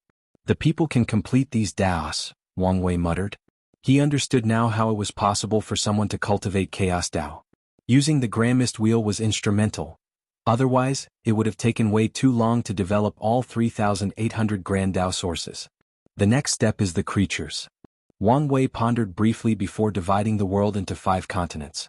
The first continent was the Fate continent, and all life forms living there would cultivate Fate Tao and all the other components of his fate-dominating Tao. This continent is the center, the largest, and the one with the most luck, destiny, and resources. The second continent will cultivate his soul sub-Tao along with his professional Tao. This continent also had ample resources. The third continent would cultivate his other sub-Taos, like destruction, 5 elements, and lightning. The fourth continent cultivated all other Taos, and the fifth continent was all body refiners. Wang Wei moved his arm to mold his first life form. He did not choose an innate or acquire and fuse them. His creations will have a lifespan of 10,000 years, but they will all be born weak and must be cultivated. As he finished his creation, Wang Wei nodded in satisfaction. I have created you in my image, meaning you have unparalleled talent, Wang Wei stated. Lord Creator, the man wearing a coarse brown bag as clothes immediately knelt. Your surname will be Wang, the same as mine, and your first name will be Chuangxing, meaning, first creation. I have high hopes for you, so do not disappoint me. Never, my lord. Wang Wei nodded before creating more creatures, a total of 269 million to be exact. He ensured the diversity of races and species. Finally, he left a clone to teach them about basic survival guides before preaching to them about cultivation. The main body traveled to the other continents to spread life, and he ended his creation session by building systems like samsara, luck, and even fate. Now let's just watch. He fast-forwards time. The process was interesting to say the least. Everything was moving rapidly, the continents became populated, people were born and reincarnated, the barrier between continents dissipated, and war and destruction spread, followed by a period of peace before the cycle repeated. However, Wang Wei was not affected in the slightest. It was like he had a remote control and was moving things along to a designated part of whatever he was watching. After more than 1,000,000 yuan epoch, Wang Chuangxing is finally prepared to pass the creation tribulation and become my first Empyrean tier subordinate, Wang Wei thought with a smile. If you find any errors, ads pop up, ads redirect, broken links, non-standard content, etc., please let us know reports so we can fix it as soon as possible. Chapter 1199 Learning Experience, and, another retcon. Wang Wei did not become an Empyrean at the age of 5 yuan epoch but 5. Lord Creator, Wang Chuangxing said before kneeling. He had reached the pinnacle of this world, but even then the Lord Creator seemed unfathomable to him. Wang Wei, who was floating in the air with his hands behind his back, nodded. You did not disappoint me, becoming the first Empyrean of this world. I tried my best to be worthy of the talent you granted me. Your life has been challenging and you've survived many things. Have you ever wondered why I've allowed so many things to happen when I have the power to stop it? I wouldn't dare question your lord, Wang Chuanxing swiftly replied. Since his creation he has indeed experienced many great things. There was the A division of race, where all the original 1,269 million creations and their descendants formed clans and races before starting a war between them. After years of fighting, Wang Chuanxing rose as the leader of the human race and, eventually, the ruler of the fate-dominating continent. After a short period of peace, he had to face the continent war. Everything was peaceful when the 5 continents first encountered each other. They exchanged knowledge and resources. However, such peace did not last long before an all-out war started, devastating the entire world. Once that was settled, it did not take long for the Destruction Lord invasion. A powerful cultivator appeared in the Destruction continent and started another invasion. The man was fierce, and one of his 3 generals was also an expert of death Dao, leading a legion of undead to ravage the world. Wang Chuanxing almost died confronting the Destruction Lord. Luckily he was the final winner, bringing peace and prosperity to the land. Of course, as always, such peace was fleeting. The next catastrophe was the Fanatic War, in which someone calling themselves the Divine Priest gathered power using the Lord Creator's name and tried to conquer the world. This event was a stain on Wang Chuanxing's honor and legacy, as he believed the Divine Priest that he was the emissary of the Lord Creator, so he joined his side as the sacred son of the religion, helping them in their conquest. Luckily, Wang Chuanxing learned the truth eventually and put an end to everything. After that event, Wang Chuanxing became a recluse, not paying attention to the outside world. Unfortunately, the people had to ask him to return due to an event now labeled as the Chaos God Rebellion. Someone woke one of the sleeping Chaos Gods from antiquity, and the latter went on a killing spree. It absorbed people's blood, flesh, and soul to maintain its power and even become stronger. By the time people discovered Wang Chuanxing's location, the Chaos God was already too powerful. So many heroes fought and died to seal this catastrophe. Now, Wang Chuanxing had reached the end of the Tao and was the most powerful entity in this world, thus hailing a time of peace and prosperity. You're an intelligent being, so it would be weird if you didn't question it. Wang Wei knew the Fanatic War happened because of Wang Chuanxing's crisis of faith and questioning his existence and purpose. Lord Dash, I'm not here to blame you, just to provide an answer, Wang Wei continued. You needed to have a hard life and be tested to be prepared for the creation tribulation. Creation tribulation? You are limited by this world. I'm sure you've already sensed that your strength can no longer increase. Indeed. If you wish to leave this place and exist in the same universe that I do, you must survive a terrifying tribulation. And when I say terrifying, I mean terrifying. Wang Chuanxing's heart skipped a beat as he understood the underlying implications behind these words. Many things he had previously thought, deduced, and guessed became the truth in this short conversation. Do you want some last-minute preparation, or do you want to leave now? I would love to say a few words with my family, but Lord, could you give more information about this tribulation? No problem. Wang Wei sent the information into his mind, and after processing it, Wang Chuanxing went to talk to his wife, 2 sons, and daughter and had one last meeting with his clan. He did not tell them the truth but just reassured them. All right, let's go. Wang Wei brought him out of the Grandmist Wheel into the void battlefield. Disappointed? Wang Wei asked, making Wang Chuanxing laugh in embarrassment. You're in an isolated void to prevent the tribulation from affecting others. My world is not that barren. I see. Wang Chuanxing sat in the void to prepare, and 10 minutes later, a cloud gathered in the void. Boom. A red thunderbolt descended from the sky, and Wang Wei immediately frowned as the bolt contained a true will. Bolts after bolts descended from the sky, not giving Wang Chuanxing a chance to breathe. He fought fiercely, using all the fate techniques he had mastered. He pushed his artifacts to the limit to assist, but the bolts seemed endless. Meanwhile, Wang Wei was worrying because it was already the 103rd bolt, but this thing did not seem like it was stopping. Unfortunately for him, his worries were correct. After the 234th lightning bolt, Wang Chuanxing could not protect himself, and he dissipated into mist as he failed the tribulation. Something is wrong, Wang Wei muttered. Could it be because I'm trying to create an Empyrean with a supreme outlaw Dao? Or... He squinted his eyes. He entered the Grand Mist world and recreated Wang Chuanxing, even remaking the memories of surviving the tribulation. Lord, I'm sorry to disappoint you. Those were his first words after reviving. Please give me another chance. It's useless. Lord, You're technically immortal as long as I'm alive. However, the tribulation becomes exponentially difficult based on the amount of time you've failed, Wang Wei replied. I can give you another chance but not now. I understand. Don't beat yourself too much, Wang Wei patted his shoulder before disappearing. He now had to train someone else and decided on a non-outlaw Dao. He created a new thunder race and their leader was their champion. The woman, named Wang Lei, had destiny on her side, so she rapidly grew to Wang Chuansheng's level after many catastrophes that served as training wheels. Of course, Wang Wei did not live through all of them and just jumped into the future when she was ready.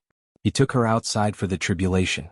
Then he calmly watched as she was obliterated in the 457th Thunderbolt. He knew what was going on by now, but he refused to give up so easily. So he started again. His next champion was someone other than someone who cultivated the Grand Dao Source. No, he opted for an insurgent Empyrean. He created triplets based on essence, qi and spirit.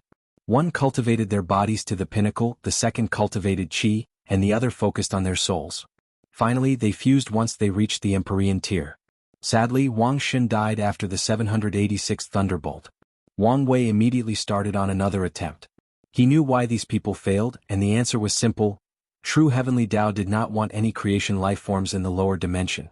But Wang Wei wanted to leave one for his sect, and he also saw these events as a training method for future creation. For this attempt, he created the sixth continent, the ability continent. In this continent, people did not cultivate. Instead, they would awaken a talent/ability and develop it to a higher level. The upside of this method was that the abilities were powerful, weird, and even considered balance-breaking. The downside is that the people in this continent had weak bodies, between Tier 0 and Tier 3, and shorter lifespans. Wang Wei's champion for this round was ability user with a power called Survival. This ability was similar to the X-Men character, Darwin, whose ability was to evolve to adapt to any situation including death. Sadly, Wang Dan did not survive long.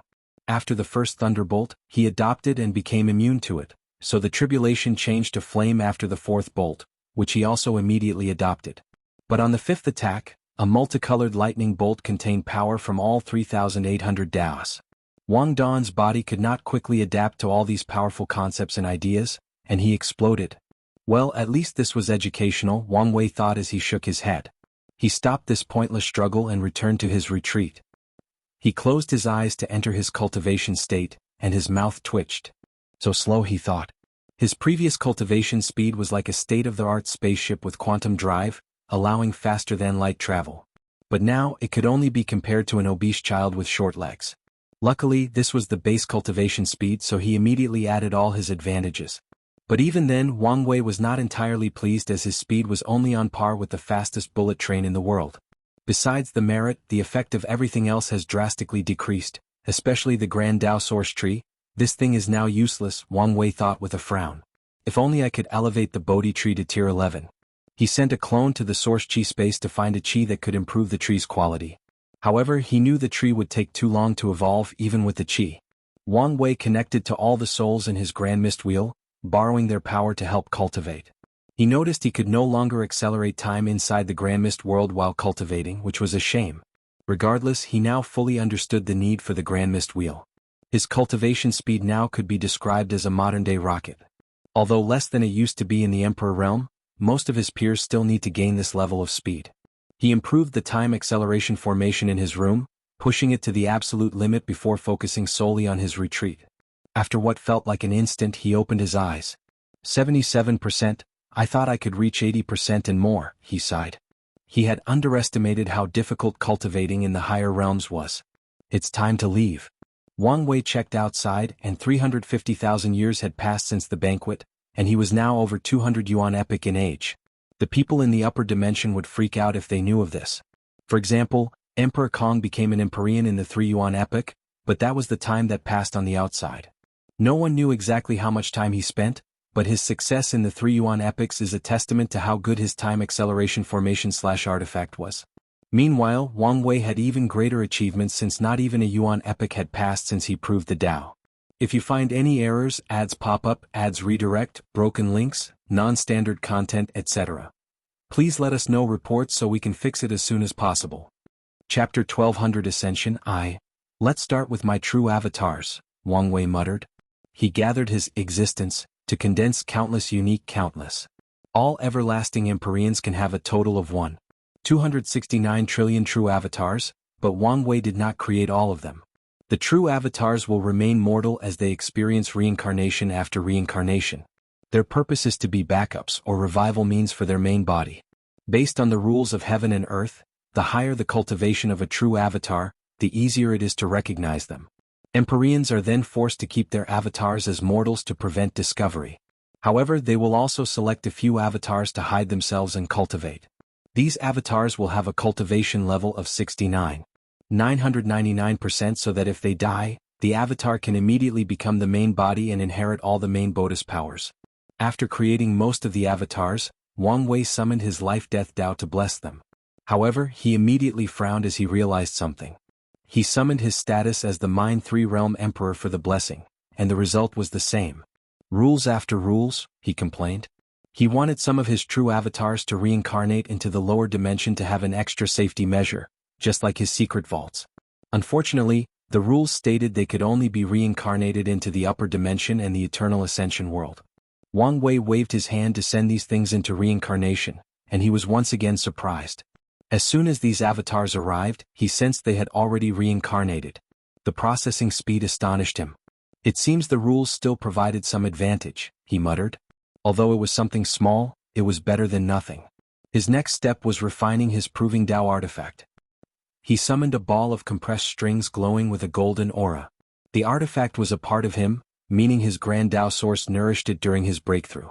As such, this artifact is now classified as an Empyrean artifact embryo, meaning he only needs to fuse material of the same level to finish it. Currently, Wang Wei had two materials he could use: the sword creation lifeform from Old Man Nether and a prime gold chi that his clones found in the source chi space. He did not hesitate to add these things, completing the final transformation of his artifact. This thing is truly subpar, not even adding one fold to my battle realm, Wang Wei complained. However, he was limited by resources. He could only wait until he ascended to improve the artifact. Wang Wei finally stood up from his cushion, directly teleporting to his secret vault. If anyone saw this thing, they would think he was a narcissist. There were paintings of him on one side of the room, showing the different events in his life. The other side contained calligraphy of his name and all the titles had received. There were recordings of his memories, and at the center of the room were stacks of books about everything he had accomplished in his life. Wang Wei created another book to add more details. Although heaven and earth did not acknowledge his accomplishments of being the first everlasting and indestructible paragons in the lower dimension or the fact he was probably the youngest in history, they were all significant accomplishments, and he put them into his vault. Once he was done, Wang Wei teleported his vault into the core of the world tree. There was no better place to hide it, especially since it would have such a powerful guardian. Additionally, he instructed the tree to teleport the vault away in case a powerful enemy discovered it. Should I also add my ancestor's vault? Wang Wei hesitated. All emperors are paranoid about their vaults, even for family members or Dao companions. So, there is a chance that his actions might be controversial to his ancestors. Let's just do it and I'll apologize to them, Wang Wei said, and he spread his divine sense to find their vault. Nothing? He found every hidden vault in the lower dimension but not theirs. Two possibilities. They both experienced an event so terrifying that their vaults were destroyed, or they sent projections after becoming Paragon to hide them better. Wang Wei no longer focused on this and left after giving the world tree another baptism. His destination was the sect. Everyone gathered as they knew this was the last official meeting of this generation's sect master. I believe my clone has already refined the immortal mansions and unique chi? Wang Wei asked directly. Yes, Origin One nodded with a smile. The amount of reserve mansion and energy Wang Wei created for them was 5 times greater than all the sect's previous emperors, and if it were not for the balance mechanism, it would have been more. Good. Now it's time for the Dao Source seed. Wang Wei began to refine the seeds at an alarming rate. Moreover, those seeds contained more potential than others since they were refined from an Empyrean. The result was twice as much as all the former emperors combined. Of course, like the immortal mansions, most of these seeds will be sealed and distributed over a long period. The majority will not see the day of light until the sect encounters a catastrophe. This is for you, Wang Wei said as he handed Dong Lifen's master a unique seed. It contains a special river of fate that will boost your power to the peak of the Emperor realm when needed and a 3 Zhang Grand Mist wheel to help you create life and accelerate your cultivation. Empyrean's wheel is between 6 to 12 Zhang, but Dao rulers can have 3 to 5 zhang. The wheel is not just for you, Wang Wei continued. You'll have to share it with the others. Come with a schedule on how to use it. Wang Wei sighed. I would love to leave more, but the rules are not in my favor. Thank you, Sect Master, Wuxia replied. Wang Wei then watched her fuse with the seed. Welcome, Fate One, said everyone present. Thank you, everyone, it'll be in your care from now on. Never in her life would Wuxia have expected to reach such a level in her cultivation, and she owed everything to the Sect Master and her disciple. What's next? Wang Wei asked. The artifact and arrays, replied Miscellaneous One. Let's start with the artifact. Someone brought an artifact similar to his, a ball of compressed strings. The workmanship is brilliant, Wang Wei complimented. Whoever refined that thing pushed the limit of the materials. Thank you, Sect Master. This is one of my best works, Miscellaneous One said with a smile. Wang Wei nodded before summoning the 4-symbol mirror. With a thought, the mirror turned into particles that fused with the string ball artifact. Finally, he summoned his Proving Dao artifact and created a projection, which fractured under his control. Many people sighed after seeing this, knowing a true Empyrean artifact couldn't remain in the lower dimension. Once the projection fused with the sect's artifact, it released a terrifying aura. The sect now owned a cracked Empyrean artifact as their 10th artifact, and it was one of the best of its kind. His next task was to add the Grand Dao Source Nourishment to the sect's 10th Emperor Array, which combined a Fate Array and the Heaven Deceiving Array. He tried to deceive Heaven into allowing him to create a Tier 11 formation, but that was not allowed. So he followed the same principle as the artifact. His third task was to leave a true will artifact for the sect. With his current strength, the array from the Human Emperor's trial, and other means, this artifact will take a very long time to dissipate. Sadly, it still could not be permanent. However, Wang Wei did leave an insurgent technique called World Will that allowed Dao ancestors to create a copy of a Dao Will/True Will from their inner world. The last thing Wang Wei did was update his Fate Transcending Sutra. True Heavenly Dao was not a douche this time around and allowed him to leave the entire sutra, meaning the sect now had an Empyrean sutra at their foundation. Once Wang Wei finished everything, he had a small goodbye dinner with all the sect's leaders and upper echelons. Near the end of the party, he secretly drank with Yan Qin and Ancestor Wuqing. A toast to the two of you. You've protected me throughout my cultivation journey and even died for my safety. I would not be here without the two of you. You honor us too much, Yan Qin replied with a sigh. He always felt he did not do much as a Dao protector, so he only accepted being a normal Dao ancestor instead of the sect wasting resources on him to become a first-class or even eternal insurgent. No need to go easy on this kid. As he said, I died for him and he'll mooch off this fact for the rest of my life, replied Wang Wuqing. You know I'm now technically older than you. The time inside formation doesn't count, Wang Wuqing replied shamelessly. As shameless as always, Wang Wei said with a smile, and the two drank until late at night. If you find any errors, ads pop up, ads redirect, broken links, non-standard content, etc., please let us know reports so we can fix it as soon as possible. Chapter 1201 Ascension 2. The next day Wang Wei decided to visit a few acquaintances. Most of his friends/acquaintances had already ascended, but there were a few he could still say goodbye. He first checked on Wu Ming, who had sealed himself. This man did not ascend but sealed himself to be a guide and protector of the Wu clan and the Origin Rune Palace. He plans to ascend only after the clan cultivates their first heavenly emperor. Wu Ming had the talent and destiny to be like Yan Liling and Tong Ruobing. Sadly, his obsession with his family ruined him, Wang Wei thought. Maybe ruin was not the right word, but this man delayed his blessings and accomplishments, and based on how the future goes, he indeed might be ruined. Wang Wei checked on Dong Lifan, who was also sealed. She had already prepared for the invasion of the Heaven Will world. However, she needed the right time for the invasion, and according to divination the best time would be a few generations later. As such, she sealed herself to pass the time and wait for her husband's reincarnation. Wang Wei checked on the others like Kai Song, and as expected they were already sealed as well. So, he teleported to the only acquaintance waiting for him, Tai Gang. You're finally here, Tai Gang said. Is there a reason you've waited for so long? I think one of my clones could have helped you reincarnate, Wang Wei said as he sat opposite him and calmly received the wine he served. I figure the more powerful you become, the easier it would be for me to reincarnate without any problems and maybe accelerate the process. Do you have something in mind? It has to be the Myriad Emperor world, a top supreme land so that I don't completely start from scratch, and it would be best to be in the next 50 generations. Wang Wei nodded before looking in the distance. His eyes rotated between black and white as he activated his Samsara Dao. I have a spot for you in the 12th generation. So close? Tai Gang asked. Yes. The competition is intense, but no one from the sect will compete, and you want to encounter people like Suya and Di Jiang. That sounds perfect, Tai Gang nodded, unable to contain his excitement. The Iron Fist dynasty was about to see the light of day again.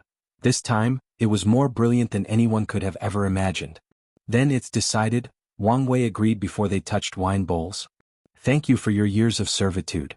He remembered how he chose to spare and recruit Tai Gang on a whim, and over the years the latter had proven to be a worthy investment.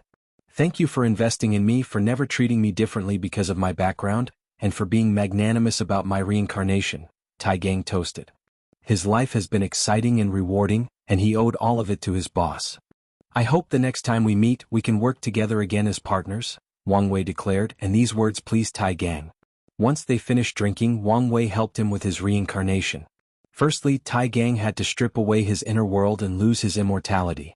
Afterward, Wang Wei guided his soul to reincarnation, ensuring he kept his memories, his innate talent, an artifact for protection, and Qin Tong's sermon that he engraved on his soul. Lastly, he protected the secret dimensions that Tai Gang left that contained the resources he needed to rise. Wang Wei even added a little bit to them. He did not give Tai Gang a title as he did for Wang Ju because the latter would have too much karmic connection with him if he did so. However, he did bless him with some non-karmic binding luck to ensure his success in the next life. Once that was done, Wang Wei's next destination was the Heavenly Tree Village. Wang Wei did not show up but remained invisible as he observed. This village was now a top Dao lineages and probably the strongest of its kind due to the world tree seed he granted them. Their minimalist lifestyle, in which cultivators lived and blended to refine the Dao heart, became the core of their lineage, resulting in mortal crafts and arts flourishing in that village. After observing for a while, he teleported to a secret dimension with an ancestral shrine for him. After so long, the village still considered him one of its founders and held worshipping ceremonies occasionally. He smiled as he looked at his handsome picture on the shrine. He first lit incense before leaving a hidden top-tier emperor array for the village. No one would know of it, and it would only activate in an emergency. With the protection of the Dao opening sect, no one would dare mess with the village after knowing its origin. However, he wanted to give them additional protection in case something went wrong. Wang Wei teleported away, and not long after, the disciples watching the shrine immediately noticed the incense and warned the village elders. They figured out what had happened, so they held another celebration for the founding ancestor. Wang Wei's next destination before returning home was to check on the Hell Court and the heaven-devouring emperor. After ensuring no problems, he teleported home where his mother, father, Li Jun and Yen Liling were waiting.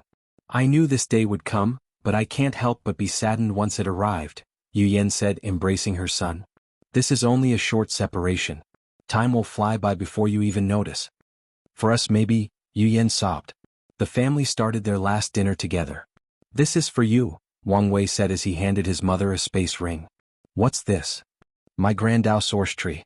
You can use it for now and just hand it over to the sect before you ascend. Don't you need it? It's useless to me, and it would be better to get another one in the upper dimension than spend so much time elevating this one to tier 11. And that's for you. Wang Tian looked at the small sphere that contained a golden man that resembled him as if it was a perfect copy. Is that the limit-breaking deity? Yes.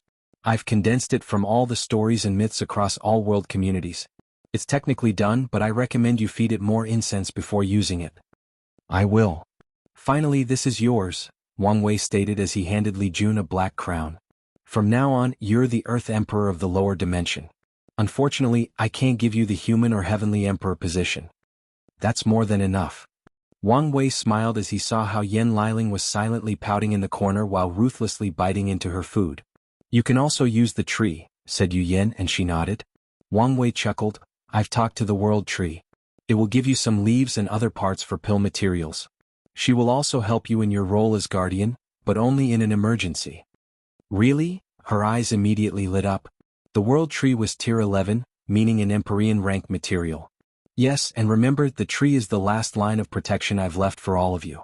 I doubt anything will happen in the lower dimension, but in case of a catastrophe or unknown threat, it will fight to its final breath to protect or send you away. However, the tree technically does not belong to any faction, so it can only be used for emergencies. We understand. The family chose to change the subject while they continued their small banquet. I can't believe how far we've come, Yu Yan commented. Indeed. After Heavenly Tao blocked the path of Supreme, our generation despaired. Who knew we would raise the greatest emperor in the lower dimensions history and experience the most brilliant era in the next generation? If only mother and father were here to experience everything, Yu Yan sighed. Have they reincarnated yet? Not yet, but their destination has been set, Wang Wei replied.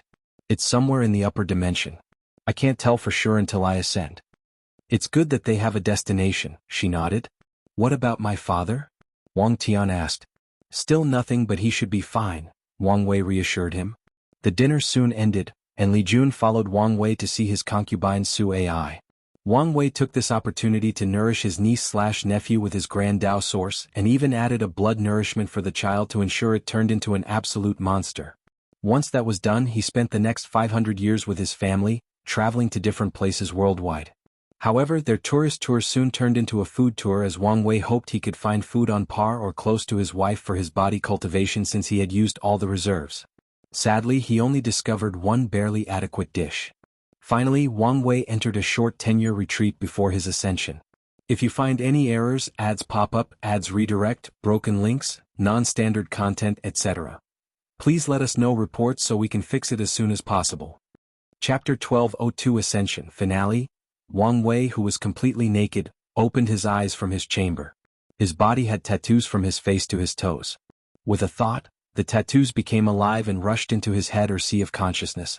All preparations are done, he muttered before dressing and standing up. He gazed at his cultivation room, knowing this would be the last time. Should I leave this room for the sect? As a place head used to cultivate since he proved the Tao, this place was precious due to his aura and Tao rhyme. Forget it. I already left them enough. He had already drastically increased the sect's foundation, including leaving a blood pool from his blood essence to nourish future body cultivators. They did not need any more. However, I should also leave a rule to prevent these future heavenly emperors from taking away the room. Additionally, this room will become even more valuable as more emperors use it. Once he's gone, he won't be able to control some of these people's greed. Wang Wei pointed at the room to leave his power. He also condensed a talisman that would allow the Tao opening sect to secretly use this room when no one is occupying the court. Let's also leave it in a written record, Wang Wei muttered. He already created the test to determine whether someone can inherit his position, and his trial is even more challenging than true heavenly Taos. He had set specific precedents for his successors, and now he was adding the rules of leaving the room untouched. Wang Wei left his room and started walking through the court. A feeling of nostalgia hit quite hard all of a sudden. As he walked to the residence of the Immortals and former emperors, he could not lament one of his few failures during his reign. Few people chose to live in the court despite his best efforts. After Su Shi moved in, the situation improved, but it never reached the level Wang Wei wished for. It seemed those people were determined not to sleep next to a tiger. Maybe mom and dad will have a higher success rate, he thought before gazing at old man Tianji in one of the court's rooms. He was now in a state of semi-consciousness that there were not as many emperors or gods to share the burden of world source. He also needed to keep himself from being eroded by heavenly Tao. With him as a sample, I can extrapolate much information about Supreme Unity's current state, Wang Wei thought before walking to the garden. This place was his favorite, and he took particular care of it by gathering the most beautiful flowers in the endless void and perfectly arranging them. Still as soothing as I remember, he commented. Wang Wei spent a few hours in the garden, knowing it would be his last. Finally, he teleported him to say goodbye. I'm worried about him, Wang Wei heard his mother saying. There is no need. Our son is someone blessed and loved by fate. Although he will suffer a little, he will be fine eventually. That's not my main concern. I fear he'll lose himself and his humanity without us tethering him. That is indeed concerning. However, he'll have our daughter-in-law and the ancestors to keep him grounded. You're probably right, but I can't help but overthink. Wang Wei smiled and waited a while before making his presence known. He hugged his family after entering, and his mother immediately started tearing up. I promised myself I wouldn't cry, but look at me. Like I said, the blink of an eye, Wang Wei stated. I know. After hugging for a while, they separated. However, Wang Wei detected a few people outside. Come in. Origin 1, Sword 1, and a few others entered the room. Wang Wuqing said you might leave without saying goodbye, so we came here as soon as we sensed your presence. Wang Wei sighed. Wang Wuqing was correct since he did not like partings. How can you leave without seeing us? This is probably the last time we'll ever see each other, Sword One complained. Because it will not be, Wang Wei answered. They'll come see you again with a projection after becoming a paragon. And if one day I can reach that level and have some freedom, I won't mind taking all of you with me to the upper dimension. Thank you, Sect Master. We will patiently wait for that day, Origin One stated before cupping his hands to salute. Everyone followed him and Wang Wei nodded to receive it. Everyone swiftly left after saying a few words. It's time, Wang Wei said to his parents. Take care, honey. Son, I have no words or advice because I know whatever you do, you'll make me and our family proud. Wang Wei gave them one last hug before walking out of the mansion. He had to plan for a flashy ascension and planned for a normal and underwhelming one. However, some people had other plans. The sky suddenly changed, becoming purple. A golden chariot drawn by two qilin rushed from the sky with a rainbow underneath its feet as a path. It landed before Wang Wei, who sighed internally. I guess I should be honored that true heavenly Tao is going to such lengths for my ascension. He then activated the heaven-deceiving array, which he engraved on his body to its full power before entering the chariot. The qilin led him into the sky, and the vision spread to every corner of the lower dimension. Golden lotus bloom above every world, followed by projections of sages, wise men, immortals, and even emperors bowing to the sky. Heavenly or Tao music echoed between heaven and earth, soothing the mind of all sentient beings. Everyone received the news of Wang Wei's ascension. So they all bowed and uttered, "Safe journey to the Supreme Emperor." These words echoed across spacetime, all worlds and dimensions connected to the endless void. Although many people were secretly happy that that monster had finally left, no one allowed their personal feelings to affect this moment. Everyone showed their respect, no matter how they might have felt. Our clan is truly blessed to give birth to such a being, Origin One muttered as he watched the chariot disappear. Not far from him, in a small but elegant pavilion, an elderly man opened a book and started writing. Heavenly Emperor Era, year 567,908, the Supreme Emperor ascended with a golden chariot that descended from heaven, bringing an end to possibly the greatest generation of this world and the lower dimensions history. A brief history of a few significant emperors of the Heavenly Emperor Era. In the second generation, the Supreme Emperor's father, Wang Tian, proved the Tao with absolute force and became the Absolute Cut Emperor. He ruled over the court with his wife, the Eternal Darkness Empress. Many people believed their reigns would be uneventful and unmemorable, that they would ride on their son's success. However, everything changed when the Sword Tao River and the Darkness World were created. The Absolute Cut Emperor gathered the sword intent, sword wills, and sword skills of all sword cultivators since the dawn of time and placed them in one place, the Sword Tao River. His actions boosted the strength and popularity of Sword Tao to an even higher peak while also making the ultimate sword path the orthodox way by replacing the extreme sword path. Meanwhile, everyone else benefited from the willpower and Tao heart tempering from the darkness world. The exciting thing about this creation was that it could absorb the darkness from somebody's mind and body, making them a better person, which would help them in their cultivation. These creations made the reign of these two widely successful, and future emperors followed in their footsteps. The third generation was a fierce competition between Suya and Di Jiang, and Suya was the final winner, becoming the sole Desire Empress. Her legacy was controversial. She created the 6 Desire 7 Emotions Pillars, another tool to help cultivate the Tao heart by regulating emotions. This invention could be said to be even better than Shiner at dealing with the affairs of the heart. However, it did not only help regulate emotions but also lost in them. So, many lives, including emperors, lost themselves due to the lust pillar, which allowed them to experience the wildest sexual fantasies imaginable. The fourth emperor was Di Jiang. She washed her karma from the rewards in the Heaven Chosen's list and fought in the next generation. Her reign was terrible by all historical accounts. She was a tyrant, so she did not share resources and took almost everything herself. Besides a few lineages that she respected or feared due to their predecessors, she screwed everybody. Even in her banquet, she forced people to attend and charged a fee. The exciting thing is that the D clan never stopped supporting her despite how many enemies she has made. There were many revolts in her reign, but she suppressed all of them. Many people asked the Tao opening sect to sanction or something, but since she did not touch their benefit, the sect remained neutral. The fifth generation only had a note in history because that person was the first non-true eternal emperor, and that reign was peaceful and uneventful. The sixth generation crowned the Heavenly Tree Emperor from the Heavenly Tree Village. His legacy was 3,800 world trees, all fused with a world community to ensure the spatial integrity of these worlds and the entire lower dimension. The 7th-generation emperor originated from the Wu clan or the Origin Rune Palace. He was the first emperor and eternal of the totem path. His legacy was pushing totem marking as a new profession. The 10th-generation emperor was the Nightmare Empress, Dong Lifan. Before proving the Tao, she single-handedly conquered a heaven will, socking the world. Although it was a newly ascended heaven will world, it was still a shock. Her legacy was the creation of 2 new species, the Dream and Nightmare race, with heavenly Daos blessing. Additionally, she created the Nightmare world, which absorbed the evil and negativity of the lower dimension before fusing them with her own dream world. Her actions, inspired by the effect of the darkness world, essentially purified the lower dimension from evil, negativity, and yin energy. During her reign, people were the happiest and the most morally upright, and cultivation was truly enjoyable due to a clear mind.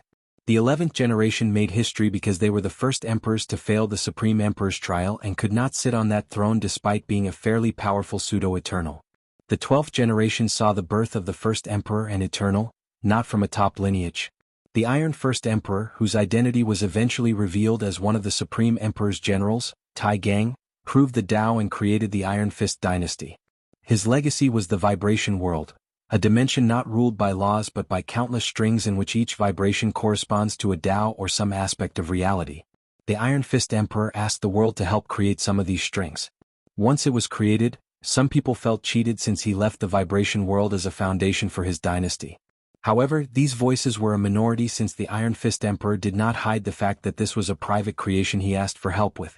The Heavenly Emperor era was long and gave birth to countless brilliant talents, including the Ultimate Puppet Empress, the Spear Domination Emperor, the Time-Skipping Emperor, and the resurgence of the Crimson Blood Emperor and the Pill Sage Empress. And those were merely the brilliant ones from the Myriad Emperor world, which gave birth to the most unique emperors. However, a few other worlds also gave birth to emperors with great legacies. End of volume. If you find any errors, ads pop up, ads redirect, broken links, non-standard content, etc., please let us know reports so we can fix it as soon as possible. Chapter 1203 The Destined One's arrival. Emperor Kong, dressed in scholarly clothes, was preaching to 3 people: Lin Fan, Su Shi, and his son Bai Hai. It was a privilege for these 3 to receive sermons from such a cultivator, except Su Shi, who had the fortune to receive one from a top-of-the-line Paragon. Then Emperor Kong suddenly stopped and looked in the distance with a frown. "Father, is something wrong?" "He's here." "Who?"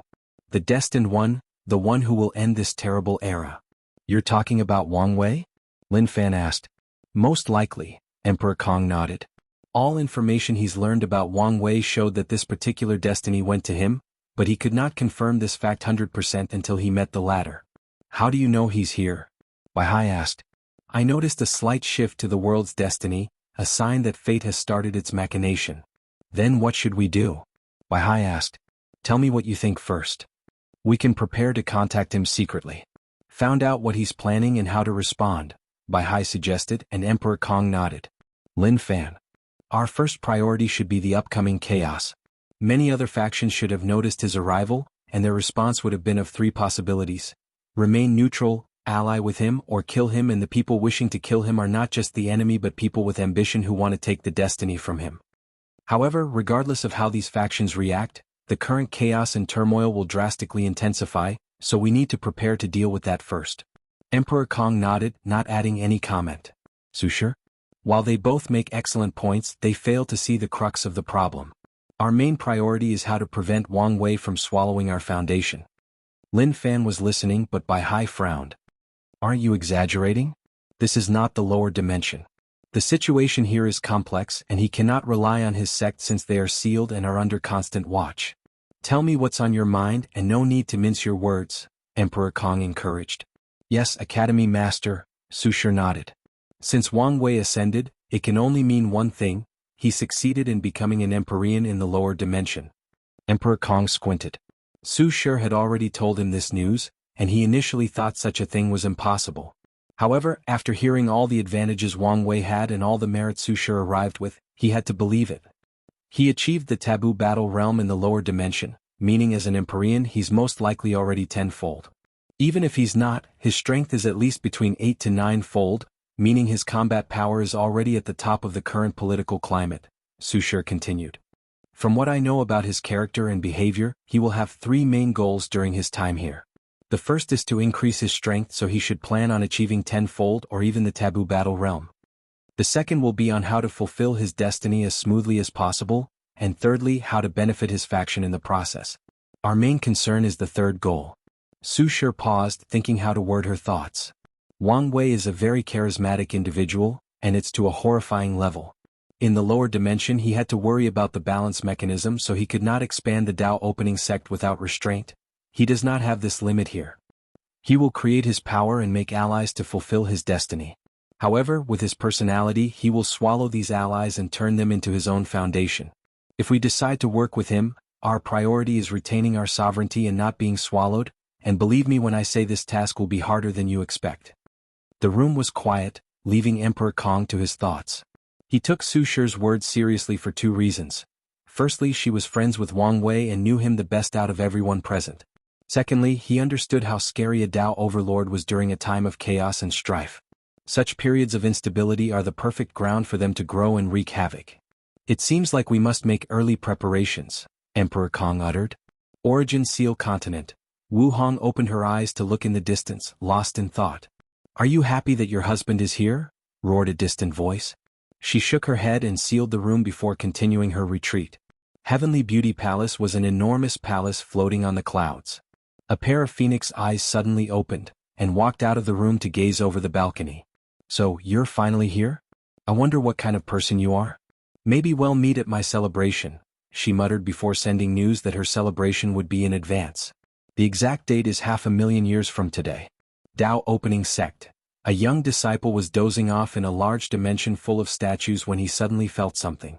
He woke up to gaze at the podium before him. The podium was divided into 4 layers. The lowest layer contained the most statues and the top contained only 4. The disciple looked at the second layer as a new golden statue rapidly formed. Gold in the second layer? An everlasting Empyrean? Who in the sect made a breakthrough? As he was about to report this change, the disciple felt dizzy and passed out. An elderly man appeared in this dimension and looked at the statue. He's finally here, he muttered before pointing at the statue and making it disappear. He then gazed at the disciple and, with one thought, erased his memory. Wang Wei's arrival was felt by the entire world, causing a small commotion that would soon snowball into an avalanche. Meanwhile, he had just arrived at an unknown location and finished witnessing his chariot disappearing. No attack, so that's good news, Wang Wei muttered as he looked around him. He was on high alert during the entire ordeal.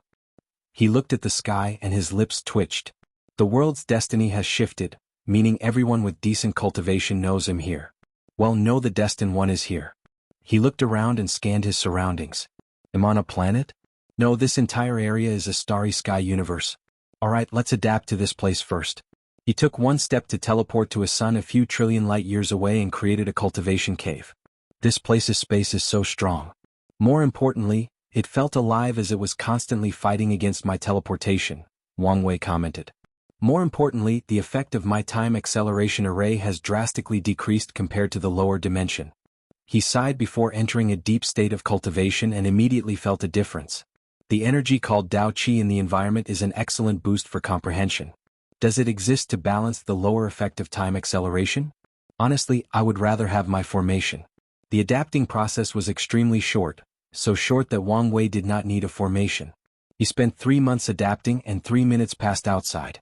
The good news is my cultivation is now 78%. This should be the benefit of first-time ascendees.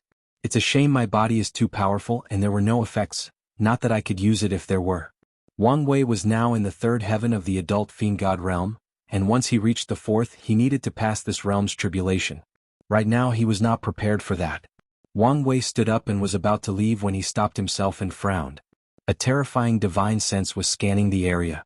No, not the area, the entire world, Wang Wei thought as he observed. The divine sense passed through him as if he had never existed, and Wang Wei was not surprised. He was a fateless, meaning it was extremely hard to deduce or divine any information about him. Additionally, he had the protection of the heaven-deceiving array, the effect of his spirit flower ability, and his 10-fold battle realm indicated he was very close to the Paragon realm in power, the protection of his golden body of merit, and the protection of fate or destiny. This divine sense is not someone who's in the lower tier of the Paragon realm, so it's most likely the world of the Time Eater, Wang Wei analyzed.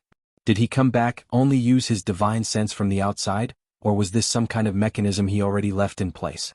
Wang Wei did not have an answer, but he did know that there was not much time for him. The good news is neither Maitreya nor Supreme Unity suddenly appeared out of nowhere and obliterated me, he thought. However, what is this odd feeling?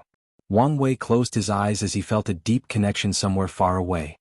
At first he thought it was his connection to his wife, but upon focusing he realized the connection seemed out of reach. Is that my connection to Earth? He was right, as he now sensed a deep connection to somewhere in primordial chaos, which could only be the prehistoric world. It seems I was too weak before. The isolation of the lower dimension should have also helped. If you find any errors, ads pop up, ads redirect, broken links, non-standard content, etc., please let us know reports so we can fix it as soon as possible. Chapter 1204. Let's start. Wang Wei had a moment of nostalgia as he thought of his life on Earth. He had a few regrets from there, so he would love the chance to make it up. However, his current connection had no real purpose or ability. Maybe I can send a projection through the connection after becoming a Paragon. Anyway, I might need answers from Hongjun, and it's not a good idea to show up with my real body. He composed himself before planning his next move. However, something bothered him: Supreme Unity's lack of action. He controlled himself to focus on the task at hand. Firstly, he needed basic information on where he was, so he teleported to a planet with life. Wang Wei was heading to a nearby city and noticed people staring at him. He thought people had recognized it for a moment despite his changed appearance, before realizing it was because humans were scarce in this part of the world. So he changed his aura to that of a demon. This is the Blood Dragon's territory? Wang Wei thought as he ate. The food was delicious, but he could tell this place relied on good ingredients instead of cooking techniques or unique spice combinations. Should I start with him? He pondered briefly before giving up. He needed more information and to establish himself before making any moves. Bang! What the fuck did you say? Roared a man dressed in all black, a scar on his right eye, and releasing his aura of an emperor with a cultivation of 56%. His fierce gaze locked on a handsome young man at another table. "I'm not talking to you," the young man said calmly. "You dare call us dirty blood but don't have the balls to admit it." As soon as he uttered that word, many eyes focused on the young man, making him frown. "Like I said, I'm having a private conversation that does not involve you. I guess I should expect nothing less from an innate demon. You people are truly the greatest failure of heaven and earth." "What did you say?" the young man uttered with gritted teeth, releasing his aura as a 5-star pre-march and cultivation on par with his opponent. "You heard me," replied the scared man before turning into a tiger with flame on its back. The young man turned into a green serpent with purple spikes running down its back. They opened their mouth to fire something. "Enough," said a cold voice before a phantom of a beautiful world manifested in the room, suppressing these two. These two finally remembered this restaurant belonged to a powerful Dao ruler. "If you want to fight, go somewhere else," said the cold voice. The two combatants' facial expressions turned grave, so they swiftly changed into their human forms. They stared at each other but did not leave to fight. They returned to their table and continued eating. However, everyone could feel the tension in the air. The tension between the races under the Blood Dragon is so high? I guess that makes sense. In the past, the demon and innate demon gods were enemies, but now they were forced to serve under one person. I could use this mistrust and hatred. The 5-feathered phoenix might also be interested in ruling over creatures with potent bloodlines, which can be another angle to create inner conflict between them. He finished his noodles before slowly walking out of the restaurant. He sensed a gaze, and after investigating, he discovered that only the shop owner was intrigued by why he was so calm during the altercation. The latter did not pursue further, so Wang Wei ignored him. He walked around the city, observing countless more fights between different races. He then teleported to a planet with a large human population, focusing on observing the mortals. The abundant energy in the environment means crops are plentiful, and diseases are rare. The average lifespan is more than 1,000 years, Wang Wei thought. The only advantage of a mortal civilization would be access to knowledge and a bit of power, but it's nothing in the grand scheme. The enlightening temple should be worth recreating. However, in the current political climax, it might be a catastrophe for mortals to have any form of power. Wang Wei knew he no longer had absolute power, meaning he could not force his will on all the cultivators of the world. Even after becoming a primal paragon, he won't have such power. As such, it's impossible to spread the enlightening temple throughout the world, and even if he did, Many mortals would suffer as revenge from cultivators for daring to try to balance them. If we were in a peaceful world, I could probably spread them throughout the sect and its allies' territory, but that's it. Wang Wei grunted before teleporting away. He will need another method of gathering merit to replicate some of his success from the lower dimension. After checking a few things, he found the fortunate encounter with Lu De before heading to the one the sect left for him. Wang Wei used his space Dao to navigate the complex spatial structure of the eternal Ascension world. He left his current area and bypassed countless more places until he arrived at the destination he deduced. Wang Wei had a strange look as he observed where he was. This area was shaped like a cube world, each face being a comically large continent. His destination was Continent 5, and he teleported above a small hut next to a decent-sized farm field. An elderly man was plowing vigorously, not showing any signs of his age. "This is it, your only remaining descendant." Lu Da's obsession manifested, and he looked at the elderly man with great sadness. He guessed his family was long dead, but seeing this person was the confirmation he hoped he never would receive. "You're lucky you have any descendant at all," Wang Wei stated very callously. "What do you want me to do? I can still give him the resources to start his cultivation journey."